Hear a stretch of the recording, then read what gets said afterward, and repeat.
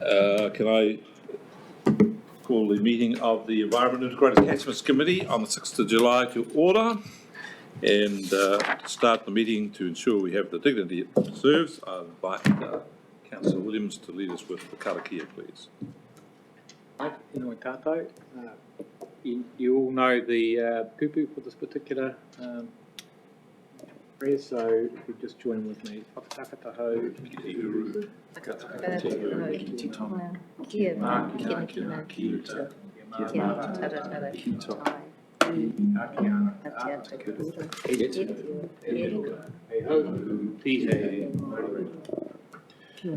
Thank you, Martin. Appreciate it. Can I just start next with apologies? Do we have any apologies for the meeting? Roger Marco.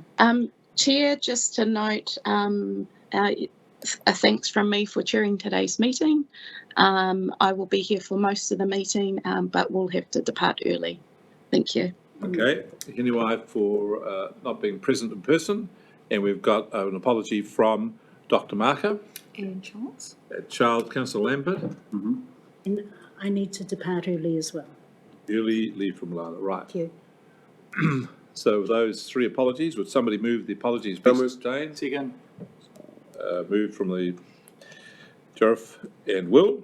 All those in favour say aye. Aye. No. Carried. Housekeeping. Just to note that this is being live streamed on Facebook. In the event of an earthquake, drop cover on hold. If it's long and strong, head for the hills, up Dalton Street and up onto Bluff Hill. Evacuation of emergency alarm sounds, leave by the nearest exit. Council chambers are currently designated public spaces and 1 metre policy is required. Toilets, if you require them, are down the hallway to your right. Next item, conflicts of interest declarations. Does anybody have a conflict of interest to declare? No, we'll take that as. Confirmation of the minutes of Environment Integrated Catchments Committee meeting held on 11 May. These have been circulated. I presume if anybody had any issues with them, they would have already raised them with the minutes secretary. That being none being the case, I take them as they are. Would someone move that the minutes be confirmed? Happy to move. Anyway, Second. Sure. All those in favour will say aye. Aye. Contrary, no. Carried. For this purpose, for Councillor Curtin, there will be no matters arising out of the minutes, and we'll go directly to follow-ups from the previous meeting. Thank you, Chair. Thank you, Chair. We'll take those as read and can answer any questions the committee has in relation to those. Okay, let's start from my left and go round on the follow-ups. There's nothing. I've got an apology, Lana. Your first meeting. Yes. Welcome, welcome, welcome. And it's great to see you here. You're well known to us, of course, in another form, another committee. So it's great that you're here and look forward to your contribution to this very worthy committee. And the next meeting you come to, you'll have a better chair than me. So look forward to the upgrade. Would you like to say a few words of introduction or quite happy to leave it? No, Kate Pai, even the our esteemed guests know who I am, so kia ora koutou. I'm looking forward to this committee. Thank you. Right. Chosen a good one. Jacqueline, you got anything from the follow-ups? No? Thank you. Will? Oh, I've got a question, but can I just talk to perhaps a follow-up still to come from our last meeting? And I know Councillor Lambert's not here, but he asked, if you remember, up at the Wairoa location of our last committee meeting about the role of Hawke's Bay Future Farming Trust and what it's doing or can be done around the Wairoa farming systems, in particular reference to the effects of the storm. While we don't have any announcements to make at the moment, we are working on a project with and a source of funding that will, if it goes ahead, will involve at least one farm directly up in the Wairoa district. And so hopefully we'll have an announcement to make at follow-ups next committee meeting. Excellent, thank you. Councillor Van Dyke. Yeah, just disappointed that it makes him happen that the Tukipo wetland field trip is actually delayed and possibly going to be in the new triennium. So I thought we had put a bit of emphasis that this was actually quite important for us to do. As you know, I'm a bit of a field trip warrior. I like to touch and feel and really see what actually happens in the environment. And on that note, I must say that over the last 2 3/4 years, we've actually haven't done enough of this. So that's just a point. COVID came in the way, but as councillors, hopefully going forward as a council, that this council will actually put more emphasis in that actual touch and feel, rather than just the numbers on paper. Thank you. Councillor Williams. Oh, thank you. For the wall, Councillor Ormsby. Thanks, Chair. And I hear you there, Judith. It is delayed, not off the cards. But I agree with you that field trips are very important, and we will be scheduling one after the training. So I'm sure you'll be back with delight. So it will happen. Thank you. Councillor Curtin.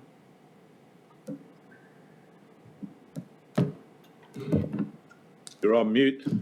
Oh, don't encourage him. Discussing follow-ups. Yes. Just want to thank the team for pulling together the diagram. Excuse me, on the bird survey. You'll notice that as an attachment to the follow-ups. And the point I'm wanting to raise there, Chair, is that as well as the issue of the diversity of bird species, the abundance of species, the abundance of native species is an equally important issue when considering strategy around that. So it's well done for the team for putting that together. Thank you. Thank you. Well, some move the recommendation that we receive the report. Sheriff. Second, yeah. Well, all those in favour will say aye. Aye. Contrary, no. Carried. Call for minor items not on the agenda. No, then let's move to the Ahuriri Park Development Framework. And in doing so, I'd like to acknowledge the we've got some important guests who are close to this as well in the room. Tanya Eden from Manahuru, Keith Price and Annette Brosnan from Napier City, and Richard Manuku. Could I now, before asking the staff to speak to this, I'd like to give the floor to Councillor Ormsby, who's been at the heart of this from the beginning, for her to do a few introductory remarks, then we'll go to the staff and then we'll have a general debate. Tēnā koe, thank you, Chair. Tēnā koutou katoa, nei rā te mihi kia koutou I tēnei rā. So just a warm welcome, particularly to our manuhiri. And like the Chair said, from Napier City Council, we have Deputy Mayor Annette Brosnan, Councillor Keith Price, Richard Maneki from the team, and from Mana Ahuriri we have the Chair, Tanya Eden, our own Alana Hiha sitting there at the tepu, no mai haere mai. And also Marie Brown from Mana Ahuriri. We do have some apologies for those who couldn't attend, who are part of the working group. So Chad Tariha from Mana Ahuriri Trust, Fleur Lincoln from Napier City Council, and Councillor Hayley Brown from Napier City Council. So even with that introduction, you can tell there's been a lot of mahi and effort that have gone into forming this joint committee that we're proposing at today's committee meeting. I'd just like to thank everyone for your effort, staff, councillors, our own councillors, and Mana Ahuriri Trust for this collaborative nature in bringing this terms of reference, which I think we can all agree is very strong and at the cutting edge of joint committee terms of references. But I'd like to take a moment to provide a historic context around Te Whanganui Aorotu, which was the inner harbour before the 1931 earthquake lifted around 2/3 of the seabed, which now Napier City, most of Napier City is built upon.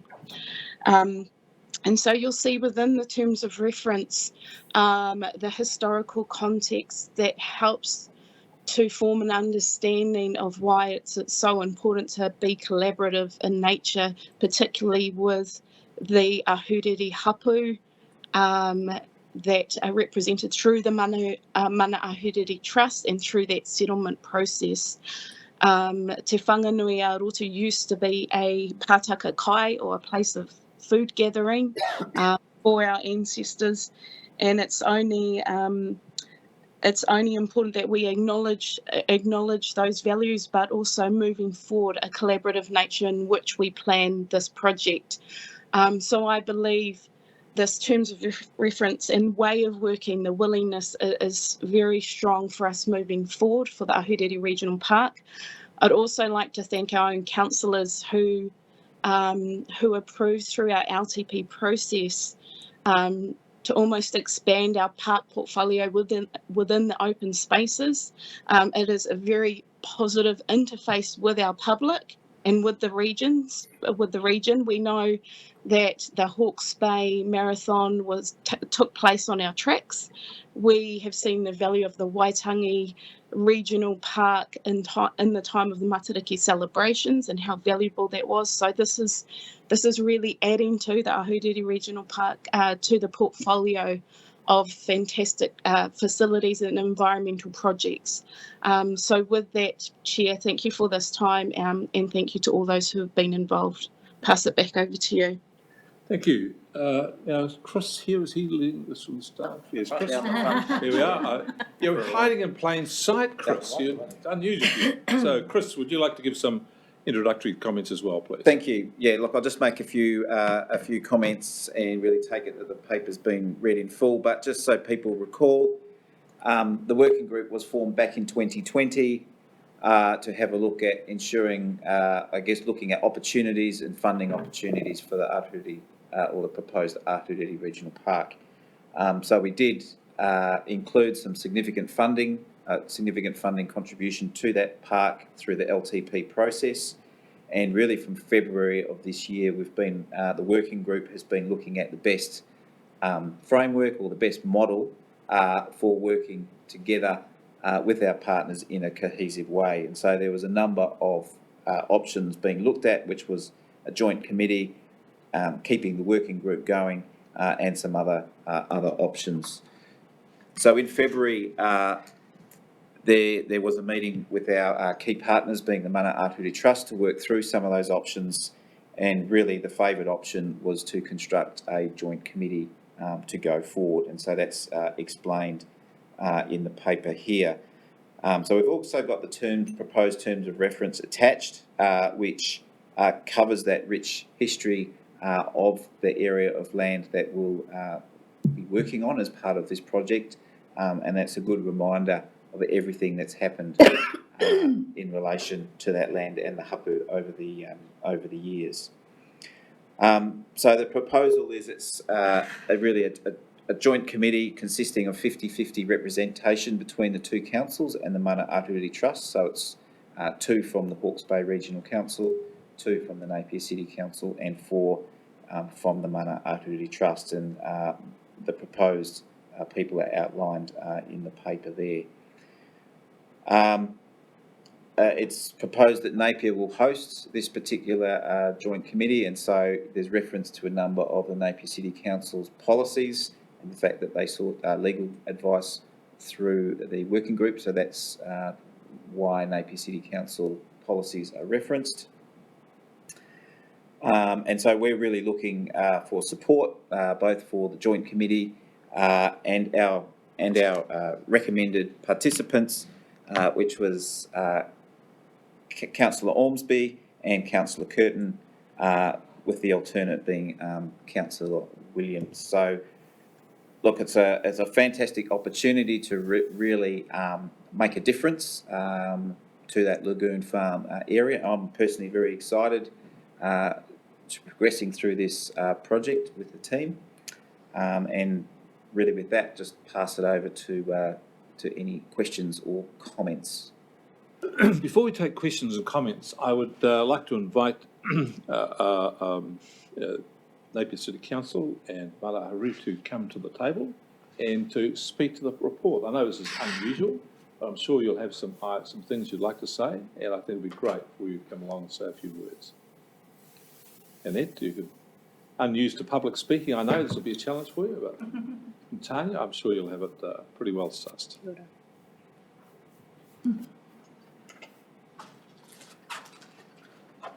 Not putting us on the spot, Rick. I'd never do that to you. And I always knew that being the consummate politician, a captured audience and a live microphone would be irresistibly attractive. Hey, it's election year. Kia ora, everyone. Thank you for the opportunity, Rick. Tanya and I and Councillor Ormsby have been working with two members of your council and acknowledging Councillor Williams and Councillor Curtin's work on that, and our other whānau in the room as well, to bring what we think is a really transformational piece or a document in terms of reference to you today. I think it would be appropriate if Tanya started out by talking about the front of this document. We didn't want to bring you something without context, and I know Tanya did a lot of coordination on that, so I think that would be good. Yeah. Kia ora e te whānau, ngā nui taku mihi ki a koutou katoa.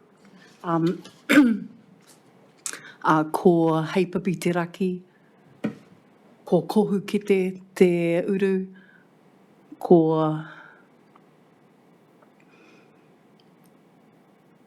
tātara te tonga, nō reira ka nui taku mihi ki a koutou katoa, ko matarua hau te moana.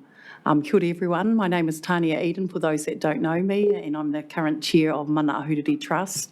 It's indeed a privilege to work in this partnership with the Napier City Council and Hawke's Bay Regional Council, and as Hinawai has rightly explained, there's a lot of whakapapa and a lot of history in relation to the that's been incorporated in the terms of reference. So it's indeed an honour and a privilege for us to partner up, to co-govern.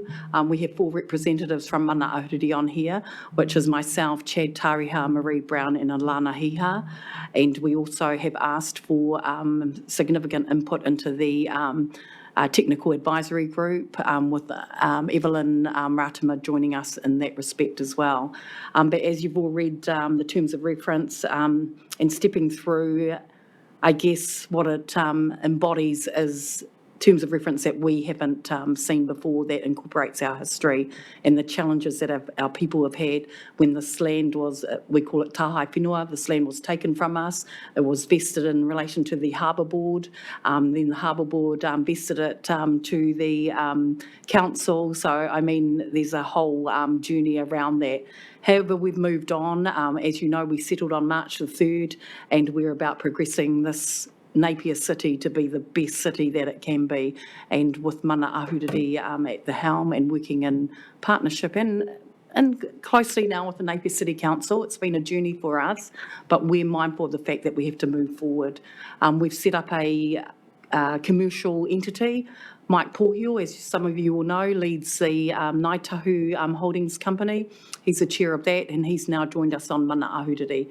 Mike Pōhio, Shane Walker and Dick Hilton are also people that have joined us. But I'm proud to say, working alongside Hinawai, Annette and the teams around this, that we can progress this. But please do take the time to read through, I guess, the history of the Ahuriri Regional Park, also known as Lagoon Farm. 4 years ago, we were sitting with the council just having a conversation about this, but now that we're settled with Mana Ahuriri, we're very keen to progress this. So nō reira tēnā koutou, ka nui taku mihi ki a koutou. Kia ora. Kia ora, thank you, Tanya.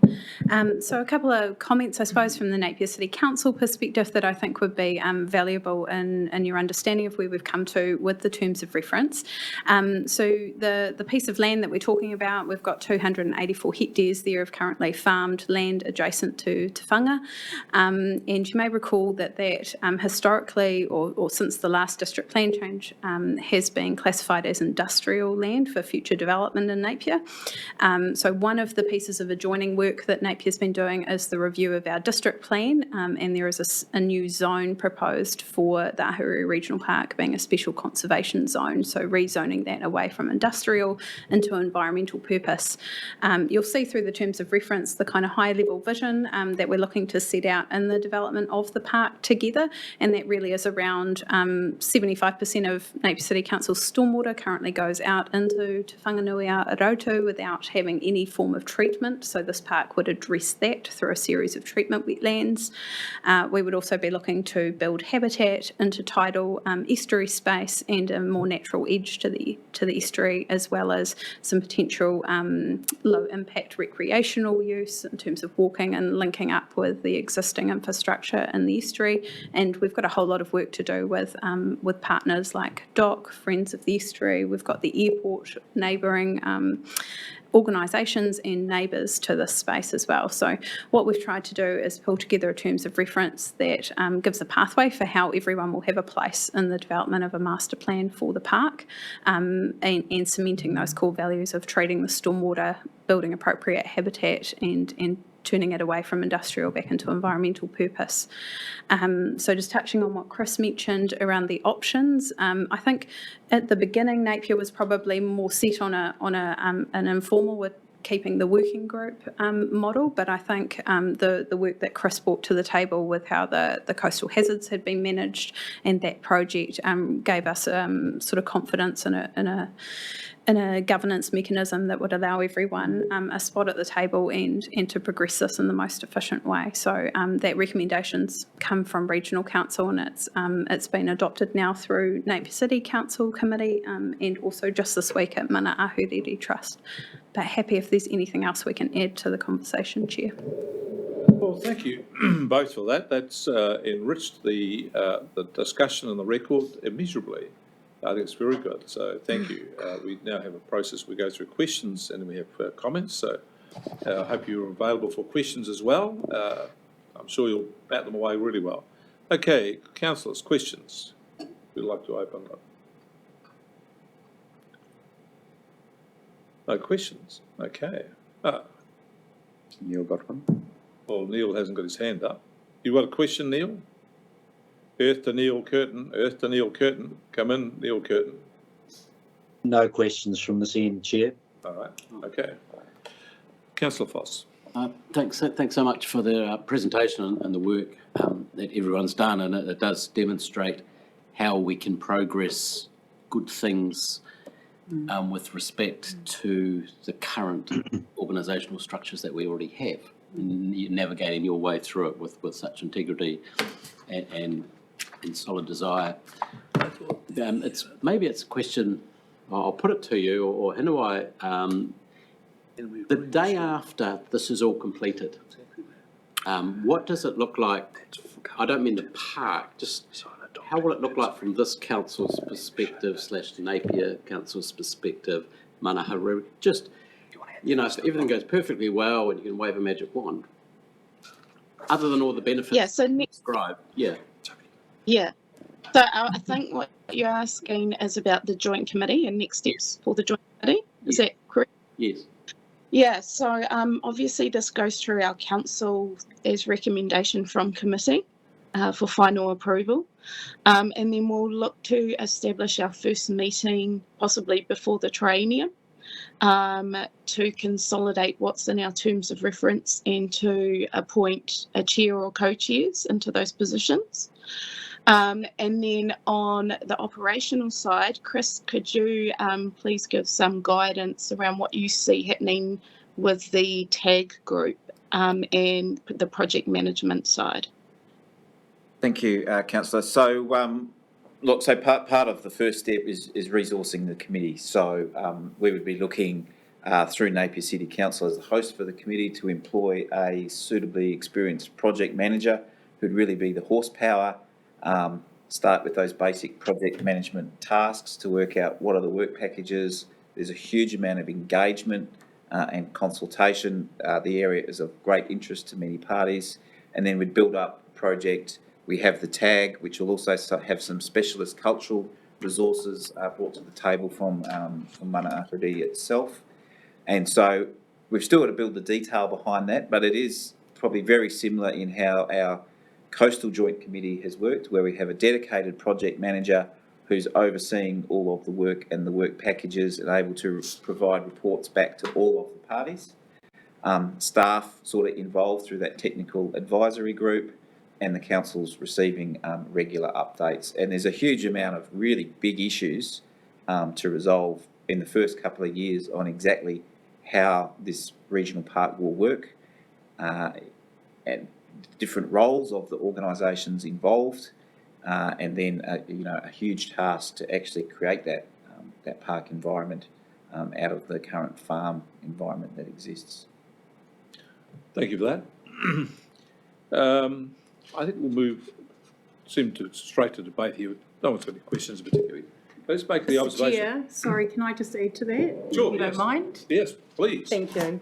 What I just wanted to add to that on behalf of Mana Ahuriri also, and I'm sure you've all read through it, that part of our deed of settlement was Te Kumiti Muriwai o Te Whanga. Yep. And so in relation to Te Kumiti Muriwai o Te Whanga, that's been established as we speak, and that is what we see as the overarching, master plan for the whole of Te Whanganui Aotearoa.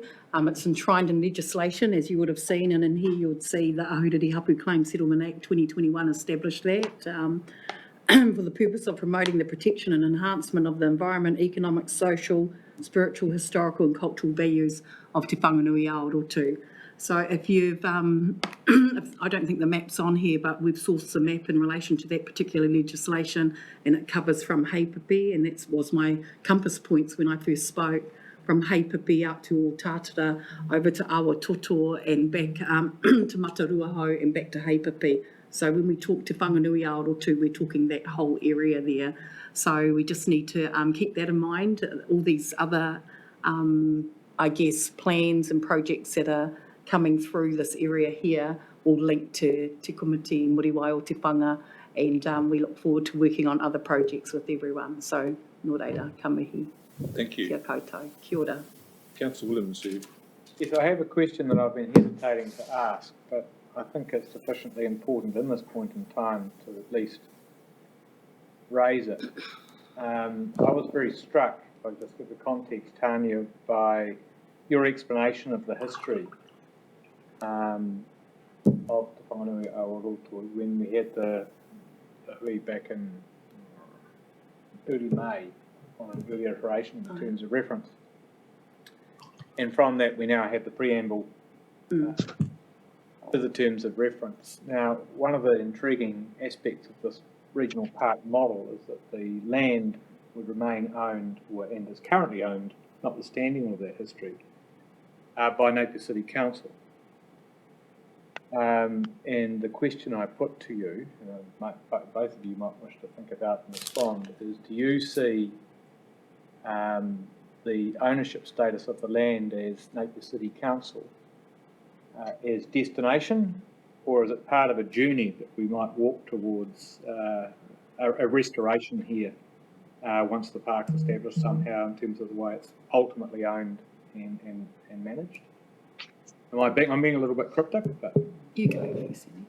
Yeah, I think it's a really poignant point is, not only the historical context that you've referred to in that question, but also our national context around the ownership of assets in an infrastructure space, which of course this park will have some legs into. And so I think from a Napier City perspective, that's part of the journey where we end up with the actual physical ownership, if you were to use the word ownership, of a park that's for the community and doing work for the community, which it will do into the future. It will have a legacy of stormwater treatment and culture, and it will achieve so many things as the vision for it. So I think I speak for council when I say we're less interested in whose name's on a title than where we are and what the park will deliver. Thank you. And that's certainly from us as too. Well, mana ahuriri, of course we'd like that land vested back in our 7 hapu, but I know there's a journey to go through and we're not looking at that at the moment because we see us all as kaitiaki of this very important whenua, and we see this as the first of the Hawke's Bay Regional Council Napier City and Mana Ahuriri working together as kaitiaki, because we know that, well, I know my people are always going to be here. We're never leaving this place, and we'll be here for maira anō. So we are kaitiaki of any whenua here. You talked about the preamble. It steps through that the historical significance of our people that died, you know, and the blood that was shed even around that whenua. So, of course, there's cultural significance in there, but we have our deed of settlement now, and we're moving forward, and it will be a journey, Martin. So thank you for your question. Kia ora. Thank you. I just have a couple of things to suggest about the recommendation. I think the recommendation should be slightly more explicit than this. In 2.2, agrees the establishment of the Ahuriri Regional Park Joint Committee. I think it should be clear, comprising Napier City Council, Mana Ahuriri and HBRC. I think it's just so people read this, they know exactly what we're talking about. And and I think we have in the background that we're agreeing to share the costs with Napier City Council. I just think we should add that in as well, so we're clear we're agreeing that we will share the costs with Napier City Council. So with those two amendments, are you happy with them anyway? Would you like to move the resolution? Yeah, I'm happy to move the resolution. I think they're those are intended, but to make it explicitly clear, I'm happy that they're included, and happy to move all those recommendations. All right, I'm happy to second it. Neil's got his hand up. Neil, you've got your hand up? Neil? You're on mute again, Neil. The hope was to second the recommendation, Chair. Okay, well, I'll let you second it. I'll step back. Anyway. Thank you, Chair, and thank you to both of you, Annette and Tanya. Well done, Chair. I was going to suggest that, but you got in before me to have our two manuhiri and leaders in this journey of putting the terms of reference together. And I think it just shows the immense goodwill and commitment going forward between Napier City Council, Hawke's Bay Regional and Mana Ahuriri. And this is the first of its kind, I believe, in terms of a tripartite type understanding and direction forward for Ahuriri and for Te Whanganui-a-Roto. So I'm immensely proud and happy to support the recommendations. Kia ora. Councillor Curtin, seconder. Yeah, thank you, Chair, and I must pay and acknowledge my colleague, Councillor Ormsby, for pursuing things with such vigour on the Regional Council side, and Deputy Mayor Brosnan for her contribution from Napier City. A tremendous effort between the two councils, but equally and probably more so from Mana Ahuriri. And I'm so pleased to see the whakapapa up front and centre in terms of the document, which unfortunately lays out a litany of, if you like, both misunderstanding and I would suggest negligence on behalf of our ancestors in terms of respecting that environment and respecting the rightful owners and kaitiaki of the area. So I'm pleased to see that to some small extent rectified in this particular document. But going to the question as to the future, one of the things that excites me most is the potential to establish one of the largest wetland urban environments certainly in the Southern Hemisphere. This is a huge opportunity to showcase a very unique situation where such biodiversity is taking place right under our very noses. The problem being our disrespect for it and what we do to inhibit that biodiversity. I think one of the things that encourages me is the opportunity to do something about that, to shift the dial and make sure that we protect that biodiversity and bring back the birds, bring back the fish life that we desperately need in this city. So it's a great privilege to follow on behind my colleague and seconding this recommendation. Other speakers?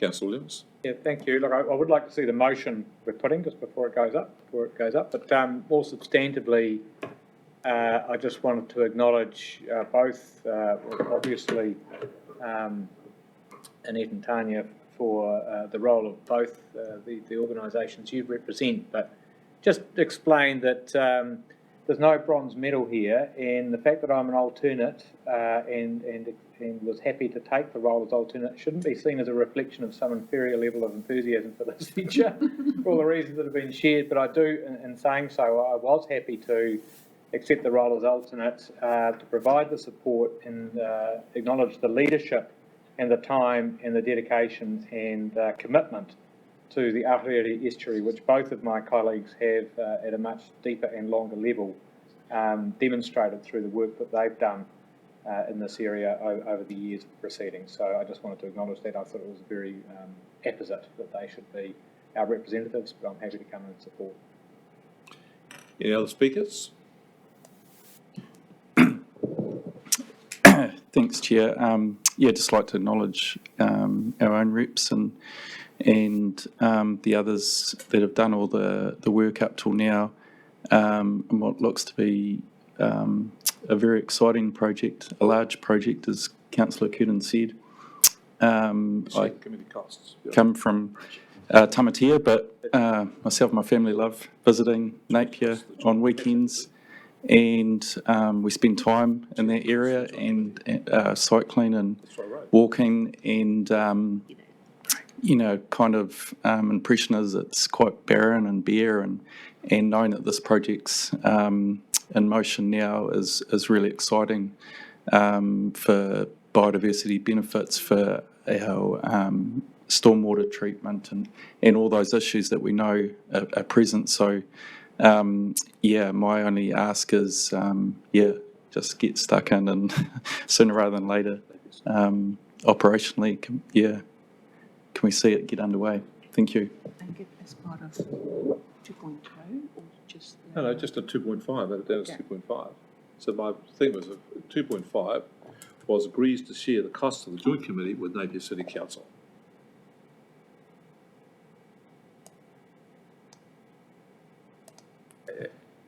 The previous draft had the entire project. Yeah, was not what my Okay, we've got that changed. It's clear. Any other speakers? Well, I'll before putting it back to Henewai, I'd like to say firstly, I was gratified to learn that the idea of the joint committee was a reflection of the good work of Coastal Hazardous. Not agreed to that, but anyway. Well, others saw it as a good working model of collaboration and worked well, so I think that's good, and I think this paves the way for other similar working structures, so that's a really good thing. I also would like to acknowledge the history. I was very pleased to read in this the history, because I think too often we do not set out what the history is. Contested, might not be the most pleasant reading of all, but it is the truth. And you can't deal with the future if you can't deal with the truth. So I thought that was great to see, and long may it continue, because it does show that there has been goodwill and generosity on behalf of Mana Whenua in reaching these agreements, and we need to see that, acknowledge it and appreciate it. And when we have got that we can then move forward to a better place. And I see this as kind of nation building in a way, doing things differently and better as a journey. I think that's wonderful. Can I come back to the point that Councillor Curtin reflected on briefly? It was about the birds. And I say this because I had the good fortune to go to Campbell Island one day. And here we are some 500 kilometres south of Bluff, deep in the ocean. There's a rock, sticks out of the ocean. It's only a little rock. And here on the rock was flax bushes, which the doc had DNA'd to Te Waipounamu, South Island flax bushes. So obviously, Māori had travelled all the way down there to Campbell Island and taken their flax bushes for them, and it stayed there for a while, and wisely decided, too tough, went home. And as you stood in the Southern Ocean, I looked and said, how did these people ever find this place? How would you ever know it? Because we'd steamed for days to get there in a New Zealand frigate. And the dock person said, because of the birds, Rick, because of the birds. And so obviously streams of birds had flown out and migrated across the southern end, people had seen them and saw those birds were going somewhere. Well, it's unimaginable today that we'd ever see such bird numbers that we could watch them in such numbers that we could navigate hundreds of kilometres across the ocean to follow the birds. See, what's happened is we've stolen the wetlands off the birds, and we do not realise how much we've stolen. And so one of the things I look at this is giving back to the birds what they once had. And sure, we've got to make way as people for it. So I think it's not only what the wetland's going to be, Napier and others are going to figure out what they do for lighting, for all sorts of other things, because when the birds come back in their numbers, we'll know that we are heading to a better place. And at the moment, as though there are many migratory birds there, they are just an infinitesimal fraction of what must have been. In the day when the birds were migrating, that must have been a cacophony of sound from all those migrating birds. It's kind of barren today, and I look forward to this being a first step to the restoration of a wonderful, vibrant place where the bird noise drowns out whatever we want to say. So good work to you, all strength to your arm. Anyway, to close. Just before Hanoi closes, Mr Chair, through you, I just wanted to say thank you for the acknowledgement of the history up front on those TORs. I'm a researcher by background, policy and planning. I pulled them together. It's a number of reference points are from different researchers that have been pulled together, so I can't claim that I wrote that. So I just want to put that on the table. Kia ora. Thank you. Anyway. And thank you for that mahi, Tanya, for inclusion. And if you know me well enough, you'll know that we should have got more natives into the ground yesterday. So will I hear you on let's get on with the mahi and put a plan in place to do that. Because really it's about building that resilient environment for our mokopuna, and that's what this project will do. So thank you all for your contribution, and I'm happy to move this now, Chair. All right, all those in favour will say aye. Aye. Contrary, no. Abstentions? Carried. Well done. Thank you very much. Kia ora koutou. Well done. Great day. Please stay for a kai if you can. Yes. Okay, let's move on to item 7, the state of our environment 3 years since. Sorry, Chair. Lunch is due to commence now at 12:15. Yeah, staff roll. What's happened? Okay, let's return for lunch. 12:15. Exactly on time.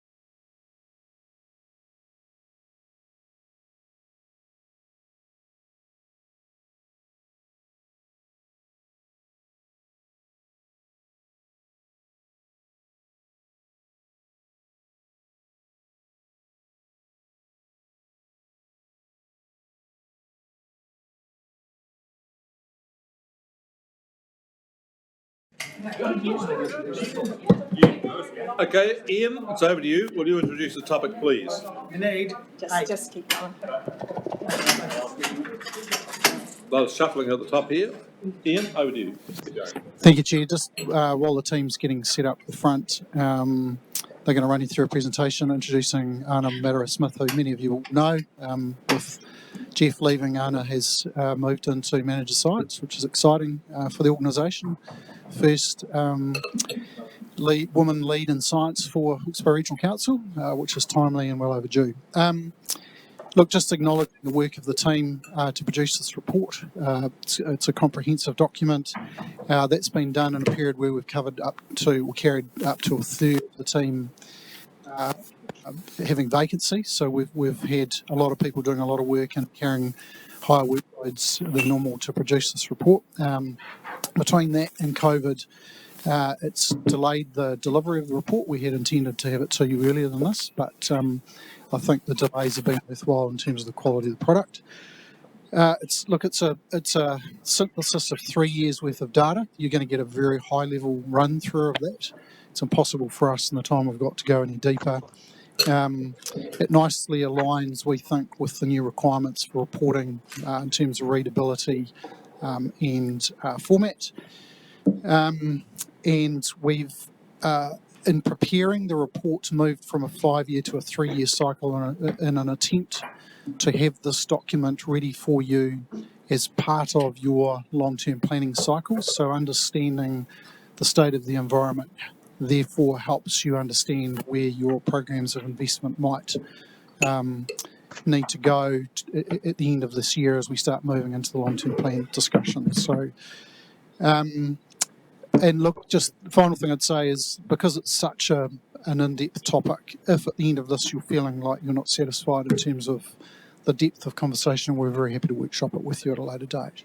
So I'll hand over to Anna. She's going to introduce the team and run through the presentation. Anna, where you go? Tēnā koutou katoa, and thank you for the introduction, Ian. Up here we have Jamie Wu, our land scientist, Janine Barber, our principal scientist groundwater, Simon Harper, who is our team leader for the hydrology and groundwater science team, Kathleen Kosniak, who is our team leader for the marine, air and land team. We've got Karunaka Kinta, who is our surface water hydrologist as well with us today, and Shannon Weaver, who's just dashed out the door. So thank you for the opportunity to come and present this report. As Ian mentioned, this has been probably the key thing that the science team has been working on over this last year, but it is very well supported by a heap of other parts of council, particularly our environmental information team, who collect the data, and our data innovation team, who then analyse and make sure the data is good quality. So we're just going to go through a very quick overview, and as Ian mentioned, we'll welcome opportunity to come and talk about this more in depth as required. So the first thing is just a little introduction video that we have.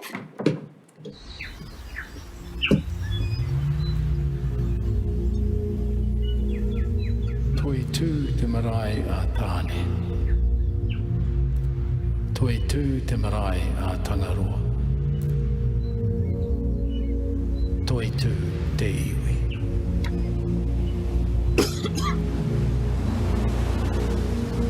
Our environment is a precious taonga. It underpins our health, our well-being, and our physical and spiritual needs.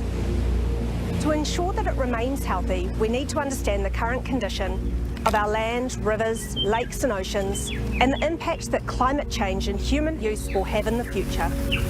At Regional Council, we have a team of analytical and technical specialists who collect environmental information.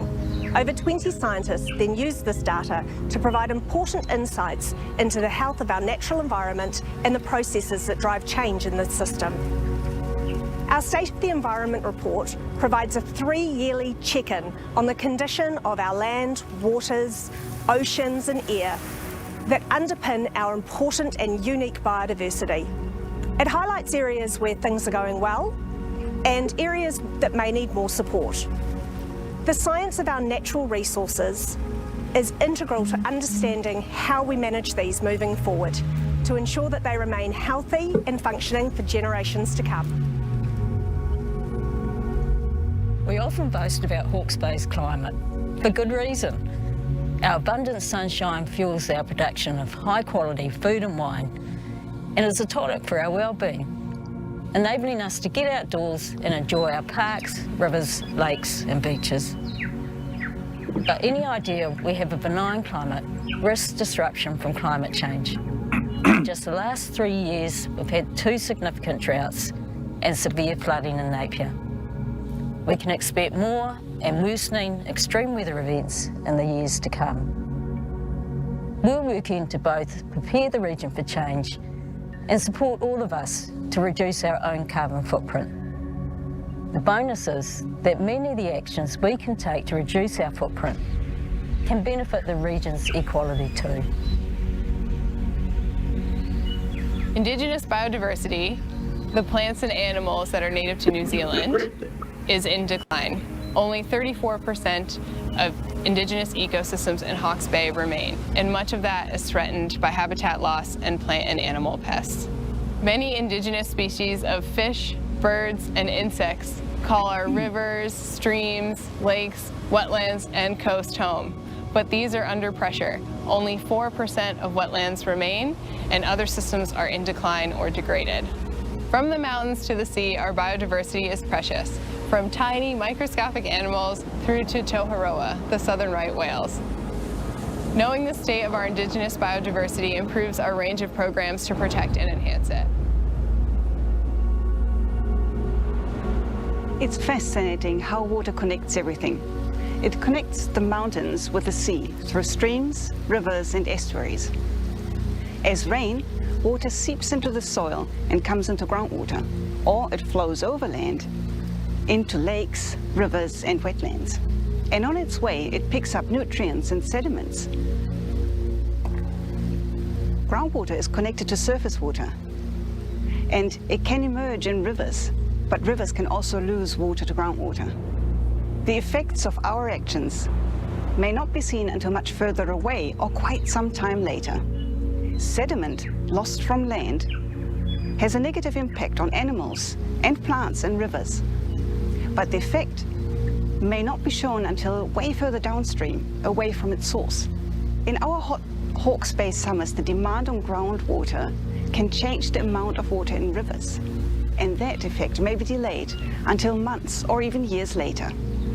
Whether we are in the country or in town, our challenge is to keep the water healthy so we can enjoy our connection with it in years to come. For more information on our state of the environment, visit hbrc.gov.nz/SOE.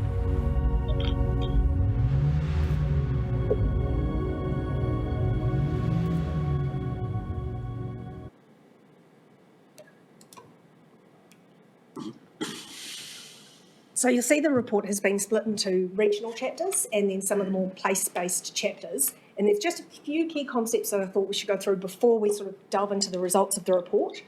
One is the catchment definition. We work on hydrological catchments, as I mentioned at Elwood last week.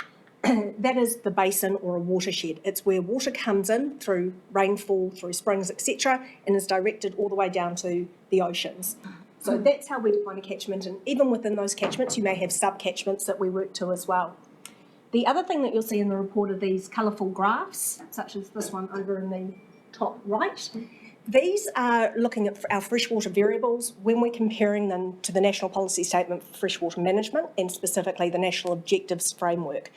What this looks at is how many of our sites fall into each of the categories A, B, C or D, A being excellent, D being poor, and we also have an E for E. coli within that as well.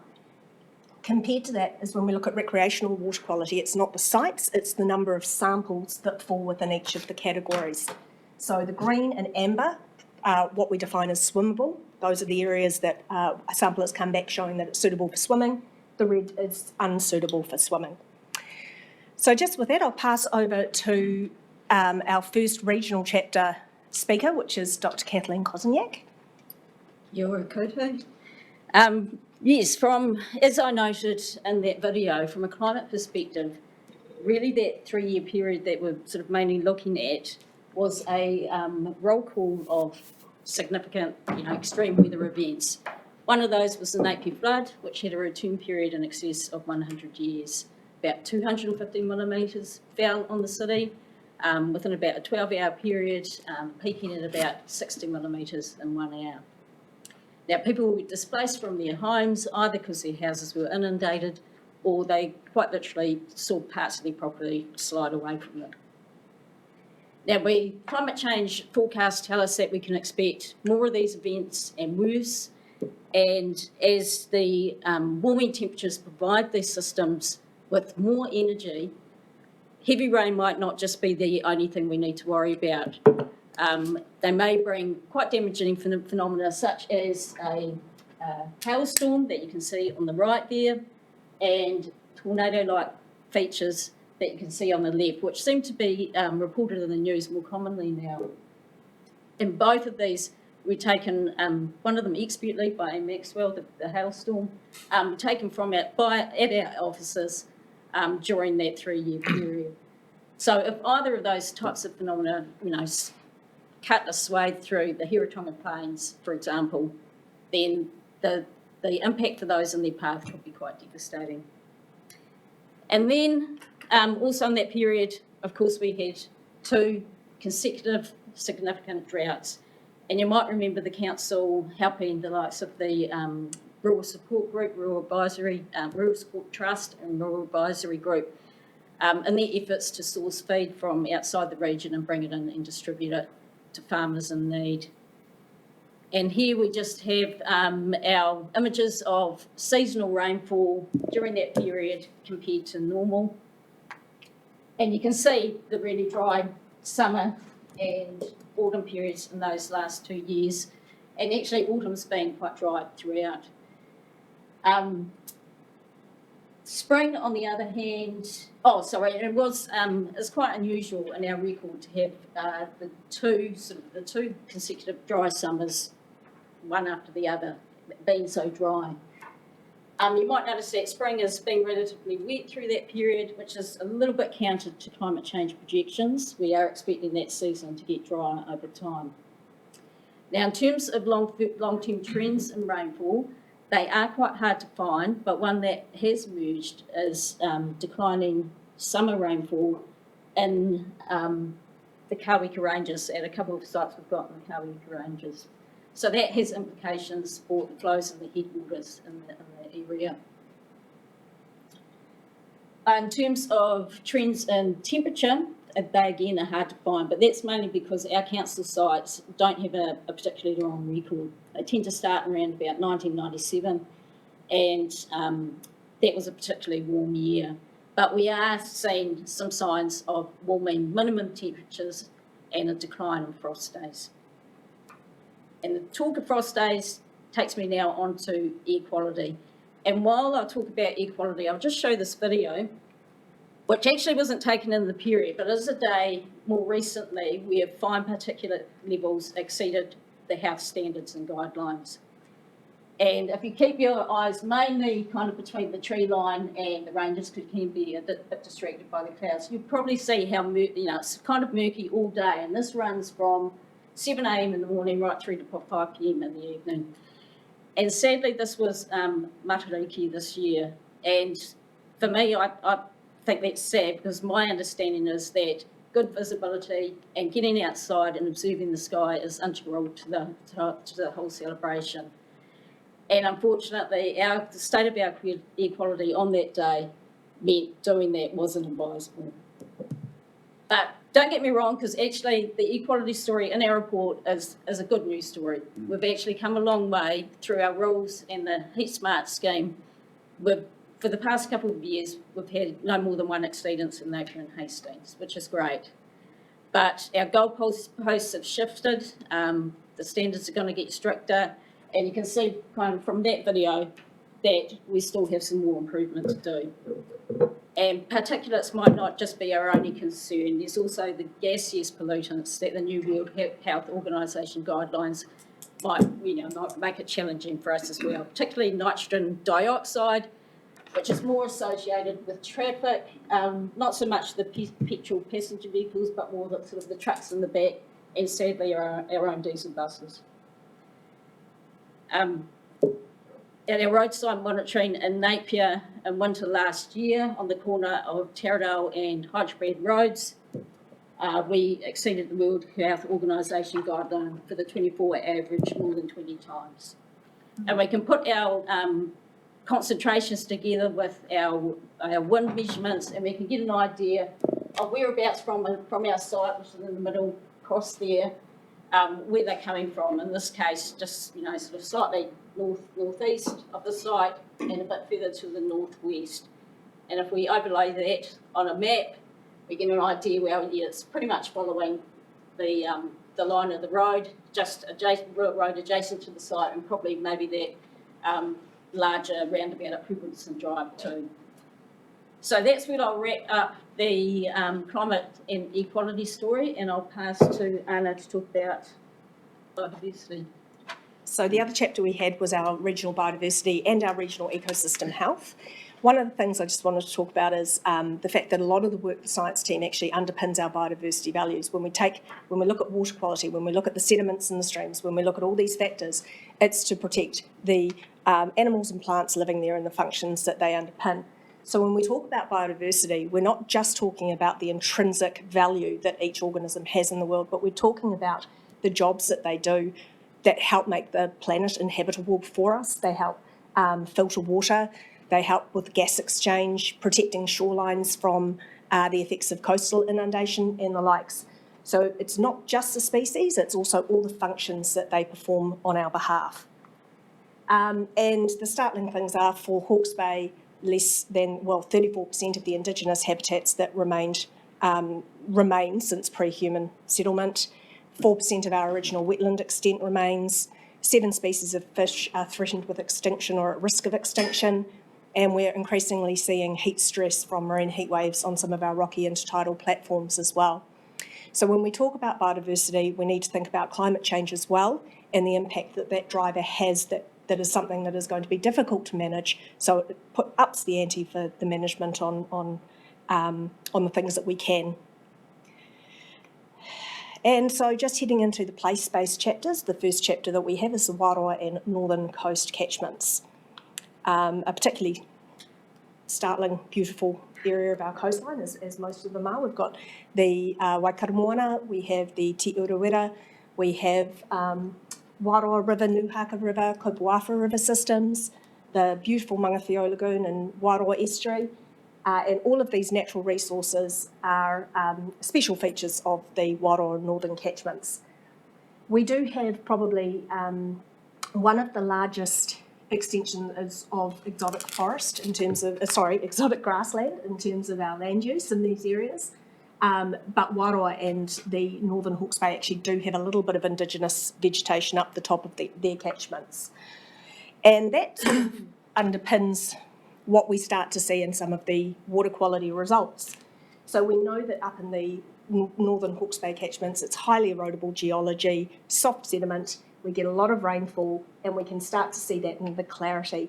So in this graph, you're seeing about 50% of our sites in that catchment fall below or in the D band for clarity. Same with things like poor water quality. We're starting to see dissolved reactive phosphorus levels that fall in the D category. Our E. coli also coming off that land is falling into the D category for E. coli. And all of those things start to impact on the bugs and critters that live in the river systems, in the estuaries and in the coast. So that's shown in our Macroinvertebrate Community Index MCI values. Just taking a little bit of time in this catchment just to talk about some of the effects of these things. You'll notice that they come up quite frequently in some of the other place-based chapters. So run through some of the effects of these stresses in this catchment. So sediment stress, again, Northern Hawke's Bay has quite a lot of rainfall on very soft geology. What that means is we start to see stream bank erosion, hill country erosion, and all of these things make their way into the river and then out to the coast. The biggest issue with elevated sediment in our waterways is twofold. We've got visual predators who then can't see food sources. Contact recreation is also tricky at this level. We also have it settling onto the riverbed into the coast, into the estuary. Now, what happens is these areas are evolved to have all the little bugs, I wish I could point, but unfortunately all the little bugs and critters living in between the stones and living in between the sediments. They're the things that provide for those ecosystem services and functions that I was talking about. They also provide bird food, fish food, all the likes, and as it starts to fill up with sediment, there's no more room for them to be, and that sediment becomes a little unhealthy because we can't get oxygen into it. And then what we can start to see is things that after large floods, particularly in estuaries, we get this really thick layer of soft, muddy sediment, and there's very little that can survive after it's been deposited like that.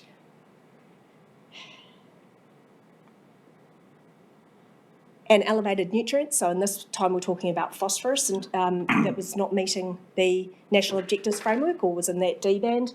Both phosphorus and nitrogen are needed for plant growth, and this time we're talking about aquatic plant growth or grass plant growth. So when we get elevated phosphorus, what we start to see in the water bodies is this elevated level of algae or weed growth. Just like your home garden, you put fertiliser on it, things grow faster. But what happens here is that because plants provide oxygen during the day but take oxygen overnight, we start to see these really dramatic drops in oxygen first thing in the morning, and they become oxygen depleted in plants, and sensitive species can't survive there. What we start to get is a low MCI, particularly in Hawke's Bay, hot summers, and we don't have that shading over the rivers, so they get very, very hot as well. And for the Wairoa catchment, the swimmability or the levels of E. coli in the waterways, it's a bit different from the rest of the region. The similarity is that our marine beaches are excellent for swimming. Any exceedances tend to be short-lived. The estuary or lagoon areas in this part being suitable for swimming 94%, that's quite exceptional. It doesn't normally happen. However, from my experience, Mangawhio Lagoon can exceed quite dramatically when it does exceed. The interesting thing here is the rivers. It doesn't comply with our typical rivers. The river systems here have probably the lowest swimmability throughout the region. And so that's about 20% of the time they are considered unsuitable for swimming. And that's about a day and a half a week. So that's concerning. When we've looked at fecal source analysis, we have found ruminants. So that's your goats, your cows, deer. And we've actually also been able to pinpoint it down to bovine being cows in some of the samples, but we also find birds. So birds are they're going to be everywhere. Wherever we do fecal source tracking, you're going to find the marker for birds. What we don't want to see, obviously, is the marker for ruminant animals. And on that note, I'll pass it over to Janine for the Mohaka catchment.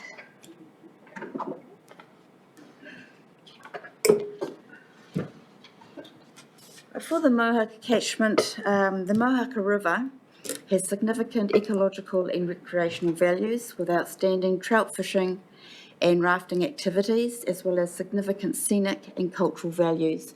A water conservation order protects the Mohaka River upstream of Watto Flat, and predominantly within the catchment, the native vegetation dominates the land cover. Within the Taharua, these are subcatchments within the Taharua subcatchment and Rupaia, I think that's how it's said, and Waihua subcatchments. Land use can include dairy, sheep farm and beef farming, exotic forestry with harvest operations. These land use activities tend to provide elevated sediment and nutrient loads to the river system and can adversely impact the receiving aquatic ecosystems, as Anna has referred to in her previous talk.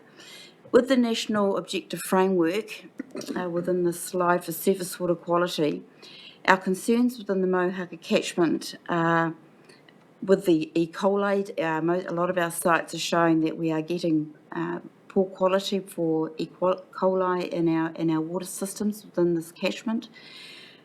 With clarity and also dissolved reactive phosphorus, these are concerns and tend to be related to sediment, which can be contributed to the water systems just through natural runoff and erosion of soft sediments within this catchment, but also due to some land use activities within the catchment. Nitrate is considered to be a concern in one of our sub-catchments, the Taharua particularly, where there are intensive land use activities occurring over free draining pumice soils. And together these impacts have got detrimental, our concerning thing is a concern for us in regard to our macroinvertebrates community and where aquatic ecosystems are being impacted within the catchment.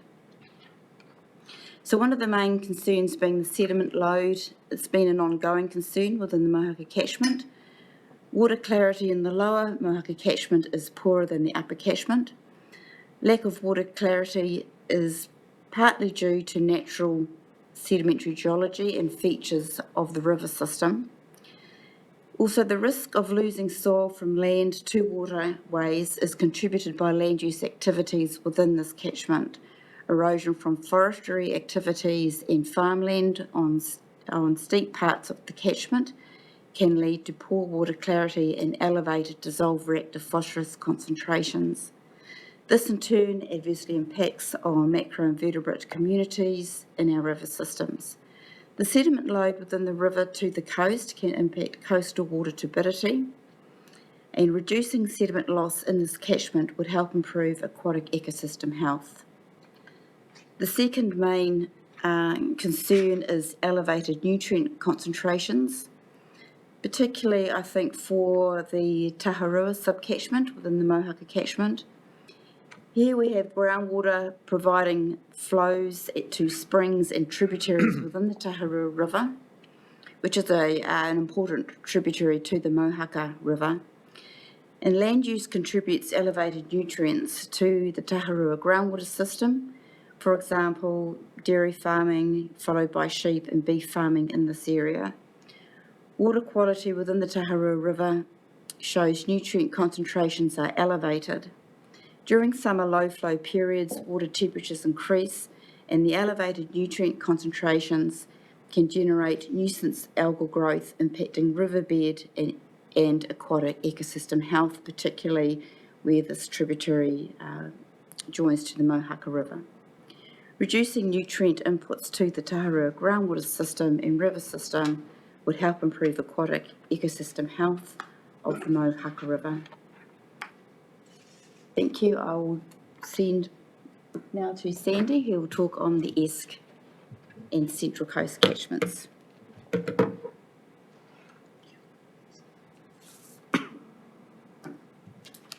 Koutou katoa.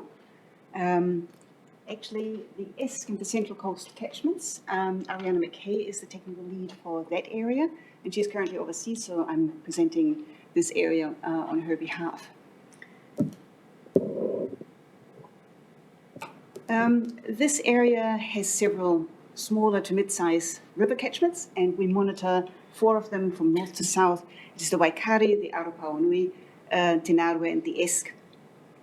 What is happening there? So people go fishing for whitebait, tuna, mullet, and flounder. But what is very exciting there as well, it actually supports populations of regionally rare banded kukuru. There's also quite popular swimming spots in the Esk and in the Pātiki Beach, and at Pātiki Beach as well. Land use in those catchments is predominantly sheep and beef farming, but as soon as it gets a bit steeper in the hill country, we've got some forestry, and up in the Waikari and Esk catchments, there is some native vegetation as well, native bush. What are the issues in those catchments? Particularly in terms of the nutrients, phosphorus is exceeding or quite high concentrations at all the sites that we measure. Wow. And in the National Objectives Framework, it is in the D band, so failing the bottom line at all of the sites. The clarity is good at most of the sites. The Esk is actually poorer quality in terms of clarity, and it's actually declining over time, so something to look at there. But clarity is not the only thing. We've heard already it's also deposited sediment that poses a problem, and we can see that there is actually quite a lot of fine sediment on the gravel and in the gravel as well of those streams, which may impact on the biology. The MCI to the left, the bar, you can see that actually most of the time it's fair to good quality, indicating good ecosystem health, so you've got a healthy bug community, except for in the Waikari and the lower Aropawanui, where you have a lot more algal growth, probably because of higher nutrients coming in there as well. E. coli indicates that there is some risk of swimmability in some of them. The highest ones, the highest concentrations we measured in Sandy Creek and in Aropawanui. Within this area are also Tutira lakes, with Tutira, Waikapiro, and Urakai, and Upuahi is about 10 kilometers further away from Tutira, and all of them track in kind of a fairly eutrophied or nutrient-enriched state. We measure that in the LTI, that's the Lake Trophic Index, and it puts together three components. That's algal biomass, nutrient concentration, and clarity. And that gives us a single number, and it tells us that all of those lakes are nutrient-enriched. Lake Urakai is actually the highest one, and that's been known for a long time. It's, I think in the 80s it was already very high, very nutrient-rich. Interesting is too, although they are very close to each other spatially, they all track in a different way in terms of up and down. And it's quite unpredictable how these complex lake systems behave. And we've got a buoy in Lake Tutira that gives us chlorophyll data and can alert us of any algal blooms coming on or higher algal biomass in the lake. In terms of recreational water quality, in the freshwater and marine space, it's fairly safe to swim. So it's between 5 and 10% of the time it is deemed as unsuitable for swimming, but the rest of the time, so more than 90% of the time, they're great waters to swim in. The lagoon, which is Waipatiki Lagoon, has higher concentrations at some times, and it's unsuitable for swimming at 20% of the time. So this was the ESC and coastal catchments, and I'm now moving on to the tank catchments. And that is pretty much at our doorstep. All the four catchments, Tutakuri, Ahuriri, Naruroro, and Karamu catchments come out right here in the Ahuriri estuary and Waitangi estuary. And they're all neighbouring, but they are quite different to one another as well. And we have to look at them that they are naturally different and in terms of land use as well.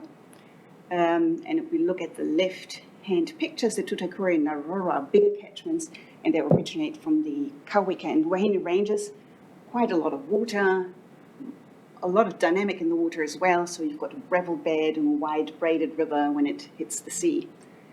The Ahuriri and the Karamu are basically lowland catchments, much smaller, so they've got less of a dynamic in the water, slower flowing, and therefore provide a very different habitat that is also very important specifically for the migratory fish, like smelt and mullet and inanga. They are the ones that hang out in the slower flowing parts of the Karamu and Ahuriri and need good water quality there. So we've got different values here. There's also biodiversity values in those, and we've got a lot of recreational values in all of the four catchments with whitewater rafting and rowing and swimming. So a lot going on in these four catchments. Land use is also quite different. We look at the Tutakuri and Naruroro. They have quite a big chunk in the upper catchment that is in native forest and native vegetation. Again, a big part is in extensive sheep and beef farming, but the Tutakuri has, of those four catchments, the highest proportion also in forestry. And quite contrasting to that, Karamu and Ahuriri, greatest part in sheep and beef again, but the Ahuriri has actually the highest proportion in urban settlement with Napier of our catchments, and the Karamu stands out for the agricultural area with cropping and orchards and viticulture. So quite different land uses, quite different ecosystems, so we have to look at them actually individually. The known issues for all of them, dry years bring problems, water supply, so there's definitely something to look at. We've got degraded water quality that in the big catchments degrade from upstream to downstream. So we have an increase in nutrients and sediment, but also quite low ecosystem health in the lowland catchments. We can see, it's always quite interesting how it actually, we lose something from the land and how it deteriorates towards the coast, and then we see the signature in the estuaries as well. Now, if we're looking at that in the attributes of the National Objectives Framework, It's pretty ugly. one of the... Sorry. Yeah, He's referring to the graph, not you personally. So sediment is one of the issues, as I already said. The clarity is quite interesting because in these catchments we've got the extremes of Hawke's Bay. The Naruroro catchment and the Tutakuri up at Kuripapango and Lawrence Hut, they actually have the highest water clarity of Hawke's Bay on measure. It's a median of 5 to 6 meters, and in normal flow conditions you see 10 meters underwater. Once the water in the main stem of the Naruroro comes out towards the coast, at Fern Hill we only have half a meter left of clarity. And this is pretty much amongst the worst 10 of Hawke's Bay that we measure. So from the very best to the worst 10, and that is all the tributaries and the sides, the banks of the Naruroro coming with sediment into the main stem. Again, that's just clarity. Anna explained already the deposited sediment. As soon as the water starts flowing slower, it falls out, it smothers the gravel habitat and the spaces in between where actually the bugs live. But it also gets transported into the estuaries where it smothers the sand, and the sand actually still has water and oxygen flowing through, whereas a thick layer of this fine sediment seals it off and makes it unsuitable for sensitive species. The second thing is the nutrients, and we can see that actually all of the tributaries in the Naruroro and Tutakuri and all of the streams that we measure in the Karamu and Auriri fail the bottom line of the MPSFM, so they are in band D. And again, the extremes of Hawke's Bay, the Karamu and the Auriri have the highest concentrations of phosphorus of whole Hawke's Bay, all of them. That brings us to the MCI. So the ecosystem health indicated by the bug community. Again, the extreme, all the Karamu and Auriri sites show the lowest MCI value that we're having in Hawke's Bay. But this is not only the sediment and phosphorus problem. The problem here is that it's not an algal-dominated system, but macrophyte. They are aquatic plants that have roots, stems, and leaves, and they can actually choke the whole channel. Problem again with oxygen, it depletes the oxygen at night time. We also have a lack of riparian shading for the streams, so it heats up quite a lot, especially in the lowland areas, and lack of habitat. All of that contributes as well to very low MCI in those lowland catchments. Groundwater quantity, different topic. So the droughts, we heard about the droughts already in 1920 and 2021 led to lower water levels and especially also to much more water demand, obviously. So that put a lot of pressure on the groundwater systems. And you can see on this map, all these little red dots are wells, and the Hiratonga is one of the most productive and biggest groundwater systems, ecosystems that we have, and the takes can in some areas affect also river levels because it's an exchange groundwater and rivers are exchanged. So yeah, we saw changing and lower water levels in these drought years. Groundwater quality, generally very good groundwater quality. Towards the coast, the Hiratonga plains have a confining layer that seals kind of deep groundwater off the surface, and there is very good groundwater quality in there. What we can see, though, is that in the shallow groundwater, there is the vulnerability or susceptibility to contamination if there is something happening on the land. And we can see nitrate values that fluctuate with management on the land. And this concludes the tank area, and I would like to pass on to Simon for the tuki-tuki. Thanks, Andy. See if I can work this thing. Kia ora koutou. So my talk's on the tuki-tuki catchment. Look, I can't cover everything that's done in the report. I hope you've had a chance to read it. So I've just done it quite short and focused on a couple of key points for you guys, okay? So as you know, the Tuki-Tuki catchment is one of the largest catchments in Hawke's Bay. Its waterways are valued for its high fisheries and wildlife values, while also providing for a range of recreational activities, whitebaiting, fishing, boating, swimming. There are a number of outstanding water bodies that were recently identified in the catchment, one of them being Lake Whātuma and the other one being the main stem of the Tuki-Tuki River. So it goes to show how it has some really nice features in here. The Tuki-Tuki estuary is listed as a significant conservation area and is also recognised as an important spawning ground for inanga and galaxid. The catchment's braided river habitats, you may or may not know, are quite rare internationally and also support a high number of waders and also fisheries. These braided river systems have helped form the Ruataniwha Plains and the aquifer system beneath that, and these two resources are hugely important for supporting one of our largest and most productive agricultural systems or areas in the region. Culturally, it is significant to Hiratonga Tamatea and historically a source of an important source of food and natural resources. So some of the issues, like I said, I can't cover them all off. There is such a large suite of issues that go on in all of our catchment. The RMP does a great job.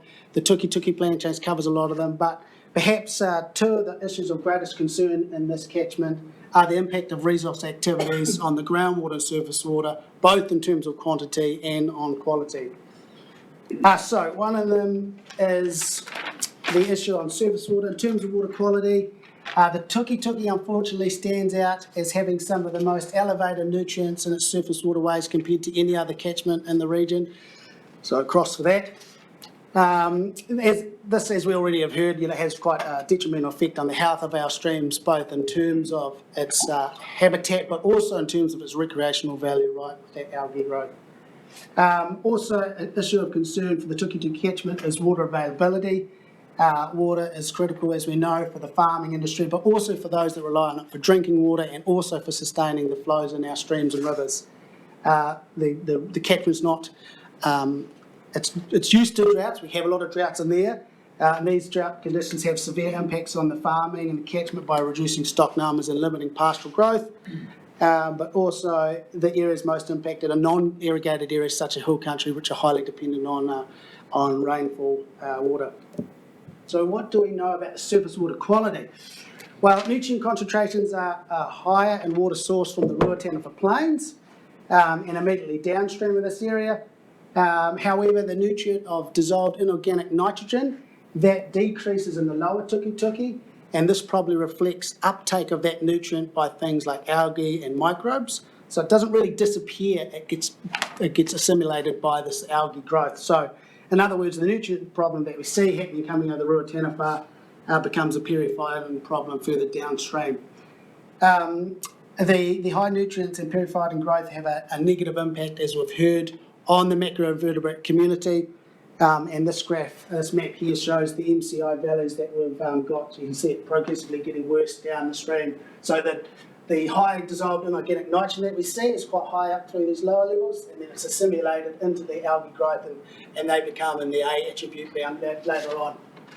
So E. coli is bad, clarity bad, DRB bad, and then MCI as well is not so good.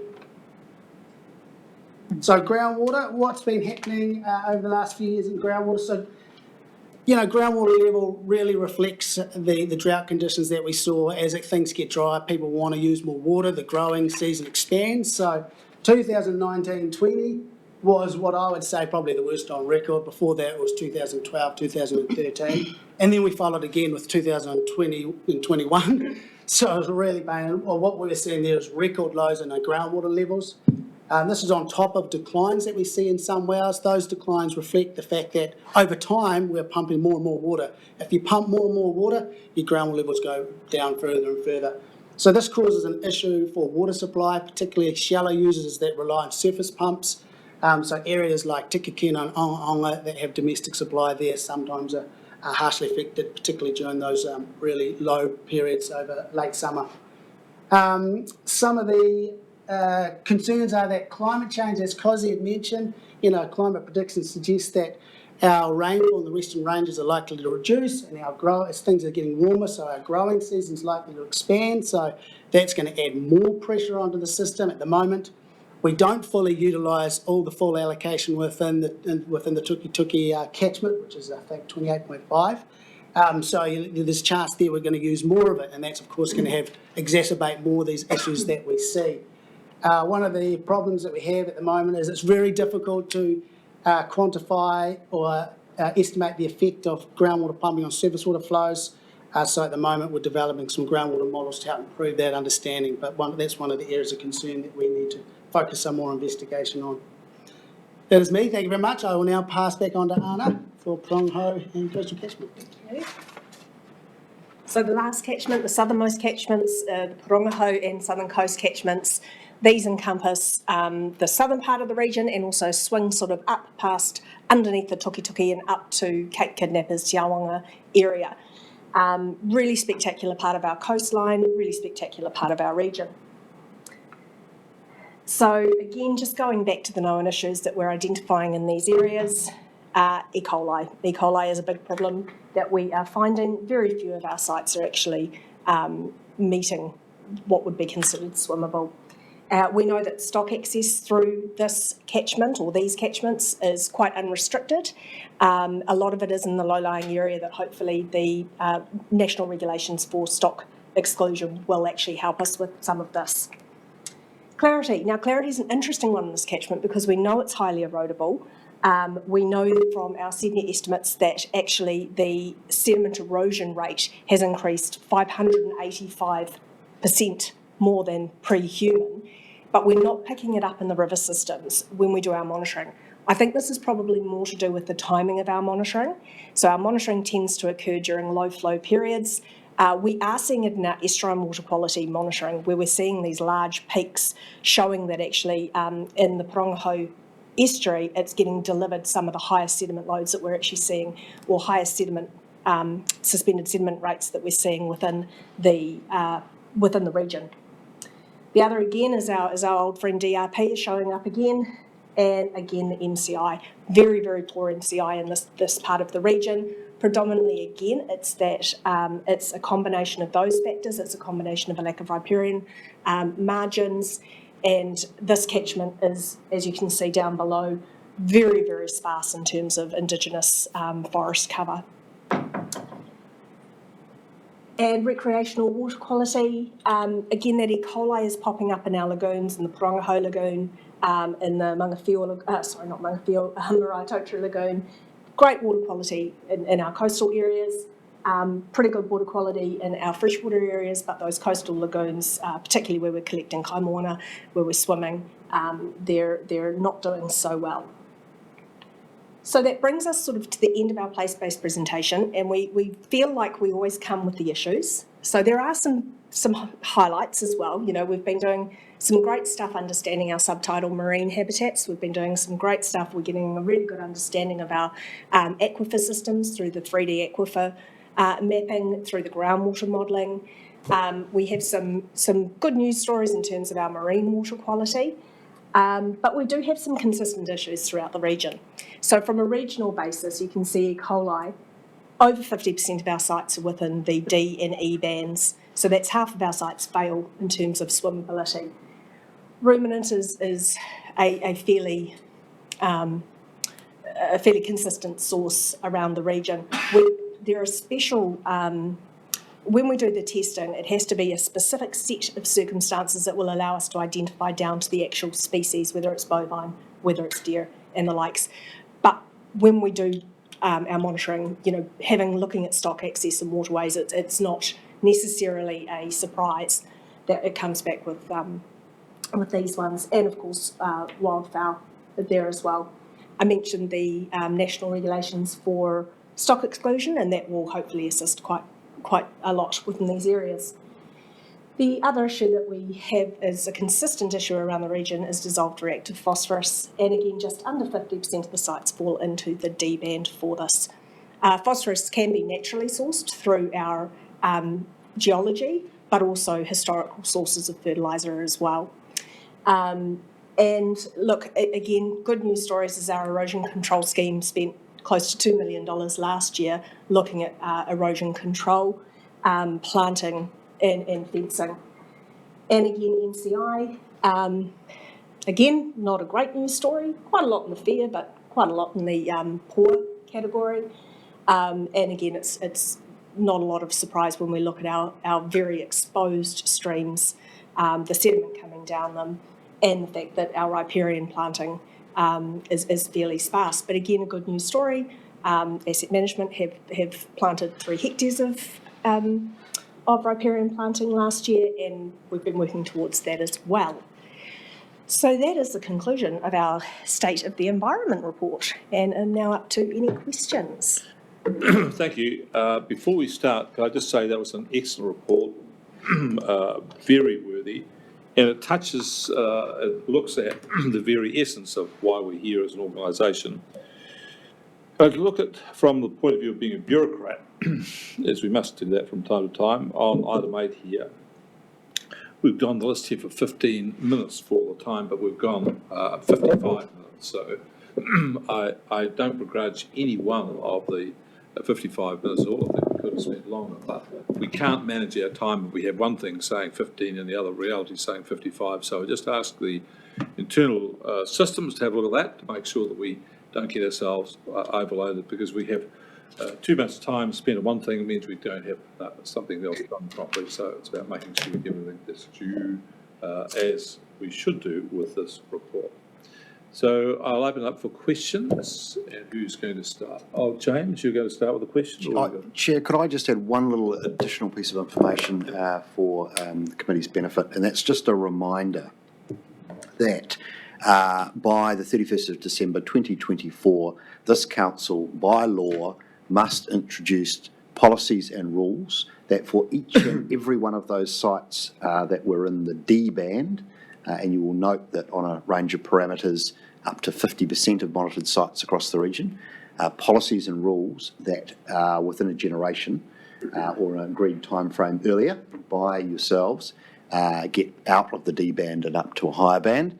And for any site that is in a state of deterioration, you've got a legal obligation to introduce policies and rules that stop that degradation by either maintaining water quality at that level. So it's just a slight bridge from this conversation into the kotahi conversation, and really what this underscores is a heck of a lot of work that lies ahead, and some pretty significant interventions going to be required across particularly land use in the region in the years to come. I think that's a very good point, and I think the bridge needs to be made between kotahi and that clearer, because that's what the task is. Okay, questions. I'll start with Heniwai. Kia ora koutou, and congratulations Anna and the team for producing this report 3 years instead of 5 yearly. And so my questions are, the first one is this the final SOE report, and therefore the information within it to inform our 2024 December 31st date? So that's the first thing. And then the second thing is, I'd just like to congratulate the dashboard type presentation and how it's articulated. That was fantastic. Thank you very much. The question being, in terms of what you've presented and the information that you've given us today, around what percentage will that inform all the information we need for the kotahi plan going forward? So an answer to your first question is yes. So this is the state of the environment that will be used to underpin the kotahi process moving forward. And an answer to your second question, yes. So this is part of the information that will be used. We also have obviously the groundwater modelling, the 3D aquifer mapping, which will also be very, very valuable in terms of water allocation as well. Thank you very much. Thank you. Second question, who's next on the list? Jacqueline. Thank you, Chair. And again, congratulations for an excellent report. I loved reading every minute of it. It was very clear, very accessible, and I know will be appreciated by a lot of our community to read up about their catchment or the entire report. So well done for that. I know we're focusing on Hawke's Bay, but I am interested, if you, as scientists, and if you have this knowledge as well, in our state of our environment in comparison to other regions across New Zealand, where we've got half of our sites fail swimmability. You know, what do we look like compared to many other parts of New Zealand if you have that information? So that's just for interest's sake. So that's one question. My second question, I have a lot of interest in those macroinvertebrates. And I think it's a sort of it's a time thing that I'm interested in, is if we actually do really enforce cleanup, as the CE was saying, and by 2024, and enforce policy and regulation, what is the sort of a time frame of actually seeing that macroinvertebrate community index in a healthy state? So those are my two questions. So I can answer the first question, which is the comparison with where we look nationally. From a recreational water quality perspective, rather than necessarily the state of the environment river network, we're pretty much on par, if not slightly favourable, in terms of our recreational water quality. We do have largely agricultural landscapes, and they will always contribute E. coli over both direct sources, and which is animals and streams, but also over overland surface flows. So if we can minimise the direct sources, which are the highest when it comes to human recreation risk, then that's the focus. Overland sources, that will be your riparian planting to try and capture some of those, but some will always get through because of the type of land use there is. And from a macroinvertebrate but estuarine perspective, okay. So you're asking about how long till we start to see some reductions. We've done some modelling in the estuaries in terms of reducing or turning down those sediment levers and turning down the nitrogen levers, and we certainly start to see a much better ecosystem health outcome. Most of these species have a turnover rate of about 2 to 3 years, so it shouldn't be long. It depends on those source populations. And for river, yes, for river, I've got this very unpopular word for it. It depends. It depends hugely on the size of the stream. So the smaller your stream is that you monitor, the faster you can see a response. And on the management property itself too, because often we don't know when we change something on land, how long does it take to come actually into the river and influence nutrients and therefore algal growth. So that's kind of a delay time between management when it happens and actual response for water quality and the habitat to get better. And that really, again, is how flashy are rivers and streams, how fast can they actually carry through sediment once we stop the input. So it will be quite individual and depending on the water body that you're talking about. But generally, if we talk about the lowland streams that are highly impacted, if we think of riparian vegetation shading, if you start from the top of the catchments with little streams, the plants have to grow up that they shade first. Once they do that, it's a downstream effect as well. So you change something fairly quickly depending on how fast you actually get the shade and get it protected from outside influence, but it has a downstream effect too, which is great. Time-wise, really is just an individual, how the water body is set up, how long it takes for the management to come through in the water quality. Hopefully in our time. Thank you. Craig, next question. Thanks, Chair. A few questions, actually. Thanks for explaining the change to the 3-year. And even in the paper, it talks about you've changed the approach to kind of a higher level approach. I look forward and read very deeply the original 208-213 and 213-218 State of the Environment reports, with particular interest in things in and around the karamu. And being a science-based organisation as we are, thanks so much for the work that you will do and your interpretation. One quick question, how many sites do we monitor, riparian sites, roughly? Riparian isn't really a site, so how many sites do we monitor? riparian, 300. 300, that's great. So that's for riparian. This is our freshwater estuarine and nearshore site. Yes. Sites, and then riparian is 300. Fantastic, because in the earlier report, you actually explained that you were going from 86 or so to 300. So yeah, that's fantastic. I'm always interested in that. But the report, in my eyes, seems to have the PR people seem to have got hold of it or something, because there was some of the commentary in the earlier reports was quite confrontational, a bit brutal in some instances, but it was real, and it galvanised action. I mean, for example, we've just been talking about riparian planting. I may have missed it in this report, but just let me give you a quote from the earlier report in and around the Karamu. The water temperature in the Karamu catchment is too high and the stream channels are choked with weeds. We desperately need riparian vegetation to restore stream health in the Karamu catchment. That was from the 2013-18 SOE, and it pretty much repeated what was in the earlier SOE. Now it's 2022, and we've just heard the urgency and the need for riparian planting, and we're patting ourselves on the back for doing 3 hectares. I'd like to have not today, Chair, because I heard you read the timing, but just to have a discussion around the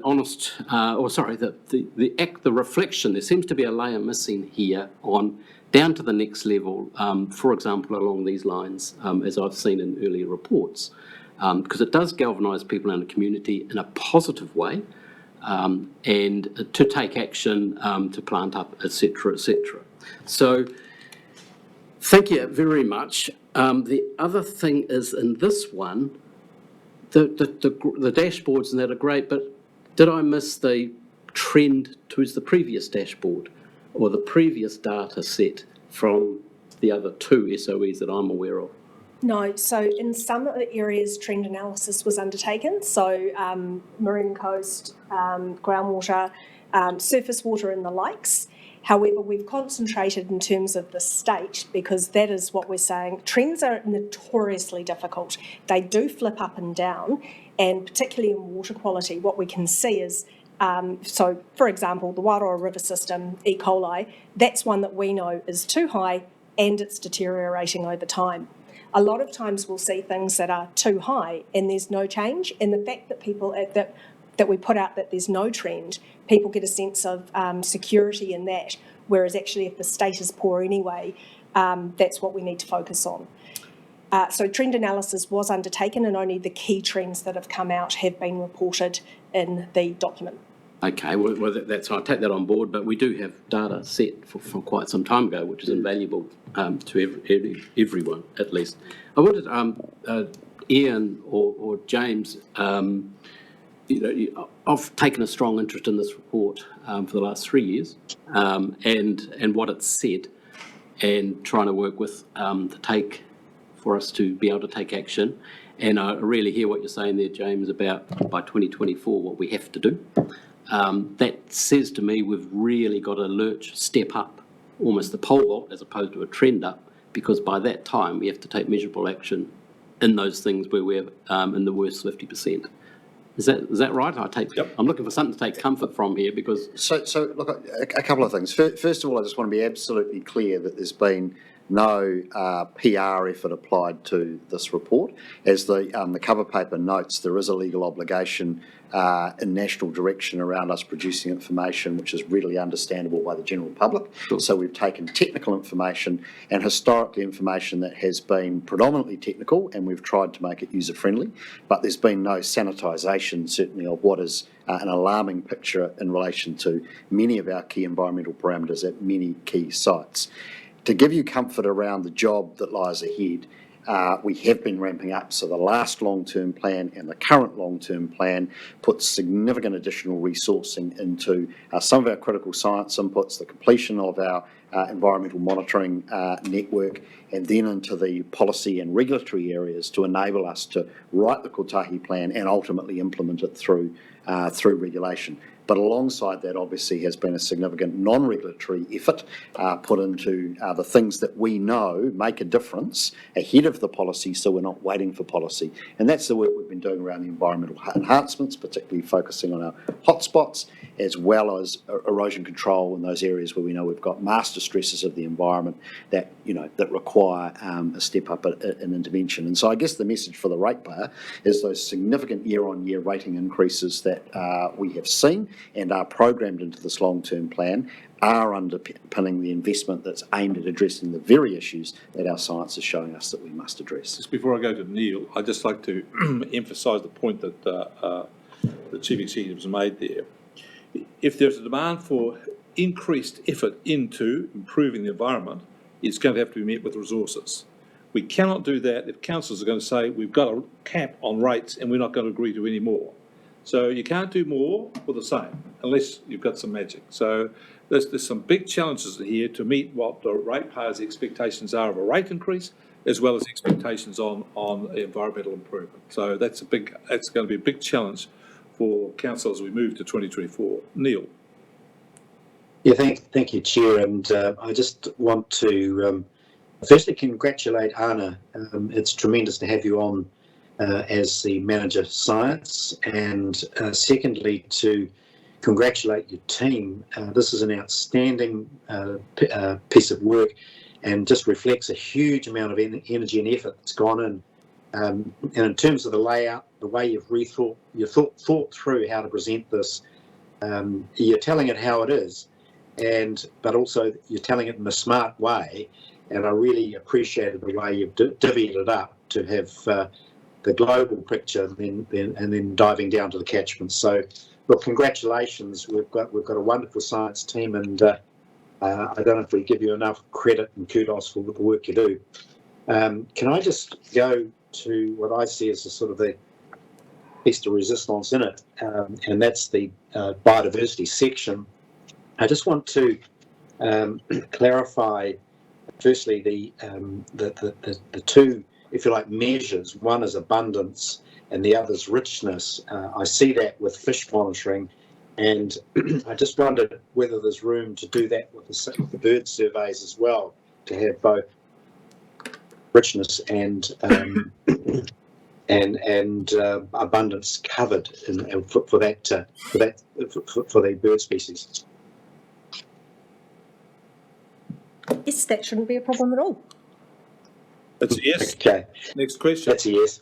The next question, and I just want to understand if I can take you to a section on. Sorry, I had it here for a moment. It's on the sand dunes. I'll just go to the section. Just with me a moment. You're not having troubles with If I can take you to section 14, page 107, Dune Condition Index. Yep. Who can deal with that issue? Ask the question while I sort out the answer for you. Sure. Deal with that. Okay. We have time. If you can go to that table, Anna, I just want to understand this, because the way I read it, the comment that a higher score indicates a better condition, I would have thought it was the other way around, that a higher score was worse condition. Can you help me there, please? So in this case, I'm just going to have a maximum higher scores indicating better health. Yes, so sorry, in this case you're quite right. It is a little bit counterintuitive. This is something we have picked up, but it does go that if you had no stress, you'd score a 5. And as it goes down to 0, that's where it shows more stress. It is counterintuitive, but this wasn't designed by us. Oh, okay. And just with the pressure at Waimarama, mining pressure. Tell me about mining pressure at Waimarama. So that's why it scores a 5. That's the highest it can get in terms of there isn't any. I said there isn't any. There isn't any, so it scores a 5. So it gets a 5. So it's a good thing. So deer cattle at 0, there's a lot of it, is it? There is unlimited access. Yep. Okay, and I see how it works now. So yes, it leads to a different conclusion if you don't read it correctly. That's true. But it is counterintuitive. I can. It's true of life, Neil. The question is Will. Thanks, Chair. For the sake of time, I'll just ask the one question. Well done, team, on the report. Obviously, a lot of work and many years that's gone into it and work to produce the report. Selfishly, though, I do, rather than ask a strategic question, I have got stuck on a particular paragraph, and it is in the nitrogen chapter, page 87. And a couple of points there, I just question the validity. So the first one there is eating meat also requires more nitrogen. Just not quite sure about that correlation, where it's come from. And secondly, because pastoral farmers need grass to feed stock, so it's assuming you need nitrogen to grow grass, which once again, I question that statement. So yeah, just grappling with those couple of assumptions there. Yep, we can look into that.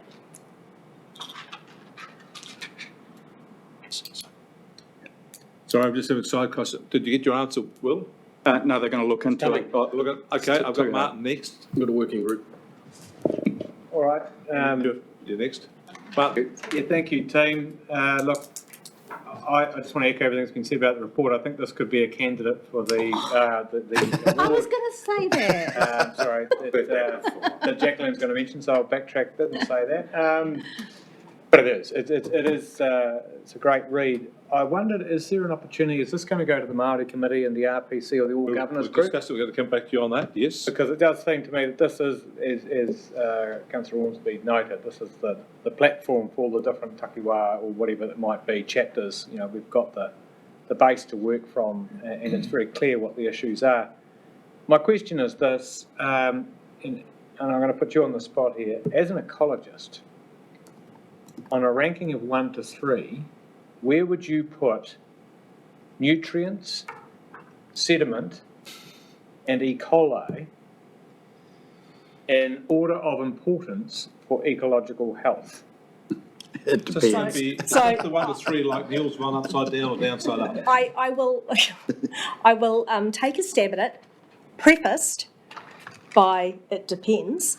However, sediment, probably I'd put it number 1. It is the most ubiquitous stressor we have. It is it's unrelenting in what it actually does.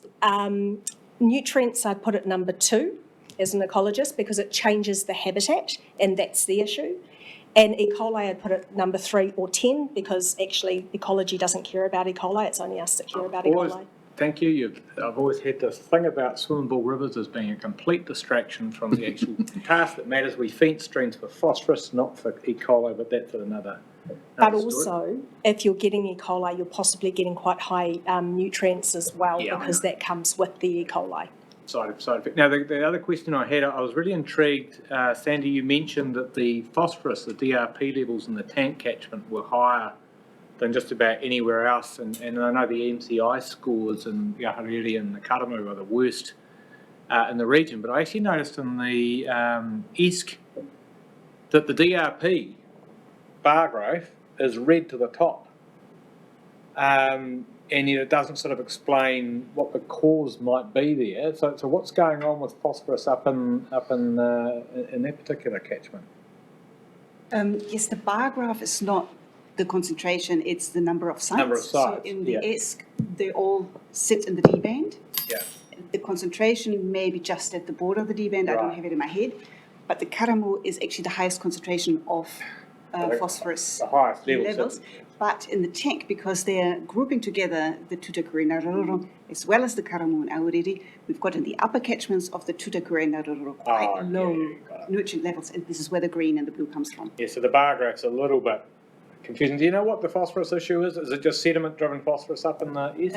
It's different. So if it is the catchments that come from the hill countries, it's the erosions coupled to erosion and overland flow.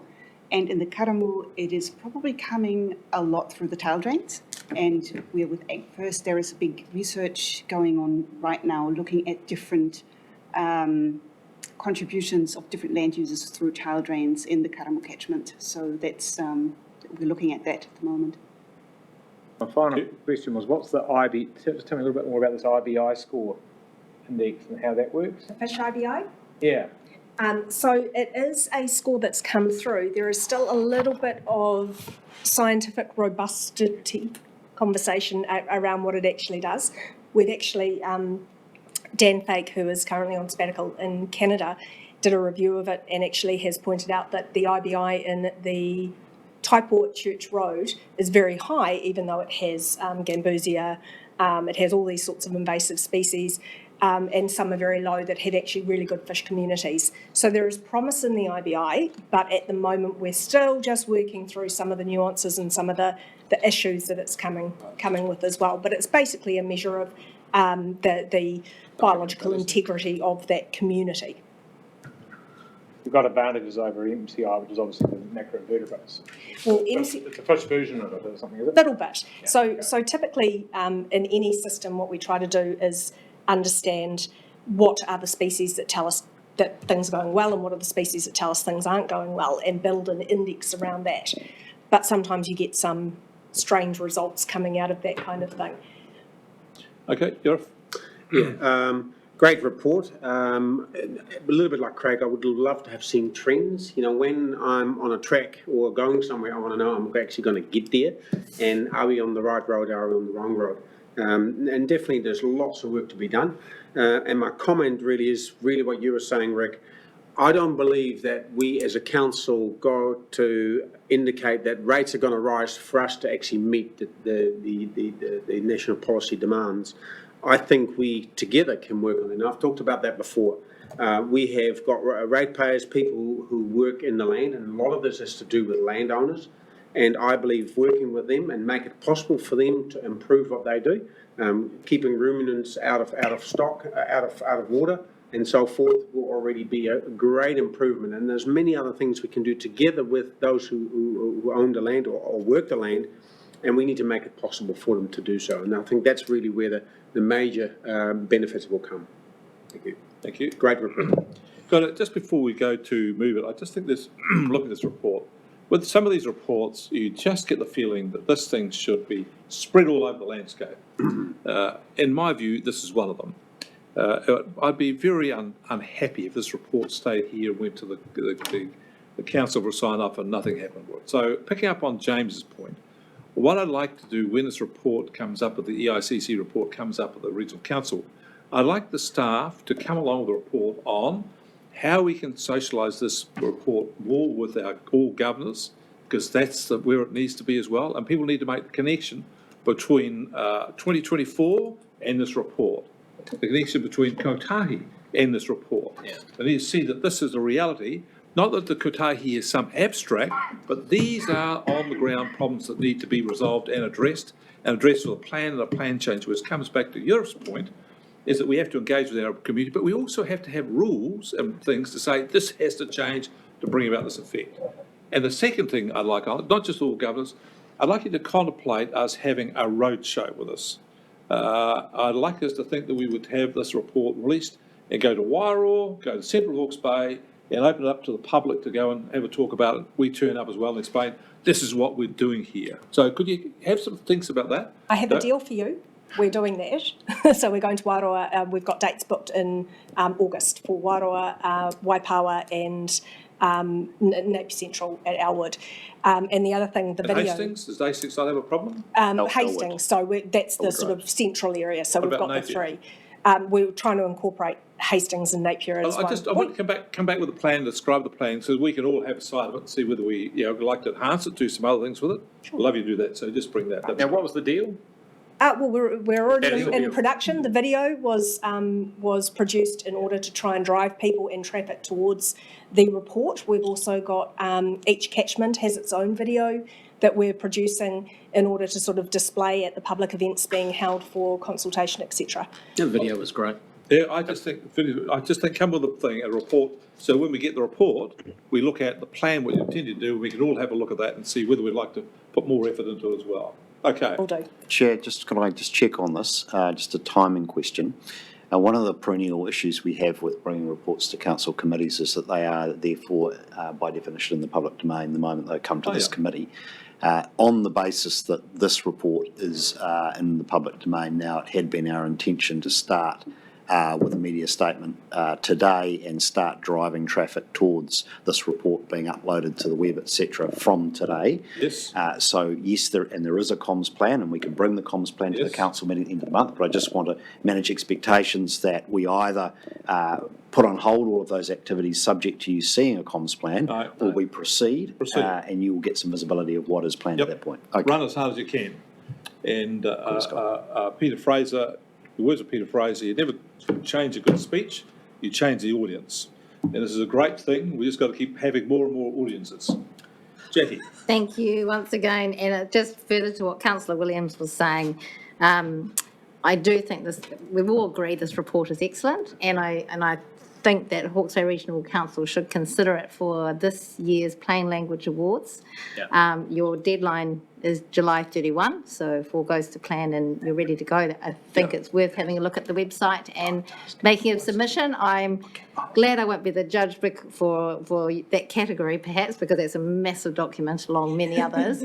But clear communication with your audience is so important, and I think the team has done a fine job of being able to clearly communicate with a very diverse audience. And I do think it'll be well received by many in our community. So well done once again. Okay, would someone like to move with the recommendation? Jackie will. Happy to move. Second. Oh, Will. Anyone? Where you go? Thank you, Chair, and I total your comments about socialising this report with the public and with our mana whenua governors also. So I'm looking forward to seeing that comms plan at our next council meeting. But I just wanted to note that, knowledge is power, and the information that you present and have collected over the last 3 years gives us power to make informed decisions, particularly for kotahi. And we're going to come to having hard conversations with mana whenua, with urban, with rural communities around our regional rules and how we set those limits. So a big mihi and thank you to the team for this major effort of mahi. And I look forward to those conversations and discussions going forward through the kotahi plan change. Kia ora. Jacqueline. I think I've said enough, but happy to second it. Had you down as a second, right? Any other speakers? Being no other speakers, we look forward to the next iteration. Thank you very much. Congratulations, team. You've got everybody focused. Thank you. Put the question. All those in favour will say aye. Aye. No. Abstentions? Carried. Okay, we're moving along at high speed here. Item 8, reshaping of the protection and enhancement program. Chair, just while Thomas gets set up, Thomas Wilding, he's presented to you before. Look, this has been a hugely successful program, starting as the hot spots we talked about earlier this morning in our workshop session. Thomas has been working hard, looking at the program, trying to make it go faster, undertaking a review and looking at solutions that bring more on-ground impact and less staff time. And just a wee note, the table with the costs in there, just to be clear, the table includes our operational expenditure, and the overhead cost that's noted in the bottom there is the FTE cost of running the program, but the broad corporate overheads are not attached to the figures in the table. So the figures are simply the money that we spend on works on the ground in catchments. Yeah. Thomas, would you like a few other comments? Kia ora koutou, Thomas Petrie. I might actually sit down because I'm very tall and I'll end up standing right in front of the presentation for you, so not that I don't want to stand. So we'll take the paper as read, which contains the majority of the information there, but I just thought I'd take this opportunity to sort of, at a high level, touch on that and then have just a brief example of the opportunities we're talking about and behind this program. So as Ian highlighted, in 2017, the Protection Enhancement Program was established as the environmental hotspots back then, and that focus was 5 sites around the region: Lake Whakakī, Lake Tutiara, Lake Ahuriri, Lake Fatuma, and the marine environment. And it's been a hugely successful program in general, working with our community, targeting those 5 areas. Throughout that time frame, there's been, a sustained growth from the community and the issues we're having with our environment and we're facing across the region. It has driven the establishment of numerous catchment groups and community groups wanting to take ownership and lead projects that align very much with our strategic objectives and goals, and that has led to an increased demand for funding. As we've come through that, we've had the erosion control scheme, the priority ecosystem program established as well, being very successful. Those two funding opportunities have also highlighted other areas of work and opportunity that exist that don't necessarily fit directly within those funding pools. And through this process, we decided to have a review at the sort of 5-year mark of the Protection Enhancement Program, particularly looking at the cost of our internal staff time relative to our output on the ground. So where are we getting, the greatest sort of benefit from our investment against the level of staff time we put into it.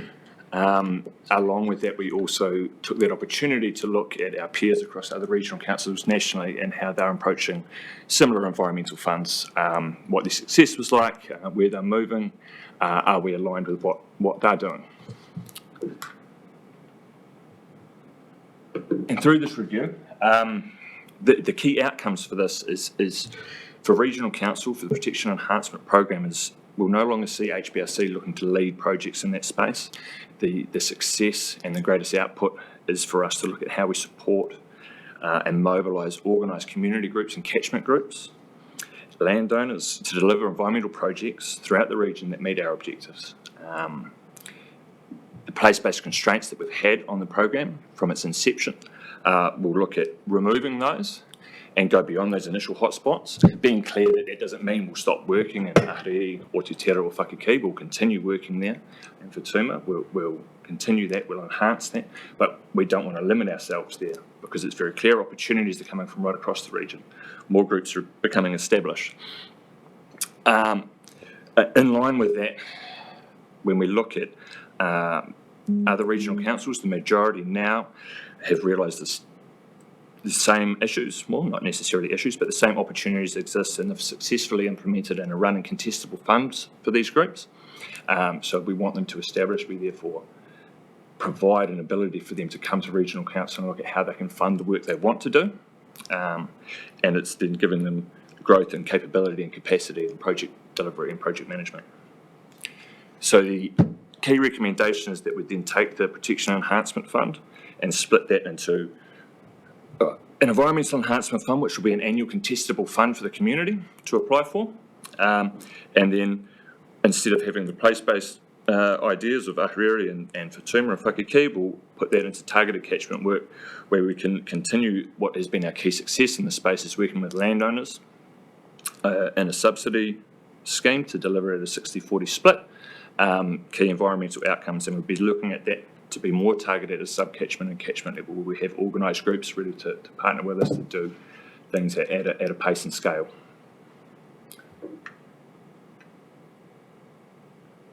Now, to sort of put all of that into context of what an opportunity could look like, this is Wairangi wetland. We were lucky enough to come across this because of an established strong relationship with one of our catchment advisors and the landowner, so otherwise we would not have known this site existed. Landowner has fenced that. Landowner has done the majority of work all from their own pocket, planted it as pest animal trapping. Population of critically endangered, nationally endangered and globally endangered matuku. That's the landowner's photo. Someone who very much deeply cares about the environment, wants to do more. Great opportunity for us to work with them, co-fund with them, and try and get a greater outcome for a site. At present, that location wouldn't get funding from ECS because there's not an erosion issue and it's not an ecosystem prioritisation site. So, do we have a funding pool available? Luckily for this site, it's within the Lake Fatuma catchment. So we did have the opportunity to do something with that. And we could come in, and this is the first planting this year, with just over 1,100 natives going in, using the local Jobs for Nature crew, Māori Ahau, so connecting local people with local landowners, back into the environment and doing something positive for a critically endangered species. This site is very close to Lake Fatuma. We now have the 3 neighbouring properties between here and the lake on board for the same type of work. All of the Ngahepi stream will be fenced and planted using the same outcomes, the same crews. We're just there to facilitate it. But if this opportunity did not fall in the Lake Fatuma catchment, we might not have had that ability to actually fund it. So hence the change that I'm wanting to move forward with. And that's... Thank you. Could I just make the observation before we go to questions that the Hotspots Fund, he was the brainchild of Tom Belford, who thought that was looking for ways in which we could do much with little. We had at the time very little spare cash in the council. The rates were down low, everything was spent, and we did very little in the environmental work. So Tom came up with the idea of having the $1 million, splitting into 5 hotspots, and use that money to leverage up with others and locals to do a lot more. And I must say, in reality, it has been wildly successful, well beyond what anybody expected at the time. It's done great work. So I just want to acknowledge Tom Belford's work here and say that you are, in fact, burying his stuff. But anyway, for good reasons, I think it's good. So questions on the paper? All right. Sorry, just 2 quick ones, Chair. It's got financial implications, but I guess it's able to be here, so that's fine. Just the way in which you, way in which projects are considered. Just look at insurance. About 20% of it's taken up with overhead type costs, staff costs at the moment.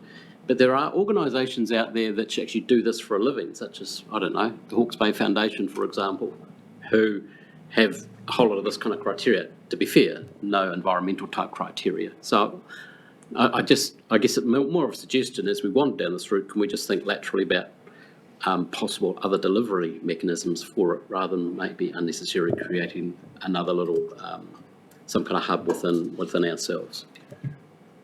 Thank you. That's worthwhile thinking about. There is definitely an opportunity if we move forward with this as to how we can align this work with Biodiversity Hawke's Bay as an existing organisation, and how they can step into that space to look at how some of these groups might look to them as some of the fund management, and also how they could assist us in our sort of assessment and delivery of that type of contestable fund. Okay. Barton? Yeah, thank you. I just want to clarify that we've got $1 million annually in our PEP plan, right? So it's just splitting that in a different way. Will the 60%, will we get the uptake? Because I mean, the learning that we've got from the scheme with the hotspots, as I understood it, you shared this with us, Kitty, is that we might have a great idea, but it's not what the community's wanting from the ground up, and we're trying to sort of put a square peg into a round hole or something. Well, so that was an obstacle to success. Would the 60-40 split, will we get the uptake?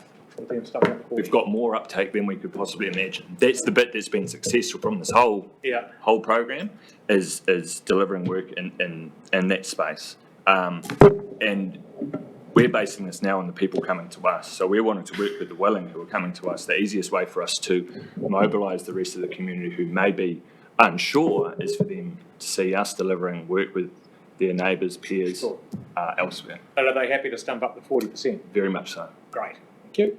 Could I just pick up on your point there, because I just think it should have another recommendation here. You'd like to make it for that in 2 years' time, say 2024, council get a report on the PEP scheme, analysing its success and failures. I think it's really good to, rather than just do it and let the ship go out and never come back. I think in 2 years you should have some idea of what's done. Chair, through you, we would propose to give you an annual report on this work. Yeah, anything should be reported back annually. Yeah, but there's a difference between an annual report and what you've done. I'm looking at it from an analytical section. Have we done as well as so you can report what actions you've taken? But I want the other part is, is it meeting its objectives and targets, et cetera, et cetera? I want the broader sort of look at it. Yep, we can take that on board. Just the other point, just in relation to the funding, this is a great leverage opportunity for community groups. They take our money and they'll go and get central government funding rather than funding from other places. Okay, other questions? Terrible. Yeah. Fantastic, really great idea, and it is close to my heart. That's got a bit of a hobby horse, and that's one of them that actually our people should really be doing the heavy work rather than us, and them wanting to do it. And here and I think it's in your report, and you've said it as well, there are more and more groups that are actually coming to you and who have got great ideas because they see great ideas around them, and therefore they see great ideas and they actually want to get themselves involved as well. The catchment groups are one of them. The one thing that I've always have found in my previous history, once you get funding, there's always a heavy reporting burden. And have you thought about that for these particular groups? Because make it as simple as possible. They want action, and they don't want to spend this sort of money on reporting. Very much so, and that's another thing that we've really assessed as to how other regional councils are delivering in this space. It's not something that needs to be reinvented. It is about making sure the projects are deliverable and are resourced suitably and can be reported on. But it is a relatively simple approach, and we want to keep this. It'll be clear that the community, like contestable fund part of it, will take some time to grow, and other regional councils have said that. We've got to sort of work with them a bit at the start to sort of build that capacity and understanding, but we have the resourcing as an organisation to do that.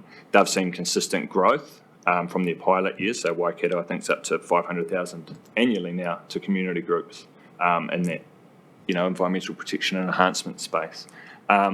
So the reporting is simple, but having clear metrics against the projects is what we'd be looking for. Can I have a subsequent one, please? Supplementary question? Yeah. Councillor Van Bake? Would it be possible when they report that those reports of those entities that actually have got funding through us, that reporting mechanism automatically ends up in a award system?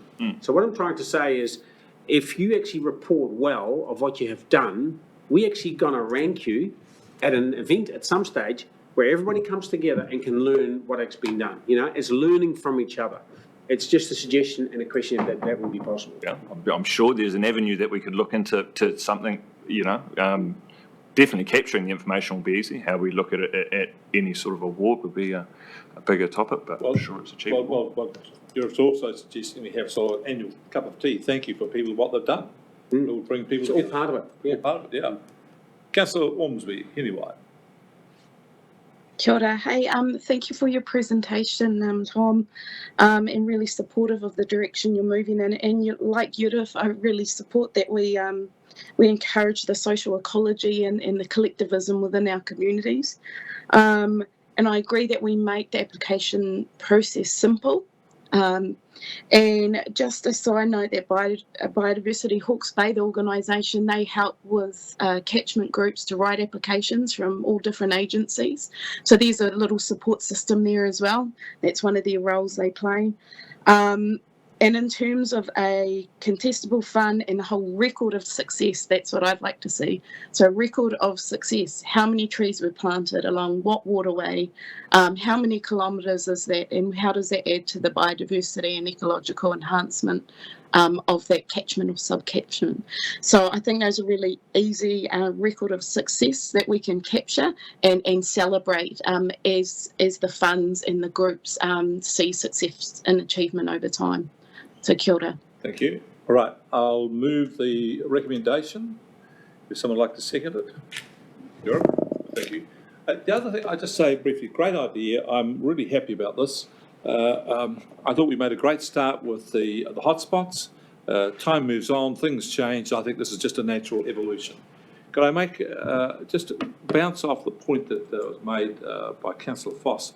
And I agree that we should delegate out on occasion and not try and do things ourselves. But in this case, I'm supportive of us doing this because if people come to us and we judge them to be worthy, then they will then go on and seek other funds, and the regional council's reputation is then carried with those funds, and so we'll give them leverage and support. So they'll look to us to be, well, you're smart in this area, you know about these things. If you're doing it, then we'll come and help as well. So I think we could actually be a great sort of catalyst for creating other people to do it without having to do it all ourselves. We don't want to do it all ourselves, we don't have the money, but we can be the catalyst for making other things happen and leveraging our reputation. So if these things work well, our staff do the job well, we'll create a bow wave of other support as well. So we need to be careful here as well as being adventurous. Okay. Very true. Do you want to speak? No. Any other speakers? All right, I'll put the motion. All those in favour say aye. Aye. Contrary, no. Carried. Item on organisation ecology by Dr. Edward Burns is being deferred because he is not well. So we move on to item 10, regenerative agriculture. Thomas, do you just give Lockie a Who we got coming for here? It's Chair, through you, just introduced Lockie McGillray, who's going to run you through a presentation on the work that we are supporting at the moment in the region. Look, this is a project that came to us a wee while ago, was well organised and had good leverage support from industry, government and farmers, and good support from particularly farmer groups within the catchment. Has strong links to the Right Tree, Right Place, TNC, regenerative agriculture work that we're doing, and really looks to fill the gap that exists across the motu at the moment around, bridging the claims with evidence for regenerative practices and what's happening. I'm on the governance group, as is Councillor Foley, and we have staff on the technical steering group as well. So Lockie's going to run you through some of the thinking and some of the early results. Thank you very much. I look forward to Lockie, and I'd also like you to talk about how you can make regenerative processes for people. I'm at that age where I'm interested. So let's just talk about agriculture first. Is that the lawn at your house? Okay, Rick, I'll try and do that. For those who don't know me, I'm Lockie McGillivray. I'm a consultant with Ag First. I work and serve a lot of the environmental space, and I've had the pleasure of speaking to a number of you before. I like to present with quite a bit of enthusiasm and everything, and if I don't do that today, my apologies. I've got a fairly flat battery, so it's not because I don't believe in the project and what we're trying to accomplish here. It's just that I've got a low energy thing at the moment. So this project is just finished its first year, and its path. It runs for 4.5 years. It's got primary funding from the Ministry of Primary Industries, and for that type of funding, it needs to have 20% funding from alternate sources, and in this case, the alternate sources are the Hawke's Bay Regional Council, Ravensdown, which many of you are aware of, sells fertiliser and agri-chemicals and gives environmental advice to farmers. And Barenberg, or Brugg, is a... thank you, Jeff. That's how you pronounce it. Barenbrug. Yeah. Okay, you're right. Yep. Sorry.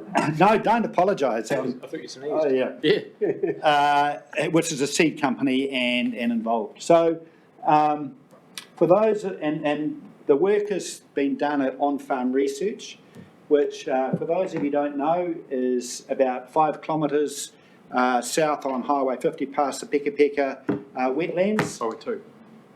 On Highway 2. And it's been there for a number of years.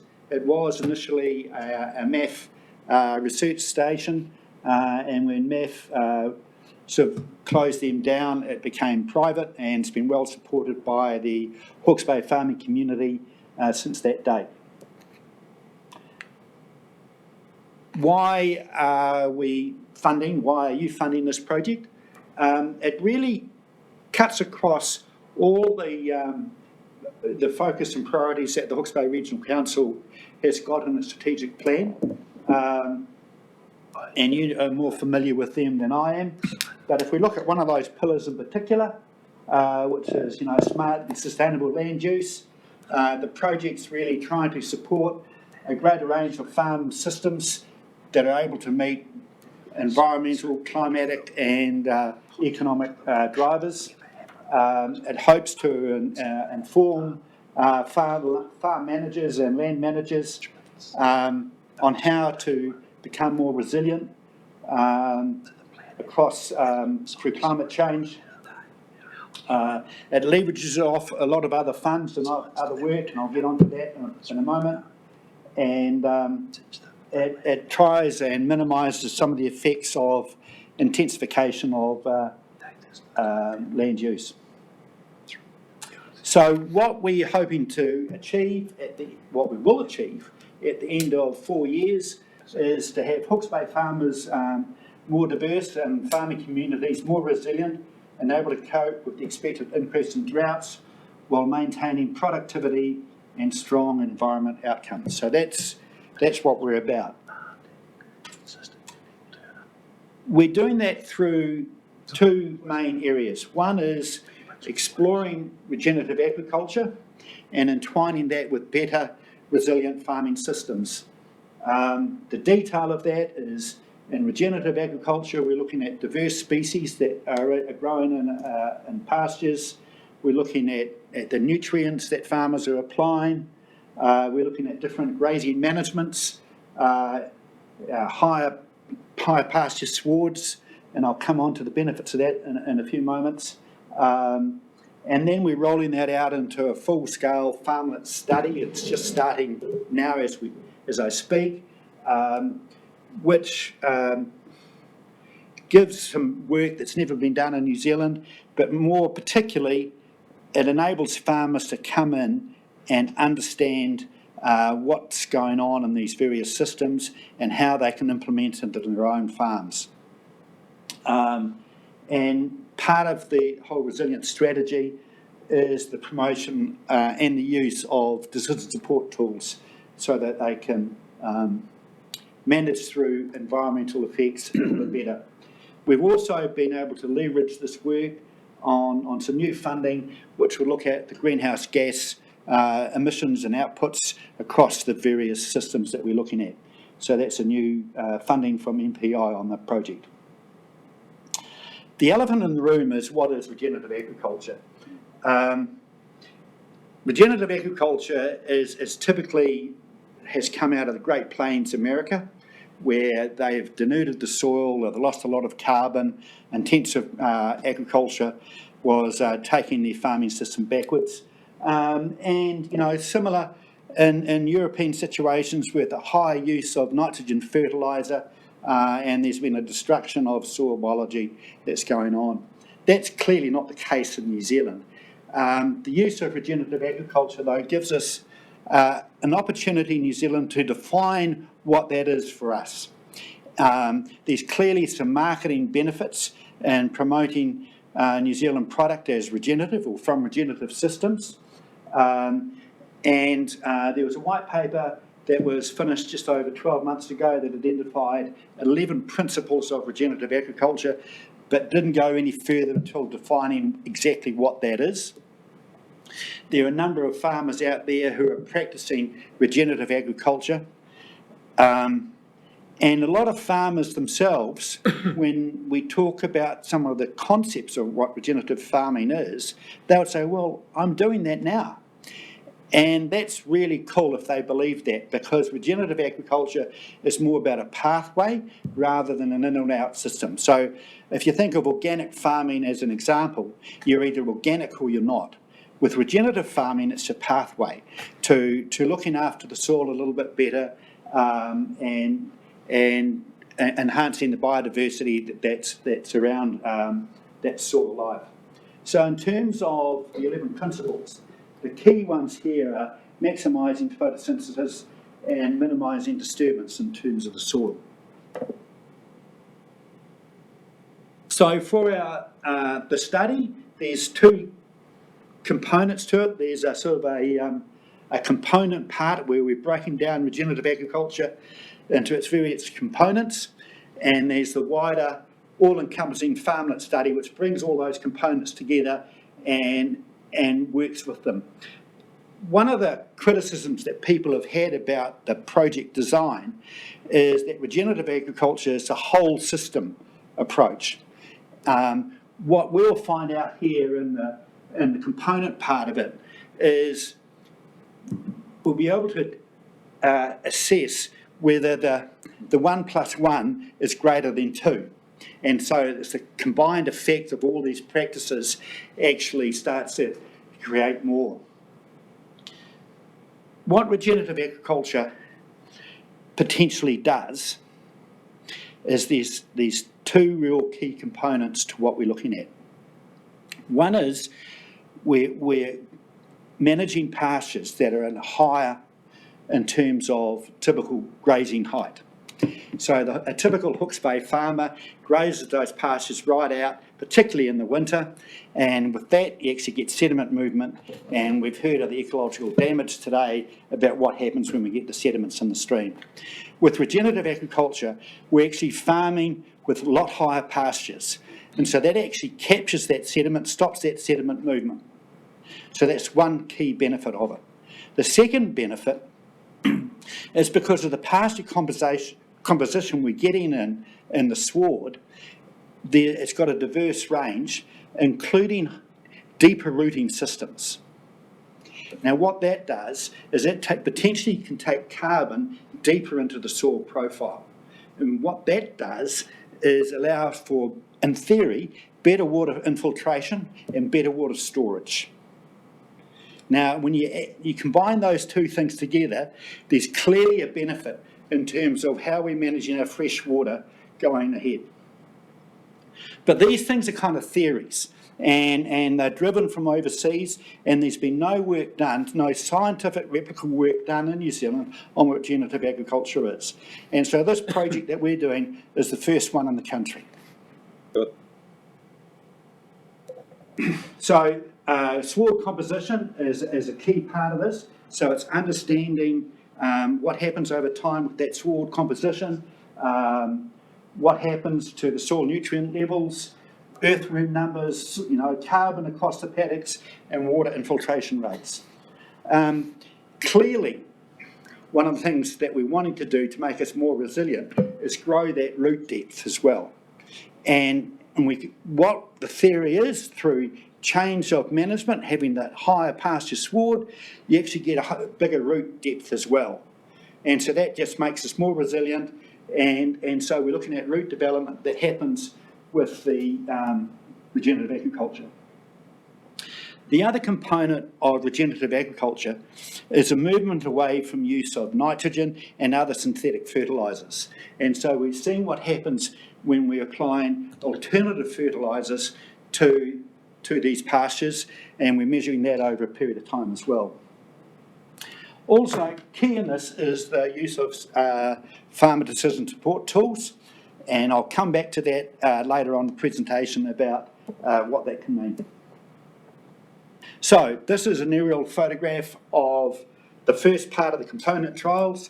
It was established in May last year, and for each of those plots there's a different replicated regenerative agriculture, typical ryegrass, white clover sward, a forage sward, graze at different heights, mown at different heights, destructive swards in there which we're measuring the root development and the carbon, etc., etc. So it's quite complex, and I'm not going to go through in detail what each of those plots are. That's the plot again, 3rd of December, that's in February, that's in March, and sorry about that one, that's 7th of June. The point of showing you those photographs is how things change, the environment we've got to work in. It's quite variable. Early results, don't take too much out of this because it's just a bit of baseline data.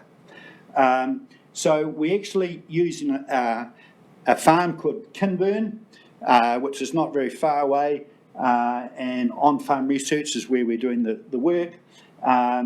We're using Kinburn as a base because they've been practicing regenerative agriculture for the last 2 or so years.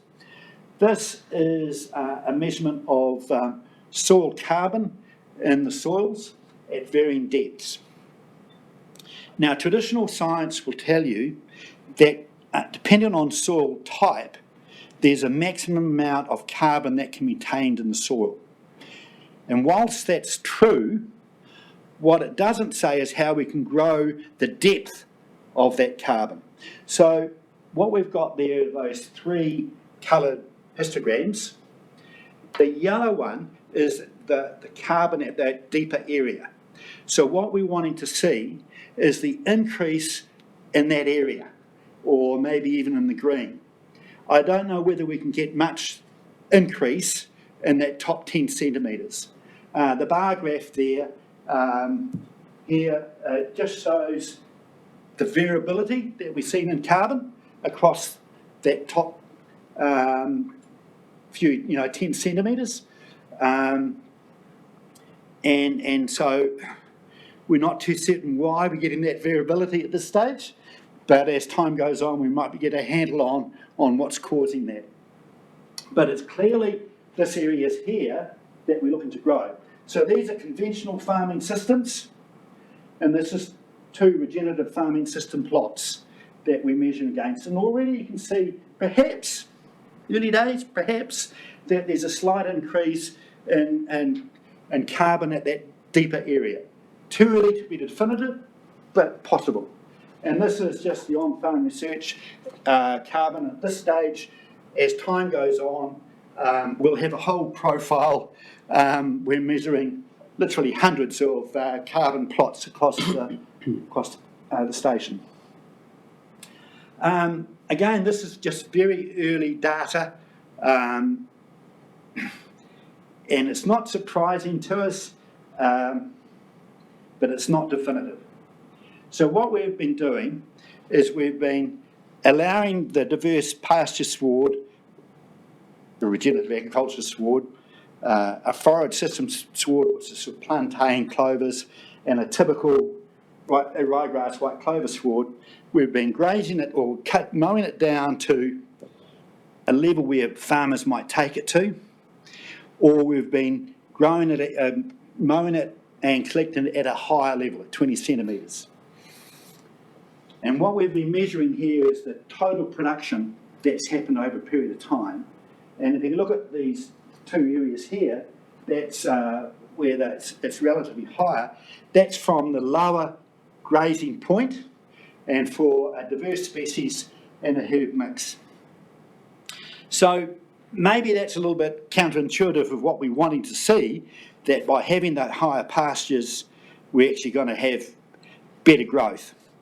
It's probably because pasture grows like a sigmoid curve, and so keeping it at that, so between a certain level, which we talk about in farming quite a bit, is you've got it having the greatest rate of increase.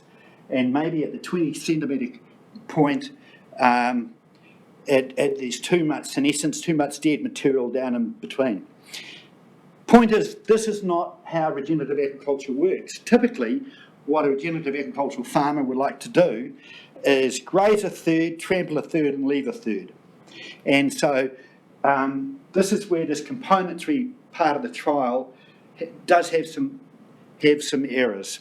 But it's what MPI definitely wanted to see, and they wanted to see the breakdown of the components in terms of how, as standalones, it might look different when we combine the whole lot on a farmlet trial. So the farmlet trial is 18 hectares. Each treatment has got a diverse species mix, so that's regenerative ag. It's got a plantain chicory clover mix. I've got to add the chicory in there. And it's got a ryegrass clover mix. There's a whole lot of things that we're measuring over time.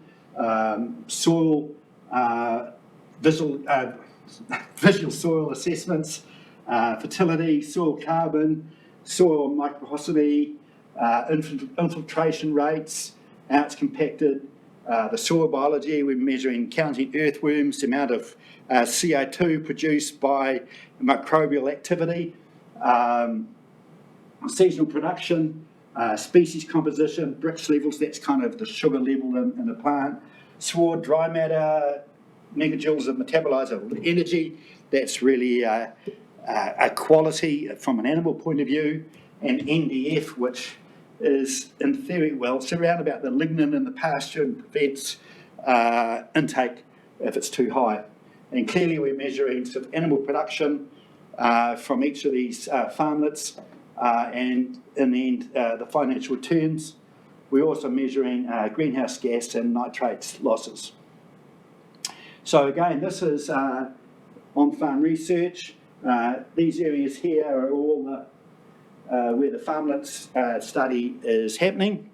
And as an aside, I'd love to get you out there, or if you're wanting to go by and have a look, and we're really open to that. It's only a phone call away, and we'll take you out. So that's what a nice ryegrass white clover pasture looks like, all very tidy and quite traditional. That's what a regenerative agricultural pasture sward looks like. So there's a whole lot of stuff in there, some with deep rooting, just a whole diverse pasture mix. And that's what a plantain clover sward looks like. Now, I'll just go back a bit on that. Whoops. How do I go back? Yeah. So I'll just spend, if I may, a couple of minutes talking about this particular sward and what it could do. So the benefit of this forward system is that it grows animals, or lambs in particular, really fast, really quickly. It's very seasonal in terms of when it does that. And a farmer needs to change his mentality about how he manages it. Instead of thinking about managing the animals, he needs to think about how he's managing the sward, the agronomy. What we've done in some modelling on an average 500 hectare Hawke's Bay farm, 10% of that land and this type of componentry adds a huge amount in terms of their resilience to droughts. What it does is it enables to get a lot of lambs, a lot of ewes away early in the season. If the season turns out to be good, then they can either choose to carry on and finish lambs or whatever cattle at a higher weight, or buy in. In a tough situation, they enables them to stock early. The benefits of this is to say high growth rates, and because it's got a high growth rate, it's very high in its energy. The animal doesn't need so much in terms of engine room to do that, so it's more efficient, and the dressing out percentage is a lot better. So on that modelled 500 hectare farm, 50 hectares of this added another $100,000 bottom line to the farm, plus adding it a whole lot of resilience. It does require a degree of expertise, and this is about demonstrating to farmers about how you could do that. Finally, this has some wonderful environmental benefits for us. When we talk about the right tree, right place later, when we're taking out components of land, what we're left with is a smaller bit of pastoral land that we need to farm a little bit better. Otherwise, cash flow wise, they might be in a worse position. Plantain type options is one option that we could use for this. But it has three amazing components to it when it's working with an animal. One, it's diuretic, which means, for excuse the French, an animal will piddle more. And it'll piddle, because it's piddling more, the amount of N coming out is a hell of a lot less concentrated. And so it enables the plant to take it a lot better because there's not big concentrations of N. Secondly, just the way it's digested through the system, there's a lot less nitrous oxide exhumed by the animal. And thirdly, what we're trying to understand, somehow the nitrogen that's coming out in the dung and the urine isn't leached as fast. And so what we're seeing with plantain and pure scientific studies done at Massey, a 30-odd% reduction in nitrates coming out of plantain. But no one's done a farmlet study like we're doing here. And so for farmers who are wishing to intensify or need to intensify, plantain clover products has a great opportunity. Rocky, those hills in the back, can they be planted with plantain? Jeff, Some of them. yep, in Can get a theory, machine on absolutely. there? Plantain's a great thing. You chuck it on a bare good bit of ground and it strikes. The problem we have with that is our minimum slopes for intensive winter grazing. But if we're not intensive winter grazing it, then potentially yes. And it's been used in the past with heli spraying going forward. So we've got this project extension. I'm almost at the end, guys. So what we're looking to do here is measure the differing urine outputs from animals. We'll put gas masks on those sheep and we'll cut and carry product to them in these crates. They'll eat it and we'll measure the burp and the greenhouse gas that's coming off the traditional pasture, the regenerative pasture and the regen. And with the urine we collect, we'll pour it back into these lysimeters, which you guys understand. You know, I mean, the regional council have a number of these lysimeters around the country, and we'll measure the nitrogen that trickles down from those from that work. Resilience. This is to finish really. Droughts are business as usual now, and what happened prior to where we had a drought every 10 or 15 years, we just took a hit on the chin, sold the cows, brought them back in again, and you had 10 or so years to recuperate that capital cost. Now, if we're getting droughts every 3 to 5 years, obviously you can't do that. So you need to manage your way through droughts. So the farm systems that we need to work with need to be really dynamic to match that. Farmers are understanding that. So this is 2 studies done by Landcare Research. And what these histograms show is an increasing focus on becoming more resilient. And what this project is about is trying to help them on that pathway. This is just a little bit of detail, but explains the problems that we've got.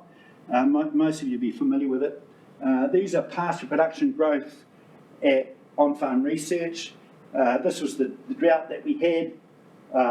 This green line here is the average, and this one here is the best year, and those bar graphs show the variation that we can get. So somehow we've got to develop a system that can accommodate working through that, and it's not about simply decreasing stock so you can manage the worst year, because if you do that, you'll go bankrupt. So we need to have systems that are robust enough to manage this variability that we see more and more of. This is something that I presume most of you are aware of, the drought page that was launched on the Hawke's Bay Regional Council site a year ago. This is just about to go live on that page. We've been working with Catherine and her science team. So this is pasture production at on-farm research. Previous year, current year, the average of 23 years, and it's got up here some rainfalls, so you can just add a rainfall graph on current year or average overlay of that. And up here, we've got the ability to put in regenerative ag sward, plantain, chicory, etc. And so from a farmer's point of view, they can go onto the site and they can see relative, well, they can make a relative call and what's happening at pasture, at on-farm research, to what's happening on their own place. And over time, we might get more and more data from different sites going into this. So a farmer can then make a decision about looking back at previous rainfall records that look similar to where they are now, what their potential pasture production is going to be going forward. It'll be just one of the tools that we're hoping to provide. we've looked at the various support tools that farmers have. Typically, a lot of us use a tool called FarmX. It is a wonderful tool, but unfortunately it's just a little bit too complex for average farmers, so we need to develop something that's just a little bit more simpler. What we're wanting to do in terms of this project is have regular walk days where we get catchment groups and other groups coming in, seeing what we're doing, getting a feel of how some of these systems could be implemented on their own place. We want to do it at intimate type situations rather than the big 300 people field days. We're looking at farming businesses. And so instead of a farmer sitting at the back of the hall saying, oh, it won't work on my place, we can engage with them and even get them just to pick up one or two ideas that might work for them. We'll do podcasts, etc. as well. Okay, so that's the last slide here. So again, what we wanted to do is to help farmers and farming communities become more resilient and maintain productivity and meeting some strong environmental outcomes. That's it, guys. Well, I just want to say, Lucky, if that's a flat battery, good to help us. So you've saved us from a fully charged battery. I promise you, it's pretty flat. No, that's pretty good. So I'm conscious of time. I'd like to get this item done before afternoon tea, which is coming up now. No hurry. So can we just go straight to questions for them? Henewai, you're first out of the blocks. Hi, Henewai. Yeah, thank you. Kia ora, Lockie. Hey, thank you so much for your presentation and just keeping us in touch with the progression, of the trial. So in terms of progression, how do you think things are travelling in terms of what you're planning to do and sort of the end of the trial? How's progression time-wise going?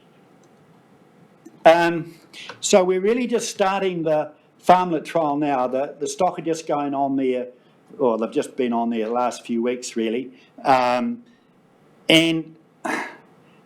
it's not one of those things where you could just get the results after year one. It is a longer term trial. Trying to build carbon in the soils will take a little bit of time. And what would be really bad is if we came out with a statement saying, oh, there's no difference in carbon built up after a year, because that's actually not what it's about. So in saying that, that's not to say that we don't want to have engagement with the community as we progress through, because there are some systems that are relatively complex. That's regenerative ag and maintaining these forages, these plantain chicories. So we need to be starting and working with them now so that the skill level starts to build. It is different to what they've done before, and we have to manage our whole farming systems quite fundamentally different going ahead in the future, I believe. Sorry, Jackie. No, I totally agree. Thank you for that. Will? Just to follow on from that, Lockie, obviously depends on funding, but this journey could be really, really long, because one, like you say about the carbon, takes time to build up, and some people say, well, our soils are, got the maximum amount of carbon now, whereas some would say, well, no, that's infinite. But also the holistic nature of regenerative farming that you talked about at the start, there's so many aspects to it, so many other things you could look at, but from a regional council point of view, more than just growing more grass, what impact does it have on the environment from using less fertiliser, from roots going deeper, drought resilience, nutrient flow through the soils, all of that sort of stuff. So, it could be never ending, this journey, if the funding was there.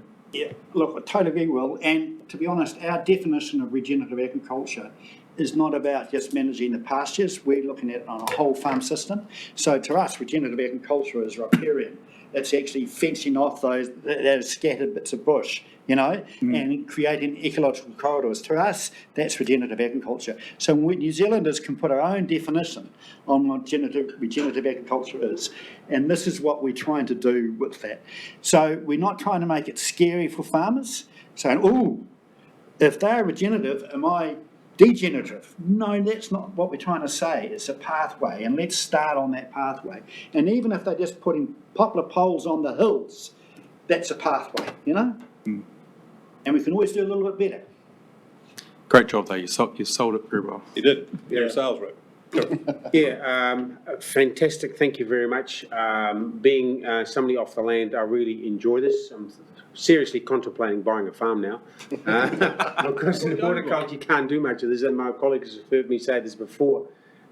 Because there are so many benefits that actually will come out of this, and that we can, because it's the landowners, it's where is our land mass?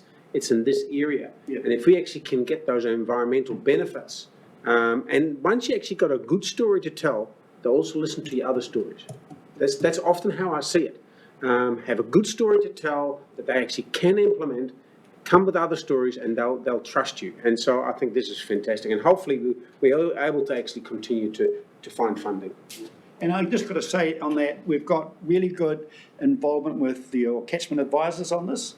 Most of them have been on the site at some stage. And they're really supportive, and so that helps take the message out as well. Good. Thank you. Next question. All right. Well, I'm happy to move you receive your paper.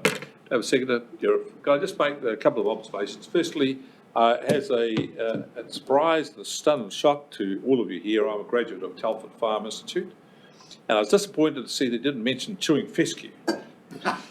Still stuck on those clovers. So. But I love what you do. I think the point about this, though, is that when you talk about regenerative agriculture, it's changing the mindset from simply a straight commercial model, which I think we've been in for a long time. Industrialised commercial agriculture, which is just about maximising returns regardless of whatever else is there. And when you talk about regenerative, you're talking about regenerative, about trying to change the environment. I like that. The second thing I like about it is I don't think we have yet got our heads around just how pernicious industrial inorganic nitrogen is. It never breaks down. And as a young farmer, I remember going out there spraying this white stuff all over the place. We were addicted to it. The farmers were addicted to it like it was heroin. And so we blew it all over the place. I'm pleased to see we're a lot more cautious about it now, but it never dies. So it gets into the soil, goes through the streams, into the water, into the rivers, and into the ocean. And it is a frightening thing to see how many millions and millions of tonnes of inorganic nitrogen we have created, and is now sitting all over the ocean. I think it's a story that's going to come back and haunt us. So anything you do to reduce that and do that, I think is a great thing. So the last thing I say is I remember when the government got out of the farm down there on the Strait, I was joined the campaign for them to try and keep it. I was in the end delighted that it became run by local farmers. And if there's everything we need is commitment to science and investigation and comparison to work out what's going to be better for us and our farmers around here, because we just can't rely upon Wellington to do it for us. And I just think this is everything that people thought about what the future could be. You have come here and epitomised it, and I'm really grateful for that. Very much. Right, any further speakers?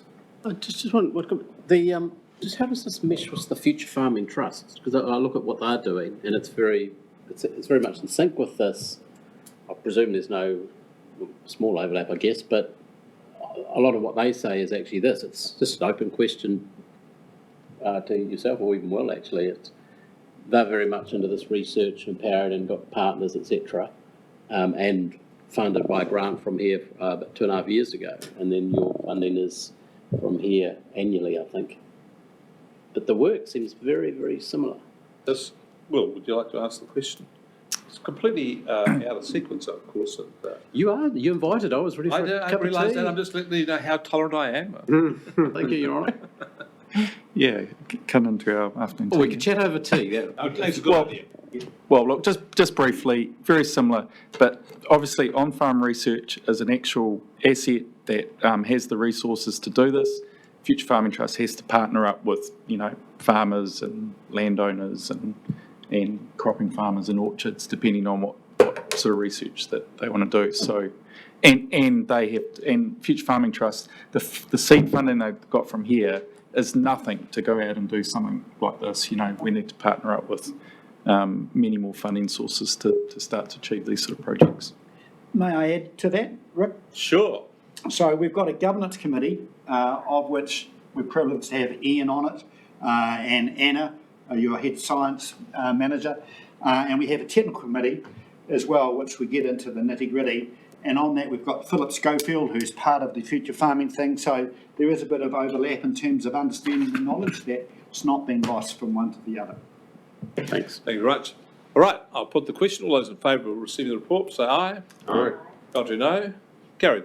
Thank you for your enthusiastic report. It's very stimulating. I like to hear these things. It's very good. Thank you. Can't charge your batteries. Get that off for a site visit. Yeah, and when you recharge, we'll come and visit. That's great. Cool. Jeff, anytime. Great. We'll come as a Okay, team. we'll take a break for tea. We'll have the standard 10 minutes, no 15 minutes, no loitering. We'll be back to it. Here, as soon as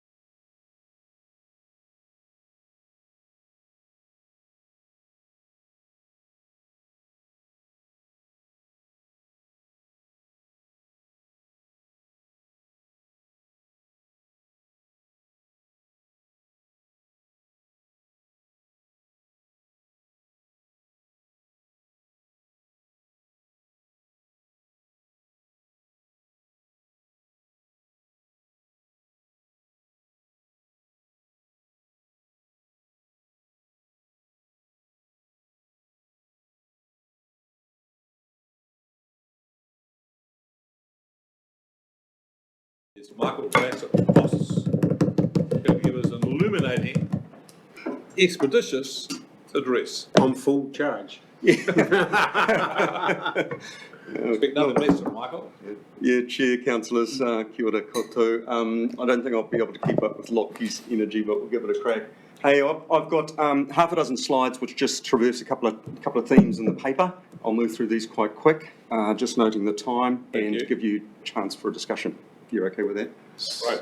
Hey, so first the objectives. You've seen these, I'll cover the past year, what we've learned, farmer survey, pipeline development, and a focus on year 2 activity. But these objectives you've seen a couple of times before, and they've underpinned sort of the ethos or the foundation of the project, as well as trying to recover costs from planting on erodible land, looking to move it to a market-driven approach that will achieve the environmental outcomes that we're after and preparing for climate change. And as a tool for farmers, instead of total farm forestation in that regard. So year 1 progress, we've partnered with the Nature Conservancy, as you know. They bring a lot of intel to the table around bringing investment into large-scale environmental projects. They also bring an interest in regenerative agriculture. But with any partnership comes more complexity and a more considered approach to the project, which will result in better outcomes in the long term. MPI have been a valued partner through this. They've now put a person on the project team. There's an application in for funding, and they've been involved right from right tree, right place project in this current construct. So great to have them on board. They're interested interestingly in the regen ag component, partial farm afforestation, as we're learning about, but also the private public sector funding models that might come out of this. Yeah. Seedlings are being planted today. There is a photographer on site, so you'll get to see those. Cedrus Diodorus. Lockie, I should just note that Lockie is sitting up the front because he's lead consultant in the agri space for the project. Been involved since before my time, and we're very fortunate to have you, Lockie. Thank you. Yep. And some Pinus radiata went in earlier in the week.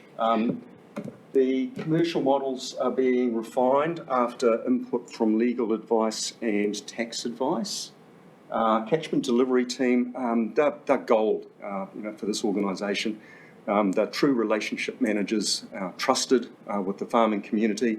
They attend with us when we go on farm visits or catchment discussions, and their knowledge is immense. So great to be able to back the project into, in time, a tool for them to deliver. We've brought on board lead consultants for the forestry and the regen ag, who have assisted developing the farm planning framework, what's in, what do we need for our project, what's needed for the scale up and so forth. The initial pilot, we've called Pilot Zero. They chose not to take Hawke's Bay Regional Council money. After a number of meetings with the trustees, decided against that. And the learnings out of that for us was that actually they don't need to take our money in order for it to be a success, because they're still planting trees. They're on a journey, albeit at a slower rate. Dealing with complex ownership structures is time consuming. It's taking a farmer that has been farming for generations in a pasture-based farm for protein development into being a forester is a big move. Also, farmers like to be part of a tribe, like all of us, part of a community, and often don't want to be the first mover.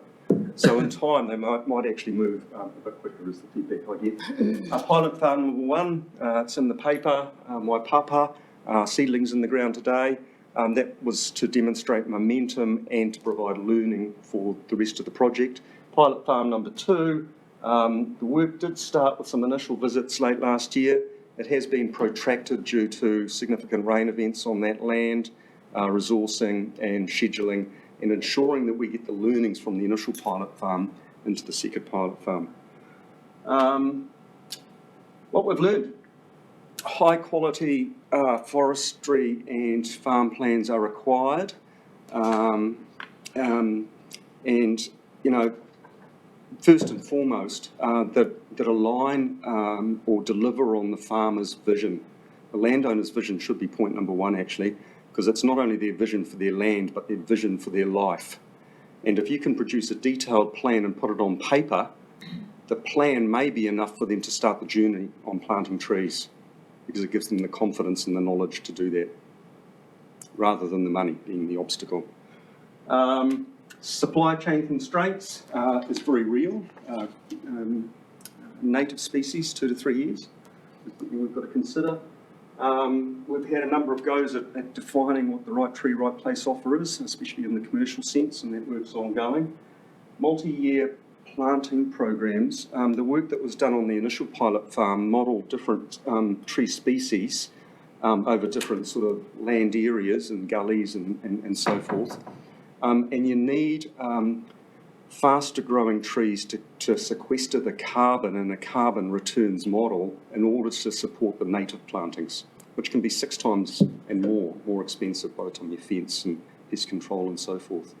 In this initial pilot farm, we found that sort of anywhere from 30 to 50% fulfilled that requirement in terms of Pinus radiata.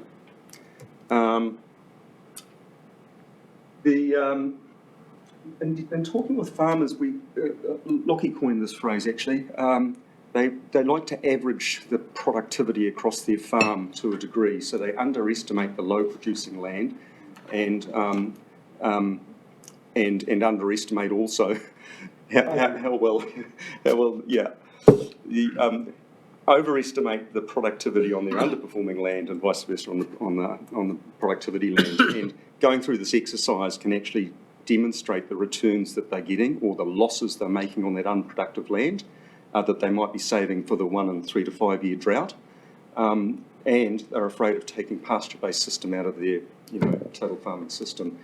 But it's way more productive in trees, as can be demonstrated by the returns. Catchment-based approach, bring the whole community on a learning journey as opposed to just 1 or 2 farmers. That's the tribe mentality. And we're seeing some real ecological opportunities for results too, TUI migration, I think you'll note. Farmer survey showed us more learnings. Kudos to this council, your messaging is getting through. Drivers for planting trees, erosion control and waterway protection came out top. Shade and shelter, which is animal welfare, came out top. 62% would do it for revenue. I thought that would be higher. This is extra revenue to bolster the farm economics and additional revenue streams on farm, providing better resilience. The good, 75% interested in further discussions with the project and the model, shows a yearning for knowledge and confidence to embark on this journey.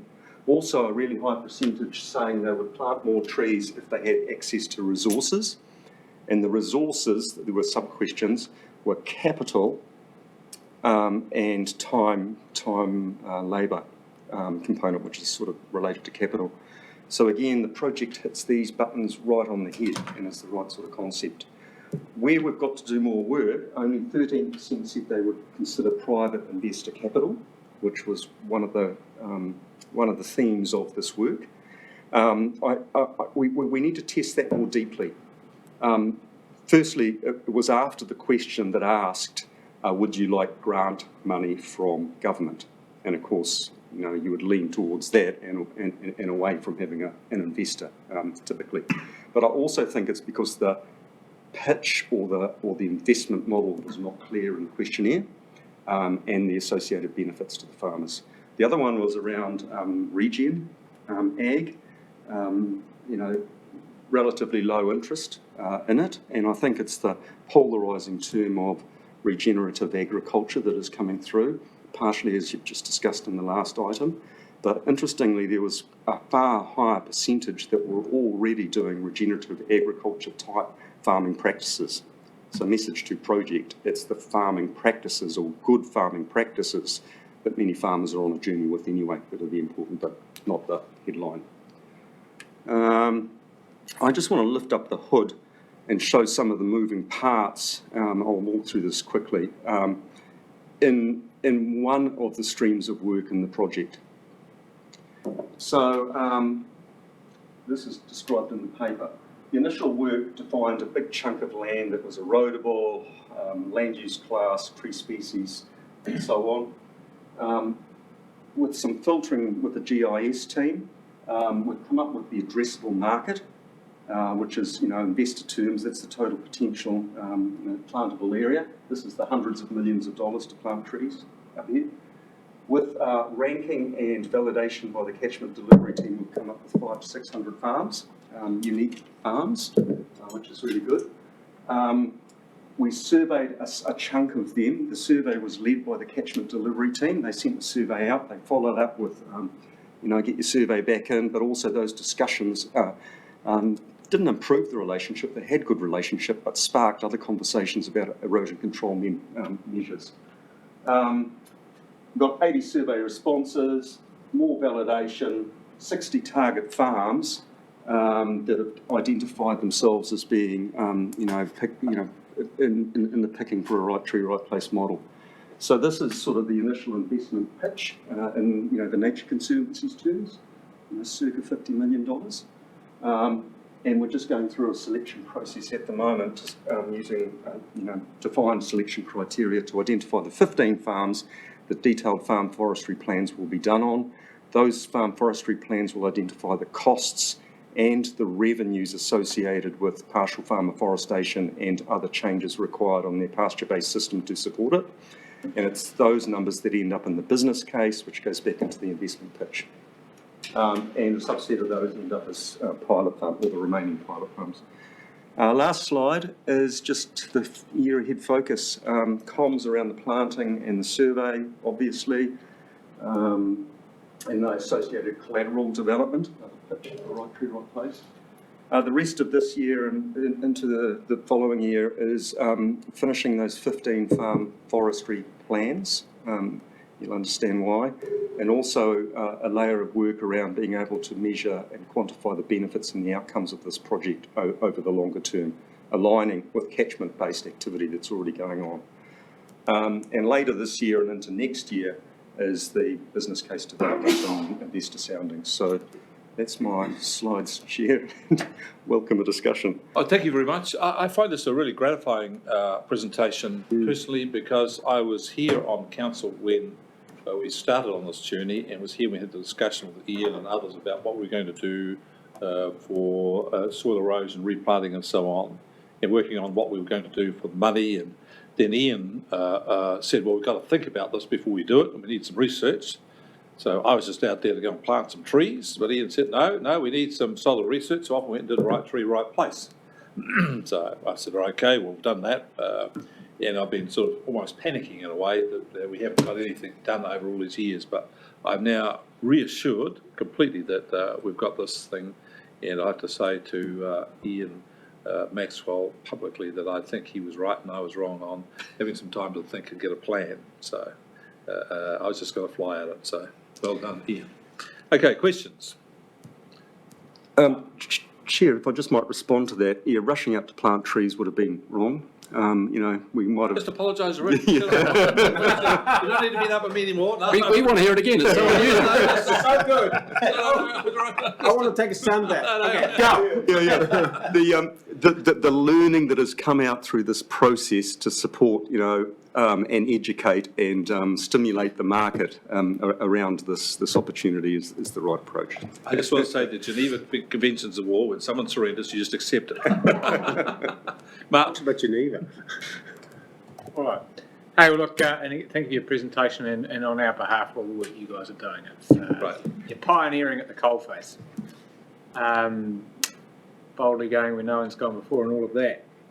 But, so that's the bouquet. The bricklayers, I've got some concerns, and I shared this at the Wairoa EICC meeting that, this just amazes me. It's not exactly like selling ice creams on a hot day, that you're struggling with the uptake is flooring me, and it's troubling me. And I've got some questions that are backed on that concern. I just wanted to test a few things out, because this project means a huge amount to me for the reasons Anna shared before. Sediment is it is a water quality issue. The first question I had was, the early focus with pilot farms has to be, this is paragraph 9, has to been to gather momentum quickly with the other, or with, oh, sorry, no, wrong place. This is it. Paragraph 13, the older generation farmers were not comfortable with the risks associated with production forestry and opted to proceed with a slower implementation of redwood and native plantings. Now, I'm kind of thinking from an enduring legacy perspective, isn't that precisely the kind of horse that we would be wanting to back with the model? Is there a problem here in that one of our first customers was wanting to do what I'm actually wanting to do, rather than sort of leap into the exotics, which it seems that was of greater interest to the next generation.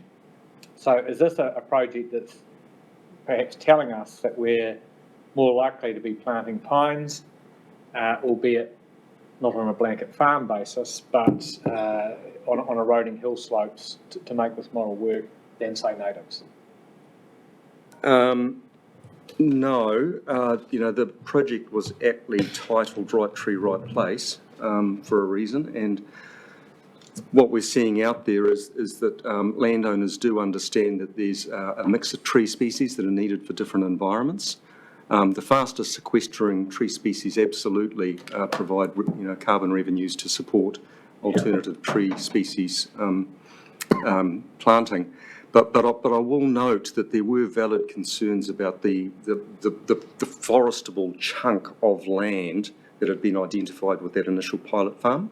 Right. But the remaining land's still there that will be they had planned to plant over time.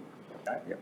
And just on that, there is a proposal just kind of relating to a second concern I've got, that this is morphing into a regenerative farming project, which I think is a fantastic thing in its own right, but there is a proposal to possibly rebrand this as something else, and yet the brand of Right Tree, are we muddying the waters here by infusing this as a regenerative farming pilot alongside a Right Tree, Right Place pilot? Because your thoughts on that? Yeah, the project team have been very considered in its approach about this, and we're aware of the concerns. Some of the feedback is that Right Tree, Right Place has done its time out in the market. It's been used too extensively for a whole raft of things down in Wellington and for other reasons. Secondly, it misses the scale up and the investment component to a degree, some of them are saying. But definitely the pasture-based system that's left after afforestation does need attending to through this process.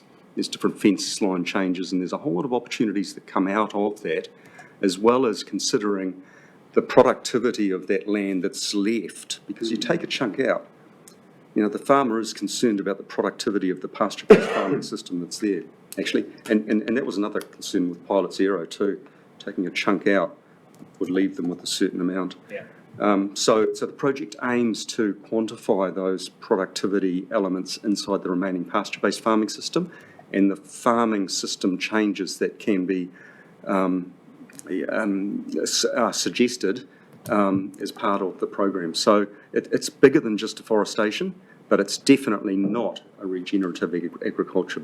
Right, so the rebranding is not to do with embracing the regenerative ag element, it's to do with a perhaps overused slogan, Right Tree, Right Place.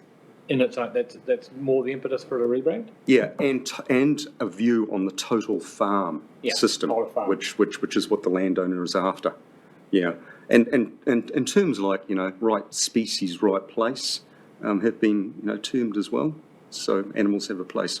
Okay, I've got a couple more questions, sorry. And don't get me wrong, I understand the sediment benefits of regen farming. I get how that there is a synchrony. I just wanted to make sure that we were determined in our focus and resolve, and not trying to do everything all at once and doing nothing in the result.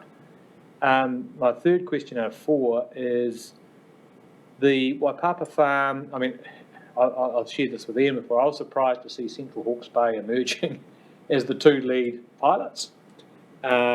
Given the sediment stats we saw this morning, it's clearly Wairoa is where the sediment is. It's like 3 million out of the 6 million hectares, tonnes per year.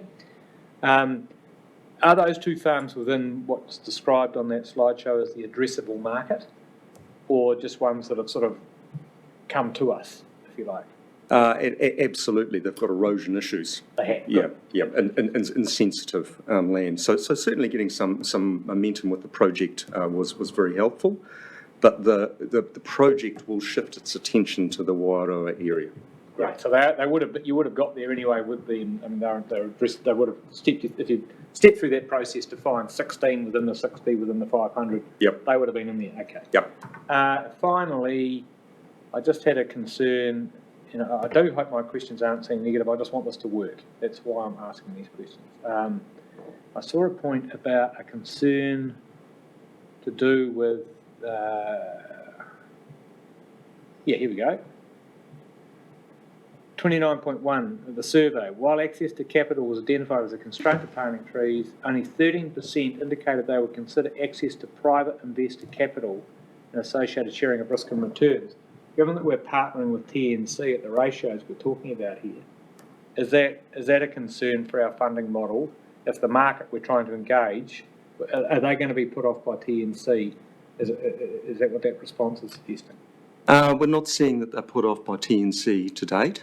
I spoke to that during the presentation. I think it was the way the survey pitched the question, for starters. But secondly, we do need to do more work on that. And the proposal around what that might look like for farmers wasn't clear.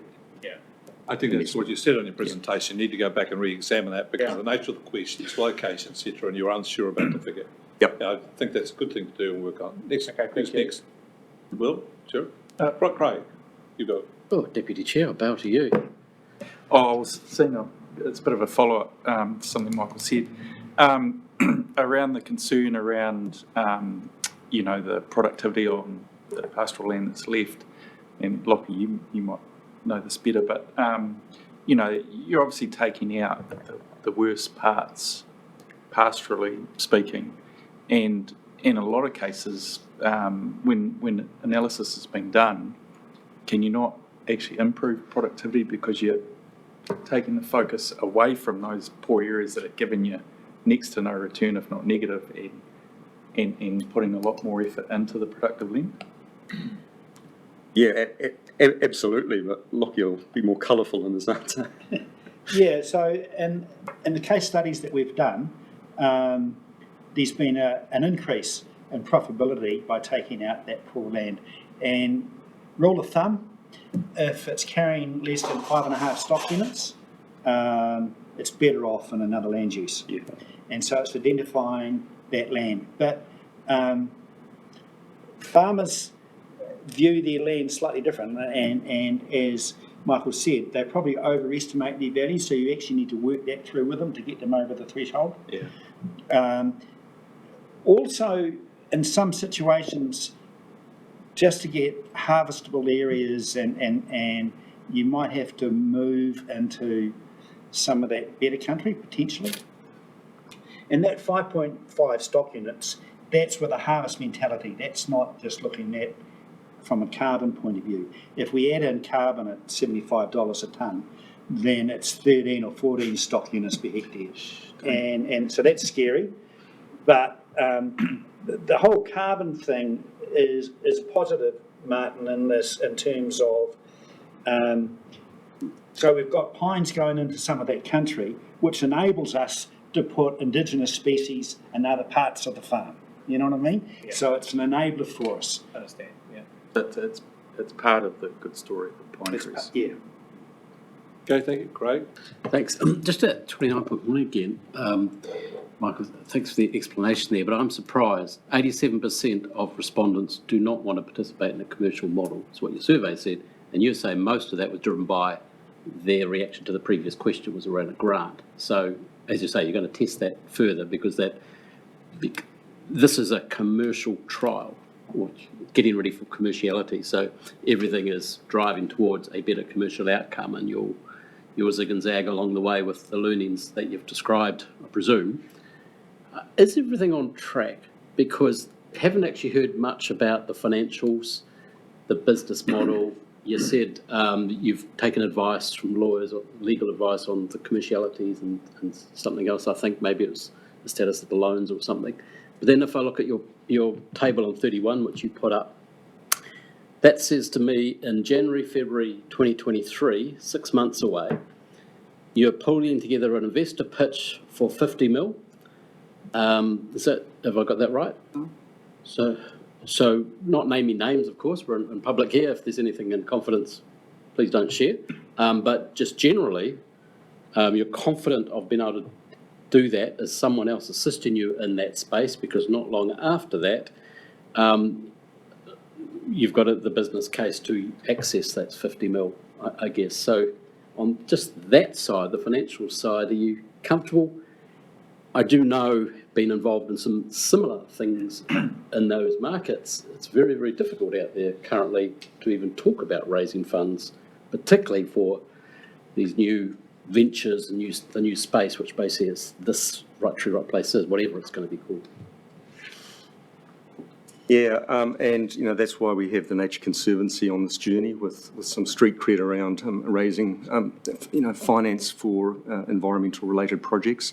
The critical path of this is getting the costs and returns out of the farm planning work from the 15 farm plans, which end up in the business case.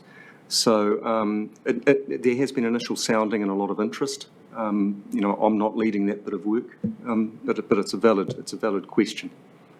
Yeah, we haven't got to the point of really testing it, because getting money in the door, may be more tricky than it's thought. That's always a test. Someone picks up a pen and inks a cheque. That's the ultimate test. We haven't got there yet, but yeah. Any other questions? Okay, well, someone moved. We received the report. Thank you very much, Michael. Who, Martin? Seconded, Craig. Anybody like to speak? No. Just keep up the great work. Thank you. And sorry if I was appearing negative. I wasn't to at all. I just want to make this work. So thank you again. Thank you. Excellent. Pretty sure. All those in favour will say aye. Aye. Contrary, no. Abstentions. Thank you, Michael. Great report. Let's come on to the next report. The March, April 2022 double rain events, flood scheme impacts, recovery and lessons learned. Just let me get Neil online. Oh, no, you're being cheeky. You're provocative now. Thank you, Chair. So, Chris, over to you. Can you be, I think your report's pretty frank, actually. I have three reports to go through, so I can do it relatively speedily. Yes, we're a bit short on time here. So the first one is around the rain event and the damage to Hawke's Bay Regional Council's infrastructure, which is flood control and drainage. And I have Ken Mitchell in the room and Craig Goodyear on the wall to assist with any tricky questions. They put the report together, but you'll recall after the event we gave a brief verbal update as to what had happened, some of the statistics, etc. And under our KPIs in the LTP, for every major event we have to provide a detailed flood report within 6 months. So we're working on that detailed report, and we'll bring that back to council around September. The purpose of this report was to effectively articulate the damage that was incurred and give council an update and give council confidence that we're well on the track to remedying that damage, and a line of sight as to the magnitude of the costs, which is around $500,000. So we won't be making an insurance claim. Some of that has been funded through MB. Most of it will be funded through scheme reserves, and particularly on the bridge in Central Hawke's Bay, that will cost more than its book value to replace. But we're in discussions with Central Hawke's Bay District Council, who need to put a pipe bridge in. So we're looking at whether there's any synergies between putting pipes and people across. You mean a bridge for it to carry a pipe? Yeah. Rather than a bridge made out of pipes? Yeah. Okay. So that's, look, in a nutshell, most of the damage has been addressed. We have a few isolated spots that we're still working on, but really in terms of the risk of us exposed to another event, we're pretty much over the hump in terms of those repairs. We've done a bit of a debriefing session. Most of those sort of learnings we'll address through a review of our flood manual. So we have a manual that talks to us about the things we do during the flood environment. That needs a bit of an overhaul. And the other thing is what we've discovered by sort of going through insurance in detail, that certainly the open spaces and cycling type assets are unlikely to be covered by the NEMA insurance, which means that we need to look a bit more closely at the insurance of those items. So we'll bring future information back to council to some direction on that. Can't they be labelled as necessary access points?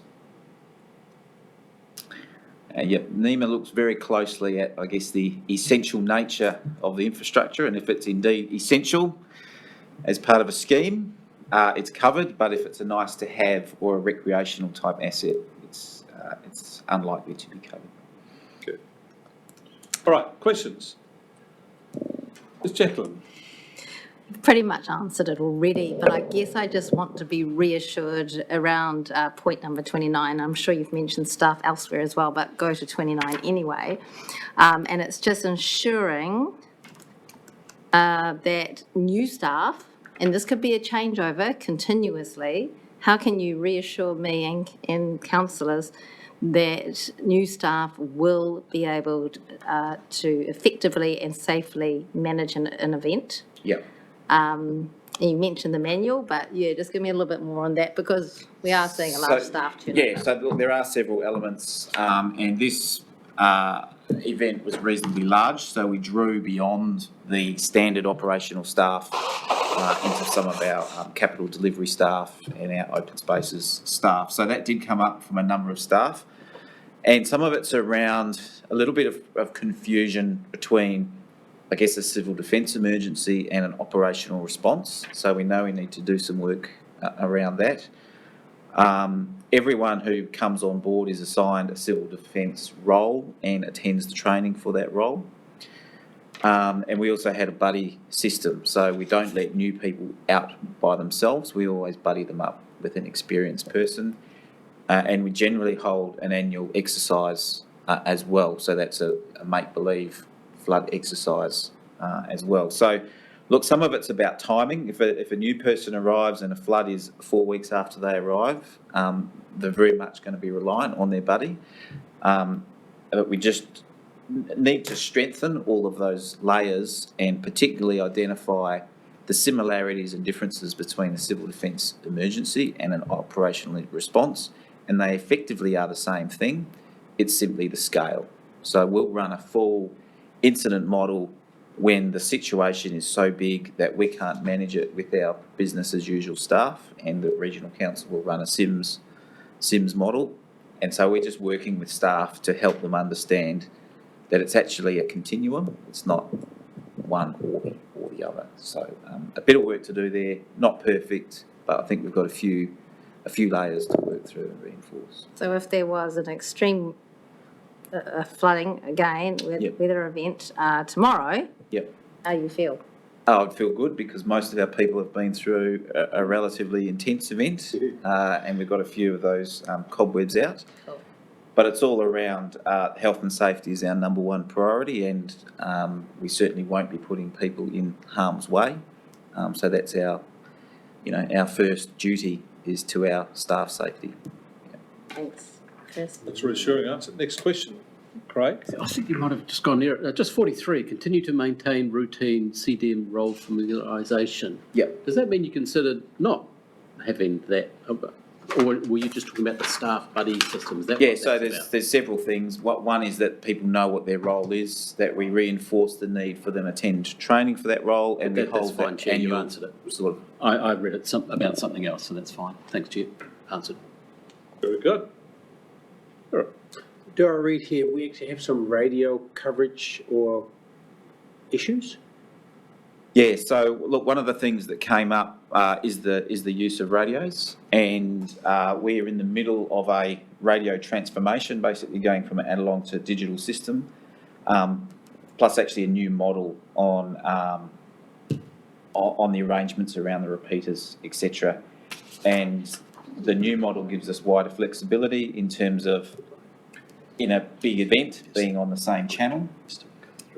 So one of the things that's happened in I guess the swap over, is there's been a reduction in radios installed in vehicles because we're waiting for the new technology. Now that we have this new technology, we'll catch up. Yep. The other fantastic thing about the new technology is you can have a virtual radio at your PC. One of the things that was very successful was actually setting up people specifically to take calls from reception who could, I guess, work through the urgency and put the clues together and provide the intelligence to the field. So under the new virtual radio system, the people running those sorts of roles can also connect to the radio through their PC. So that's an emerging area, I think, of improvement, plus we'll have a generally wider coverage as well. And no black holes that people can disappear in, pardon the pun? Oh, look, there's always, I guess, minor black holes. The key thing is the new digital system has a lot wider range, and it continues all the way up between Gisborne down to Penongaho, so it's a lot stronger. But I won't guarantee that there's not a hole down the back somewhere. But as we discover those, we can create plans around them. Dark side of the moon. Will? Yeah, let's hope there's not a big event tomorrow, Councillor Taylor. I'm sure the staff are only just catching their breath back, so big thank you, Chris, to the team, because, it's obviously stressful on everyone involved, including the staff that, drop their day jobs and respond to the event. I've asked you this question before, and I'll keep asking it until you calm my fears.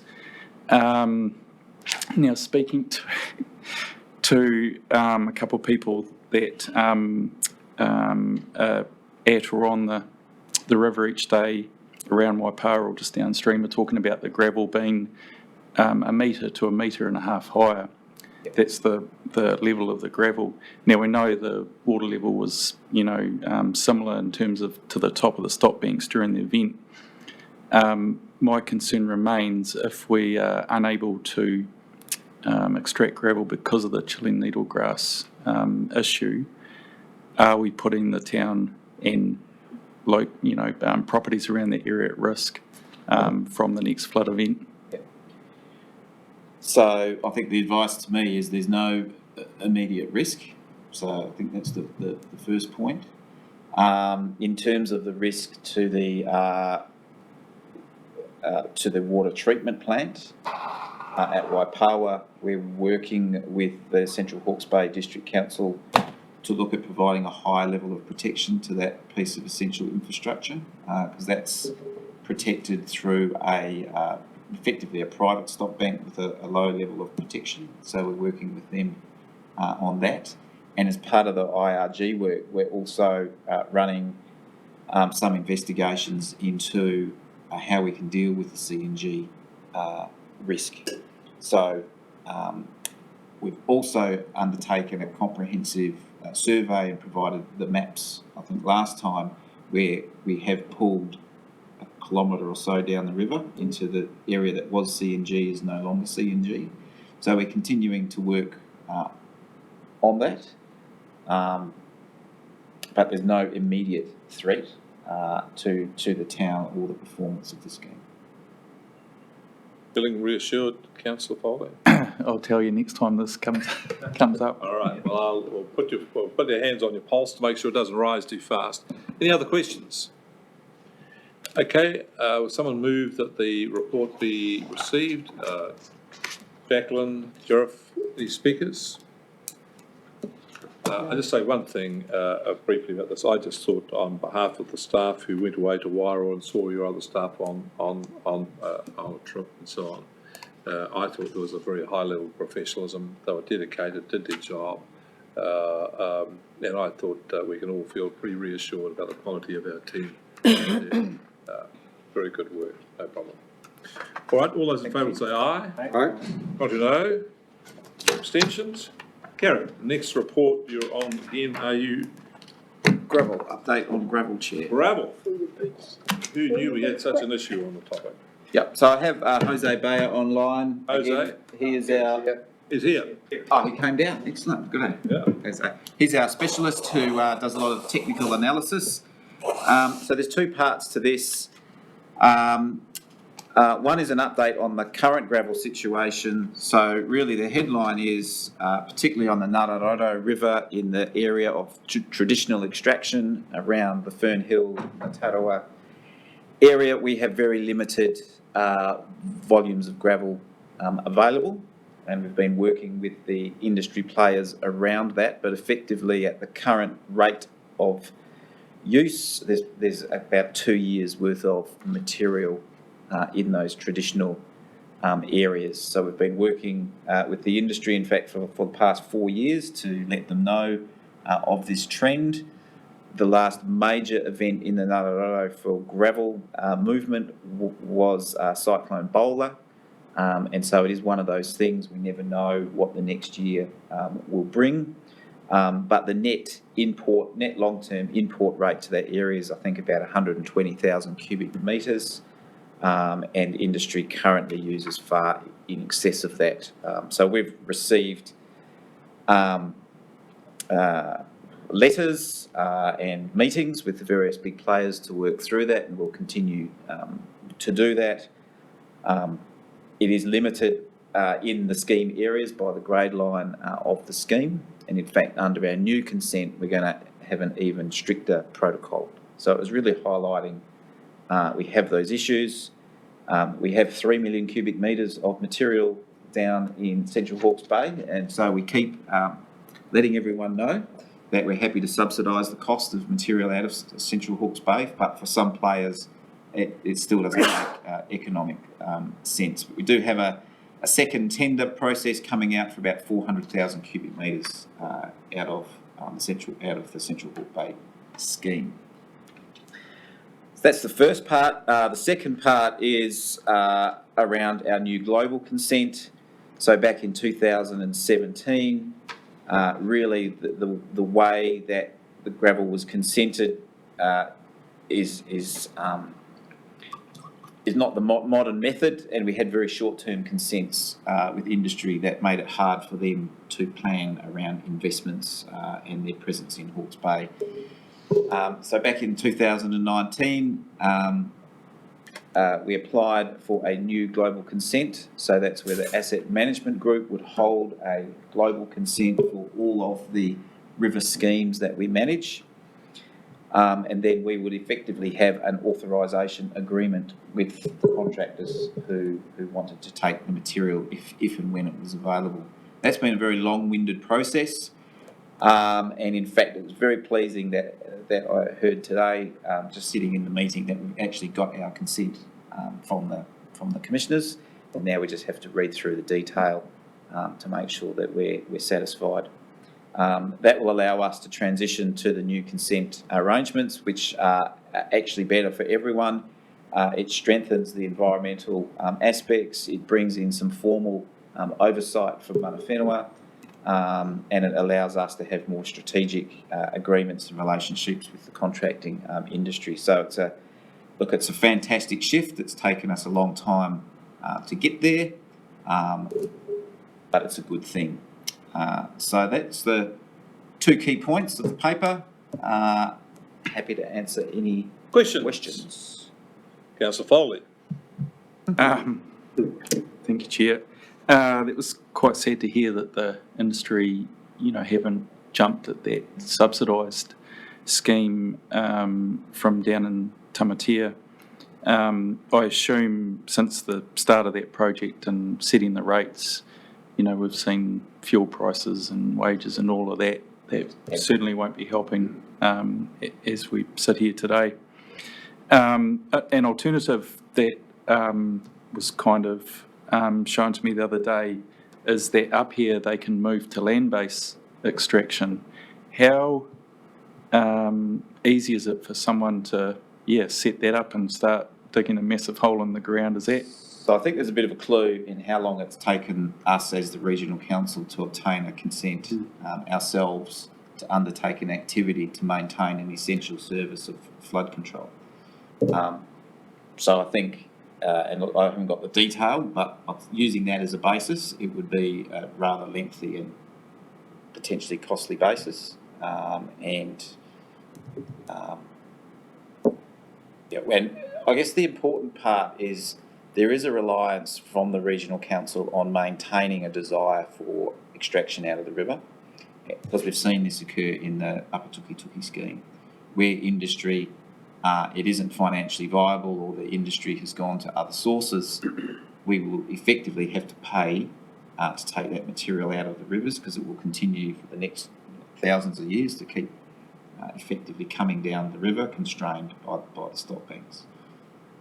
So it's not easy, and I think we want to maintain a relationship, and maybe it needs to be with fewer players, so that economics can work, because with the large number of players, we try and be fair and distribute evenly, but with the current volumes, it's quite challenging.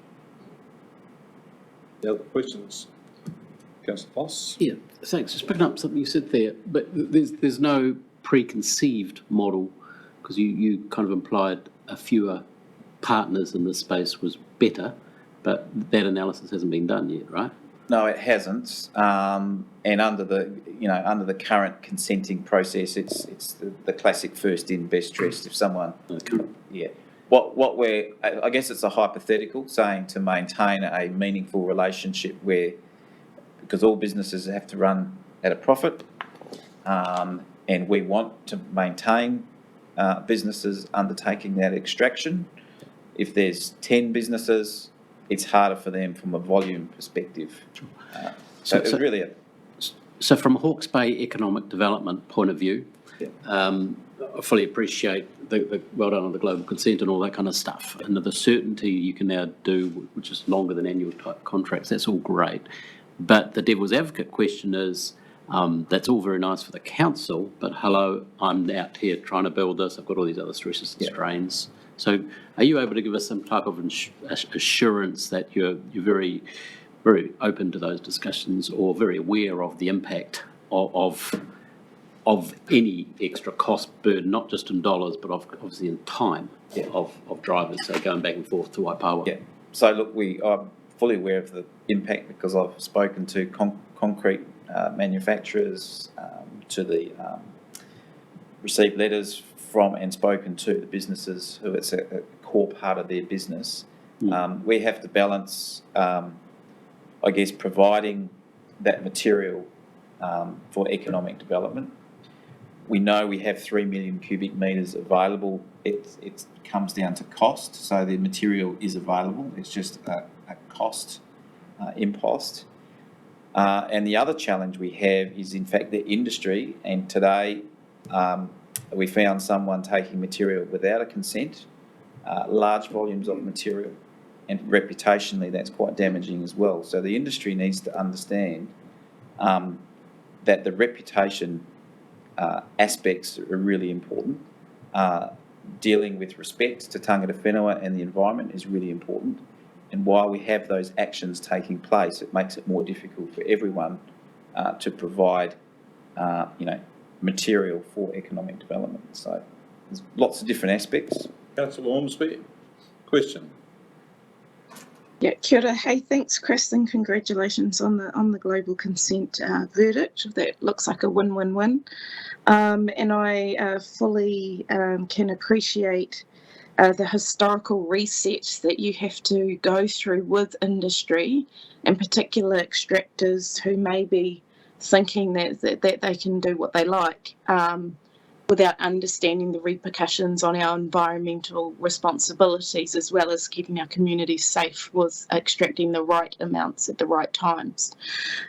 So really it's just a thank you for the perseverance in working through those problems, and I hope that the industry does look at the reset where it provides certainty for them, but also environmental certainty from our end also.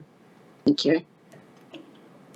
Yeah, thank you, Chris. Look, I think I know the answer to this question, but the idea with the global consent is that you can be, as you said, more strategic and directive about where future extraction takes place, rather than on a sort of lolly scramble basis, these guys just diving in with an annual controlled activity consent, we're going to do it over there.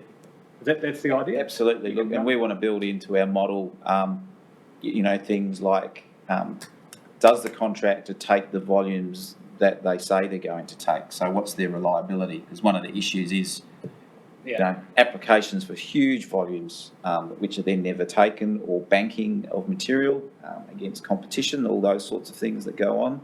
And the other one is the environmental performance. So we will work with and provide better longer term agreements with those companies who we know can deliver on the environmental performance. Because under the new global consent, we take on more risk as the asset management group. We hold the consent. We're the ones who will be held accountable if those consent conditions aren't met. So it does raise more risk for us to manage, but it provides, I think, a better management tool overall. I guess the point of my question is this: I've acted for quarry companies that consented probably half a dozen quarries, and rock always comes at a price, and a lot of that price is quarry establishment and operation. And frankly, I think the aggregates industry has been getting a free ride here. Absolutely. And basically needs to wake up and smell the coffee or the roses or whatever it might be. Smell the reality. Well, yeah, what I'm interested in, economic development's great, but to what extent is gravel supplied through this scheme, has it been at a discount compared to gravel sourced from a basalt or a whatever quarry in the Hanuas? And, when they say, we can't afford to go up to the Upper Tuki even with the subsidy, have we actually done an assessment to push back on that and say, well, look, you're still better off? As I guess my question, how well equipped are we to respond to that commercial argument that they can't afford it? So I don't think we've done any in-depth modelling. What we do know is there are people taking material out of the Upper Tuki. So for their projects and their business model, it works for them. At the end of the day, I can't approve taking material out of a scheme that doesn't meet the criteria for the authorisation.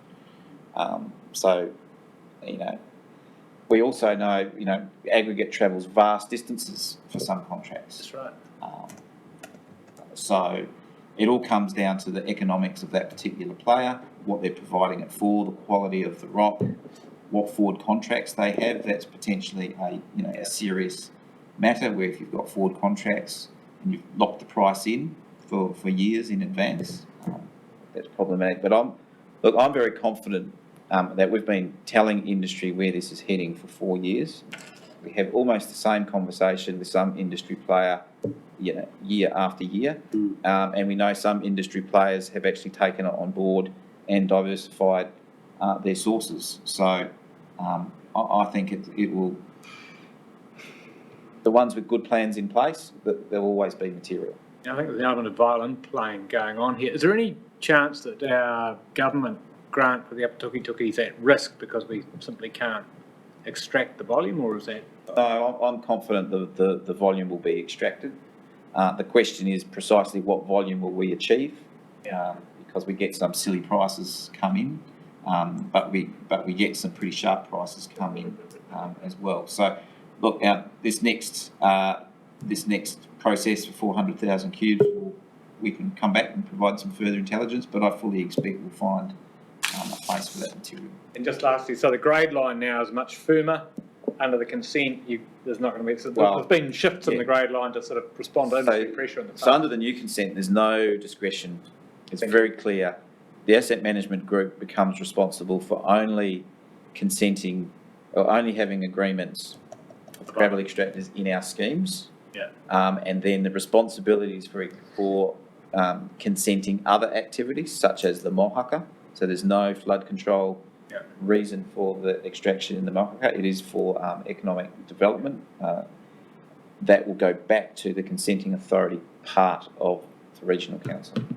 And I'd note, Chair, that the compliance team has a particular degree of enthusiasm for monitoring and enforcement of the regional council's own consents. Yeah.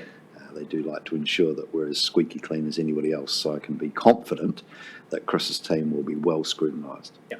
And make an observation, then another observation, and then I'll make a comment.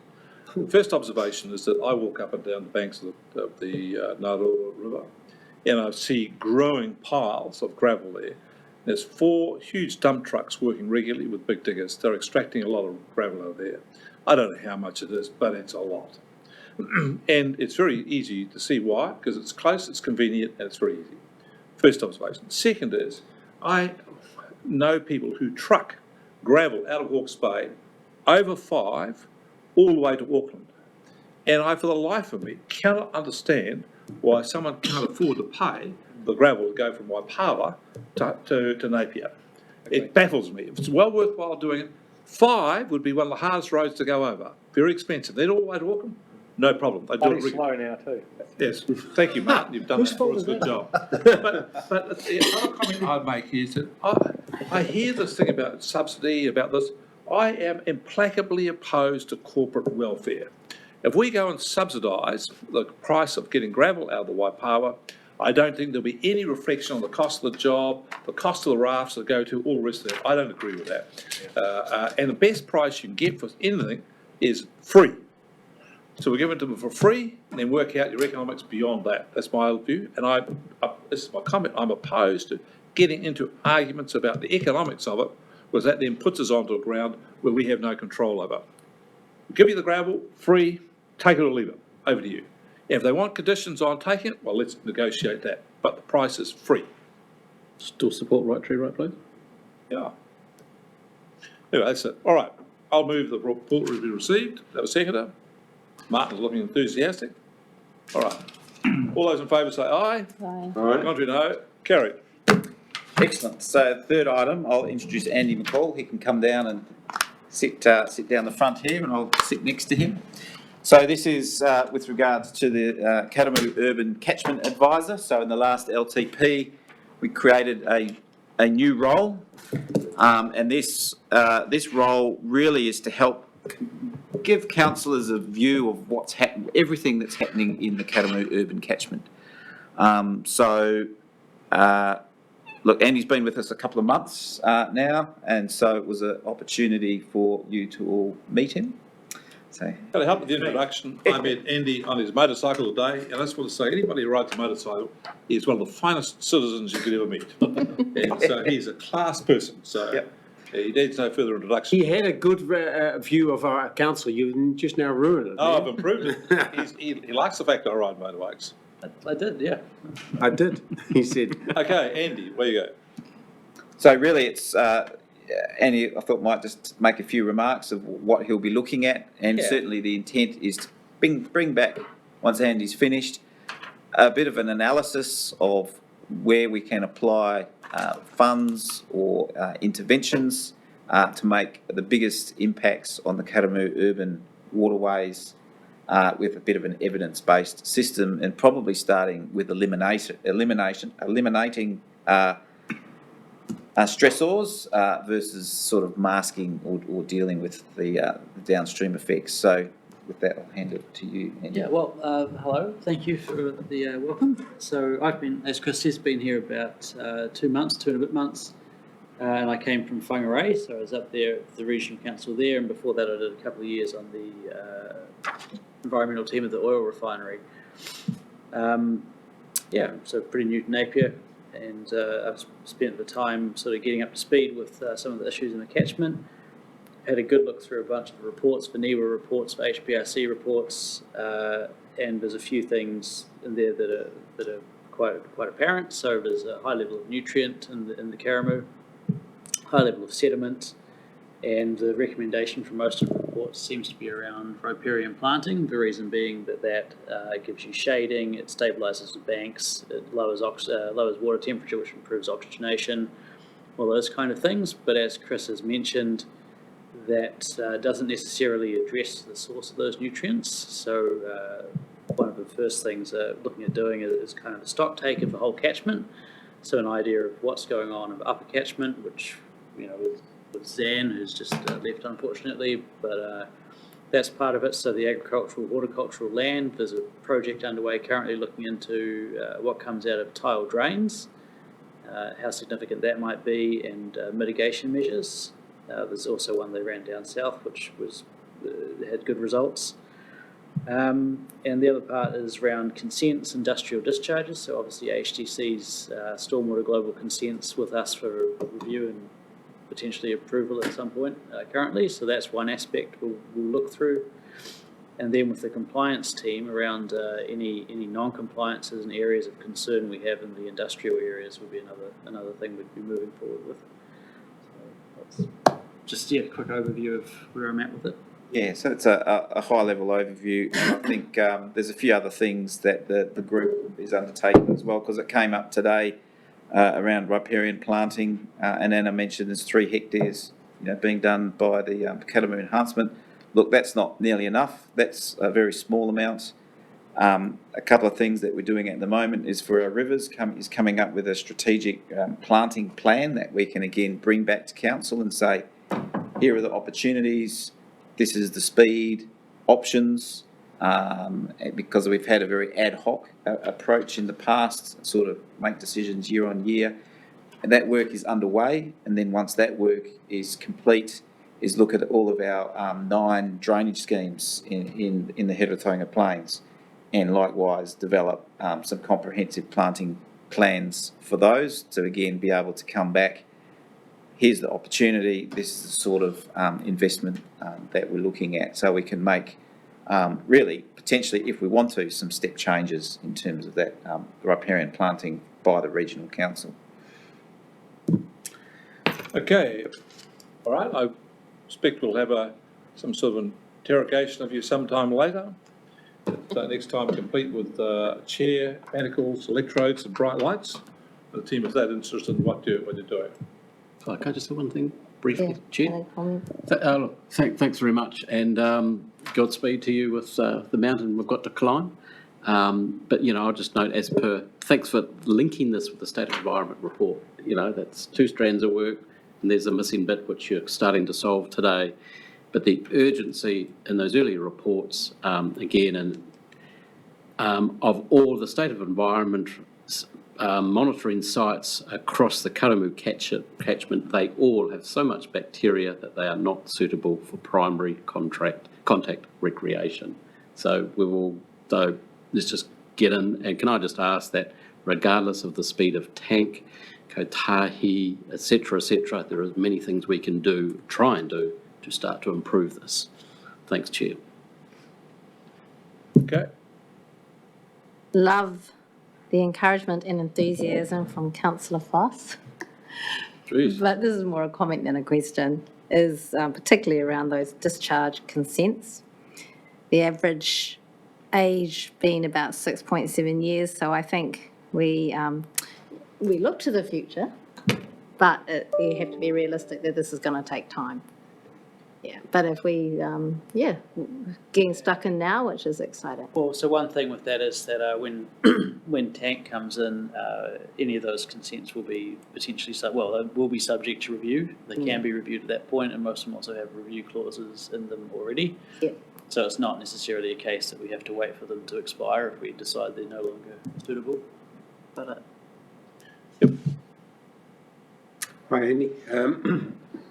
Good to meet you on the planting day, and it's really good to see you get involved and even stick plants in the ground.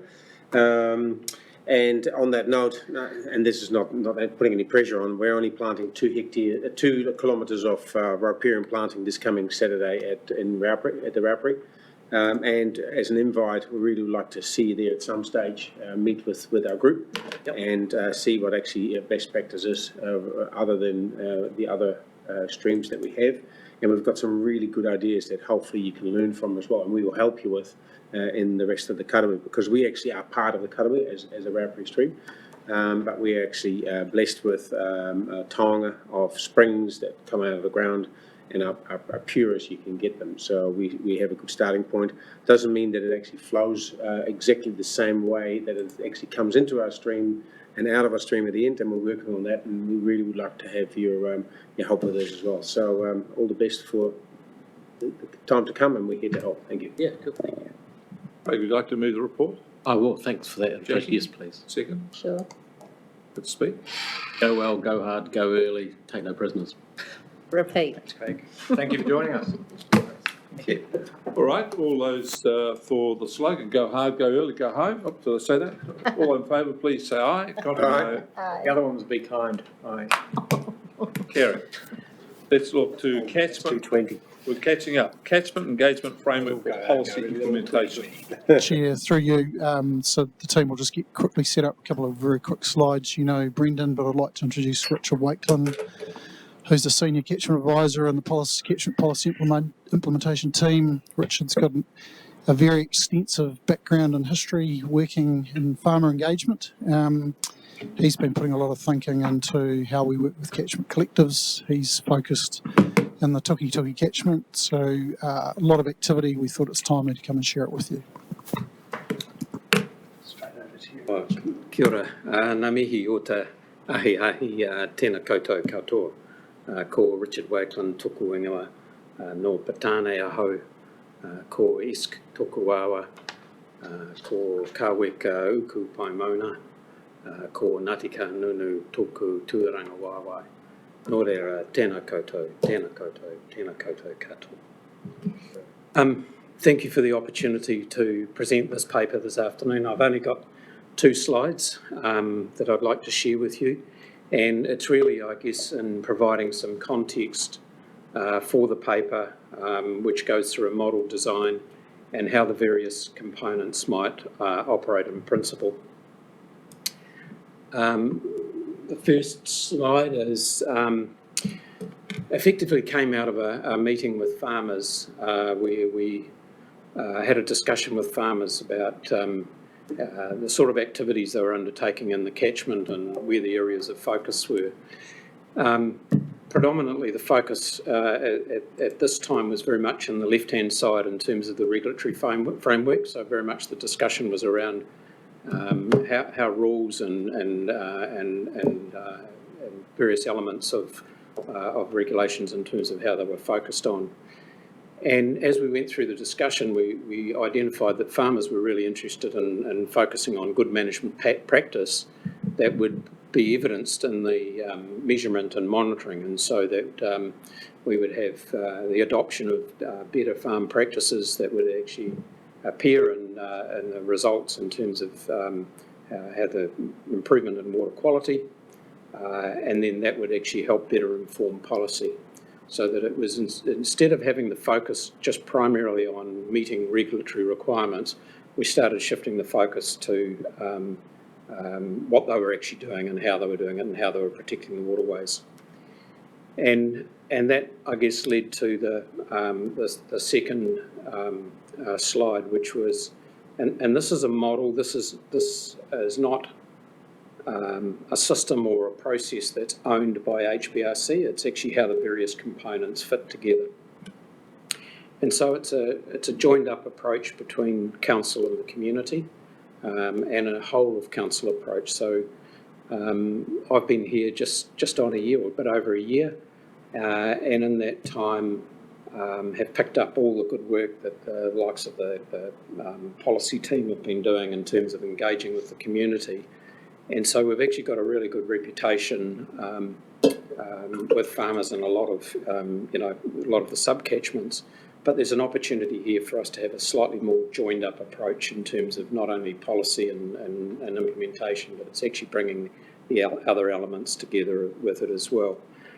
It's also an opportunity for us to start thinking about a co-design or a co-innovation approach with the community as well, in terms of the areas that they're having challenges with and the opportunities that we have to work together. In the paper, I've talked about a proposed iwi group emerging as well. And this is very much in a concept stage at this stage. I've had some very early discussions with Māori partnerships, and there's a real keenness to engage there. And this was driven by the fact that when we talk to farmers in the catchment groups, engaging with iwi was quite a priority for them. But there was a lot of challenge in the how and who, how to engage and who to engage with. And so I guess the thinking was by starting a parallel process to allow Māori to organise themselves in a catchment context, and then be able to start the kind of conversation at a collective level in terms of how the groups would work together. I guess that's probably enough from me in terms of explaining the model, and would really just, turn it out for questions and points of, Thank you. It was a very good paper, clear. All right, who's got questions? Craig? Sorry, thanks. Just a quick feeding off the earlier discussions. Often these are rurally kind of based, the old catchment group, an irrigation scheme, whatever it might be. But as you've seen today and probably already know, most of our most polluted waterways are urban, or at least travel through the urban areas. And when I look at the earlier slide, it's the traditional model. Will you be looking to expand to some type of urban construct or groups, particularly with the many marae that are along the urban waterways across Heretoga and Aotearoa, and it's a bit I've never quite worked out as to why a bit more attention is not paid to that part of this ecosystem. Yeah, it's a really good question, because it's, I think just looking at the challenges that we're having, particularly in the Tuki, if you look at Upper Tuki as a catchment and the relationship with Onga as a township, in terms of the tension between the challenges of water that actually sit between those two groups. And that's an example where the farmer, or the traditional catchment group model, has actually engaged with the township. And a very similar thing is occurring in Papanui with Otani, in terms of Manganuku, in terms of Tikakino. And so I guess we're developing what that model might look like. And there's always this sort of challenge around influence in terms of travel direction. But if we can concentrate on what we can do and action to start with, it actually helps build that relationship with that urban community.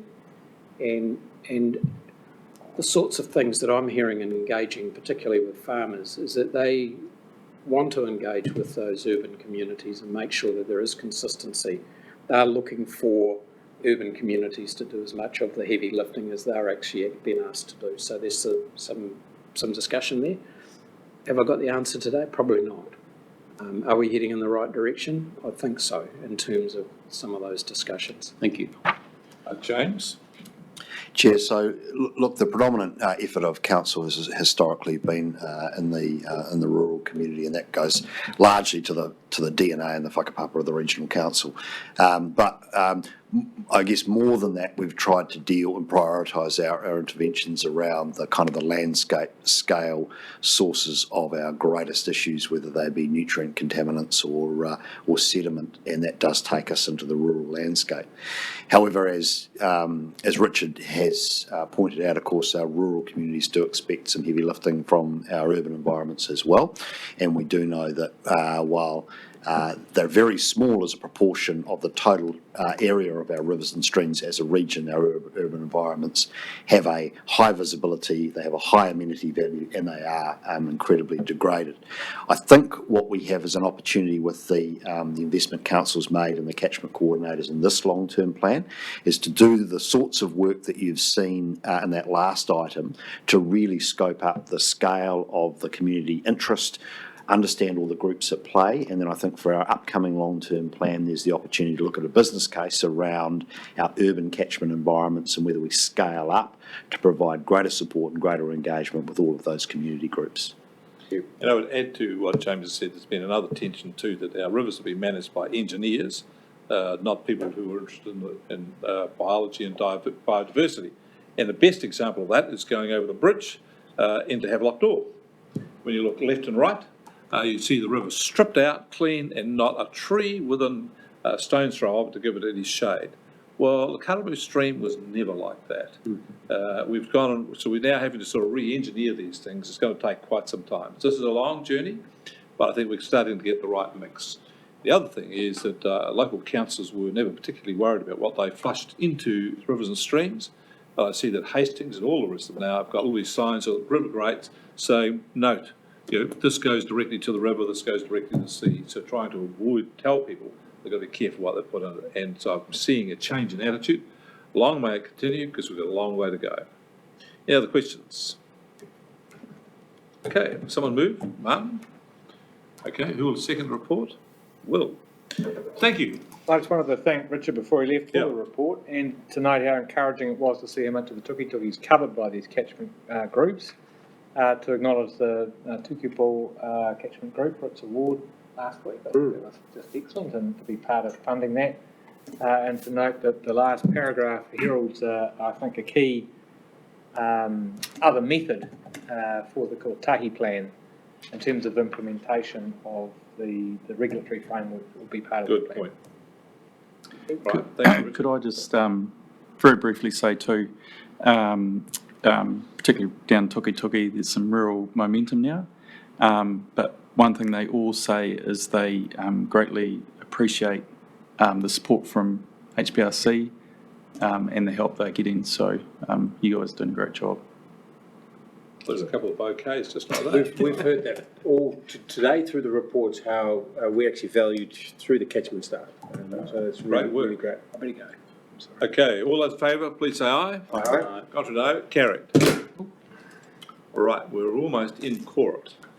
We've got one last thing to go. I think you're free to go, Martin. You're on favour, I have to go at 4:45 just to... Well, we've got to do this. All right, Ian, Craig was take it going at away. 4:30. You finished with it. Bit of pressure on you. Okay. So we're just we're going to do deer. And if you could just give us a brief introduction. I think we deal with this paper pretty quickly. I like Been a long time We don't since need I've a been. quorum if it's just info anyway. Called deer. Well, I've got to. I've read the paper and I understand it. We've got a lot of time constraints, including Friday. I'm afraid I have to go. Thank you, Martin. If Ian could just jump straight to how we're going to get rid of every single deer. Well, that's exactly the point. I thought the paper, and to me, this is a great explanation of the law and who's responsible, which I agree. You see, there's some other things happening around there with dock and deer stalkers. What I was going to have on my notes here was that when this report paper goes up to council as a recommendation for this committee, could we have a report from staff or maybe our primary deer stalker in this organisation? What can we do as a regional council to help spur on initiatives in addressing this problem? So that was, there's two answers to that, and I'll give you a quick taste of that. One is we need to change the law. The Wild Animal Control Act is not permitting us to take the required actions we need to do. There's probably three parts to it, actually. The third part is the Te Ara Ki Mua strategy that DOC have announced looks to take a place-based management of pest animals, including deer, goats and pigs. That's going to be the collaborative vehicle that will introduce a pathway and a time frame for doing those things. And then the last thing would be that potentially utilising the recreational hunting community in a managed way will help resolve that. Will we get rid of deer? Are we looking to eradicate deer? No. Be really clear that the DOC language now is to manage deer, not to eradicate, not to control, but to manage. So they're looking to manage deer at a level that balances their existence with the environment they live in. So they're not looking to eradicate, they're looking to manage. Is that because it's not possible? Combination of it's incredibly difficult to do that. What they're saying is they'll keep deer out of places they know they don't exist now, the far north, for example. But for New Zealand just doesn't have the resources or the tools to eradicate deer across the balance of our environment. So it's just too difficult. We don't have poisons.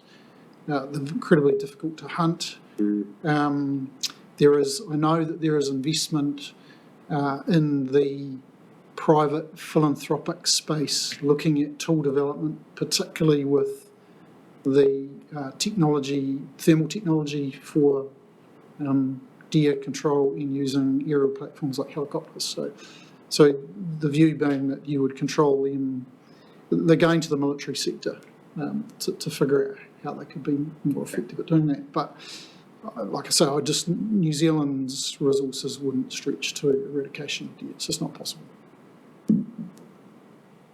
Thank you for that, Ian. Any questions, Jacqueline? So you pretty much summed it up saying that the law really does need to change if you actually want to get involved.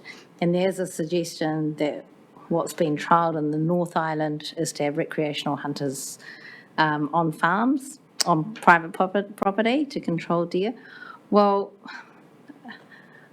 I mean, I'm intrigued as to how that could actually work, because there would be a lot of health and safety issues from people who own those farms. So, yeah, I mean, if you have any answers to that. Yeah, so that's the trial that they're working through at the moment. And, you know, look, potentially, because they're not paying to go on the farm, they're not being paid to be on the farm, the health and safety obligations and requirements could be different to being a contractor. Right. If we've got a contractor on farm, we are responsible for their health and safety.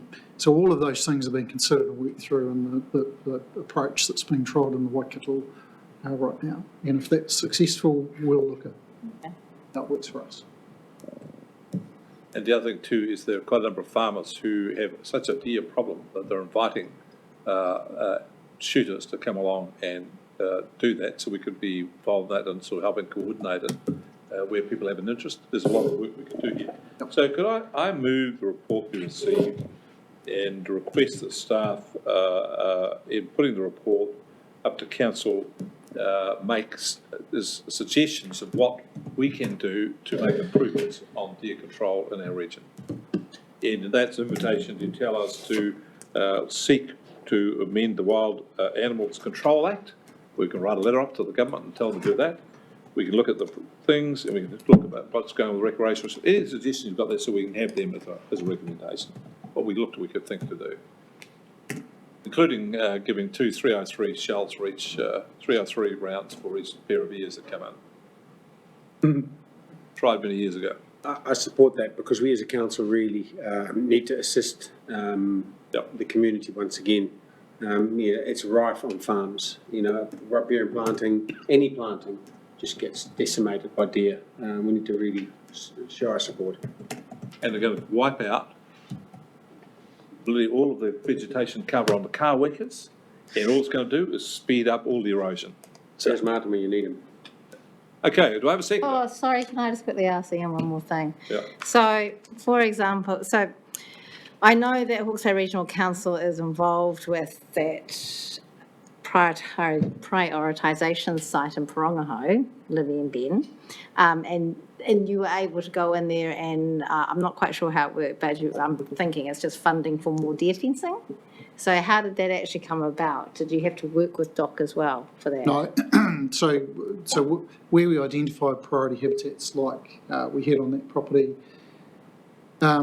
what we're effectively doing is deer fencing to exclude deer from the surrounding area and then eradicating deer from within the fenced area. Okay. And because it's site specific, we have the power under the Biosecurity Act and our regional plan to do that. In this case, we don't need to use powers because the landowners are on board and willing to do the work, so we wouldn't invest in it if they weren't. Would you like to second the motion? Yes. All right, would you like to speak to it? No. All right. Any other speakers? Yeah. There's none, I'll put the question. All those in favour say aye. Aye. Contrary, no. Carried. I think we've come to the end of the agenda because there are no discussion minor items on the agenda. So for closure, would someone like to, who would like to, please, with the karakia to close? I think, Sheriff, you did a fine job at lunchtime. I thought it would be a very good thing for you to close the day, if you don't mind, please. Okay. Once again, at the end of this day, we are grateful and thankful that we can look back on much achievement and deal with it once again. The responsibilities that we have been given as governors, that we continue to fulfil these and that we do this to the best of our ability. Be with our staff, especially also, who are very hard working under trying conditions. Be with those who are not well, and that soon they may recover, and that your healing hand may be upon them. Be with us all as we now return home, and that you grant us travelling mercies and that in due time we may be reunited again, safe and sound. This we all ask in his great name. Amen. Amen. Amen. Thank you, Jerry.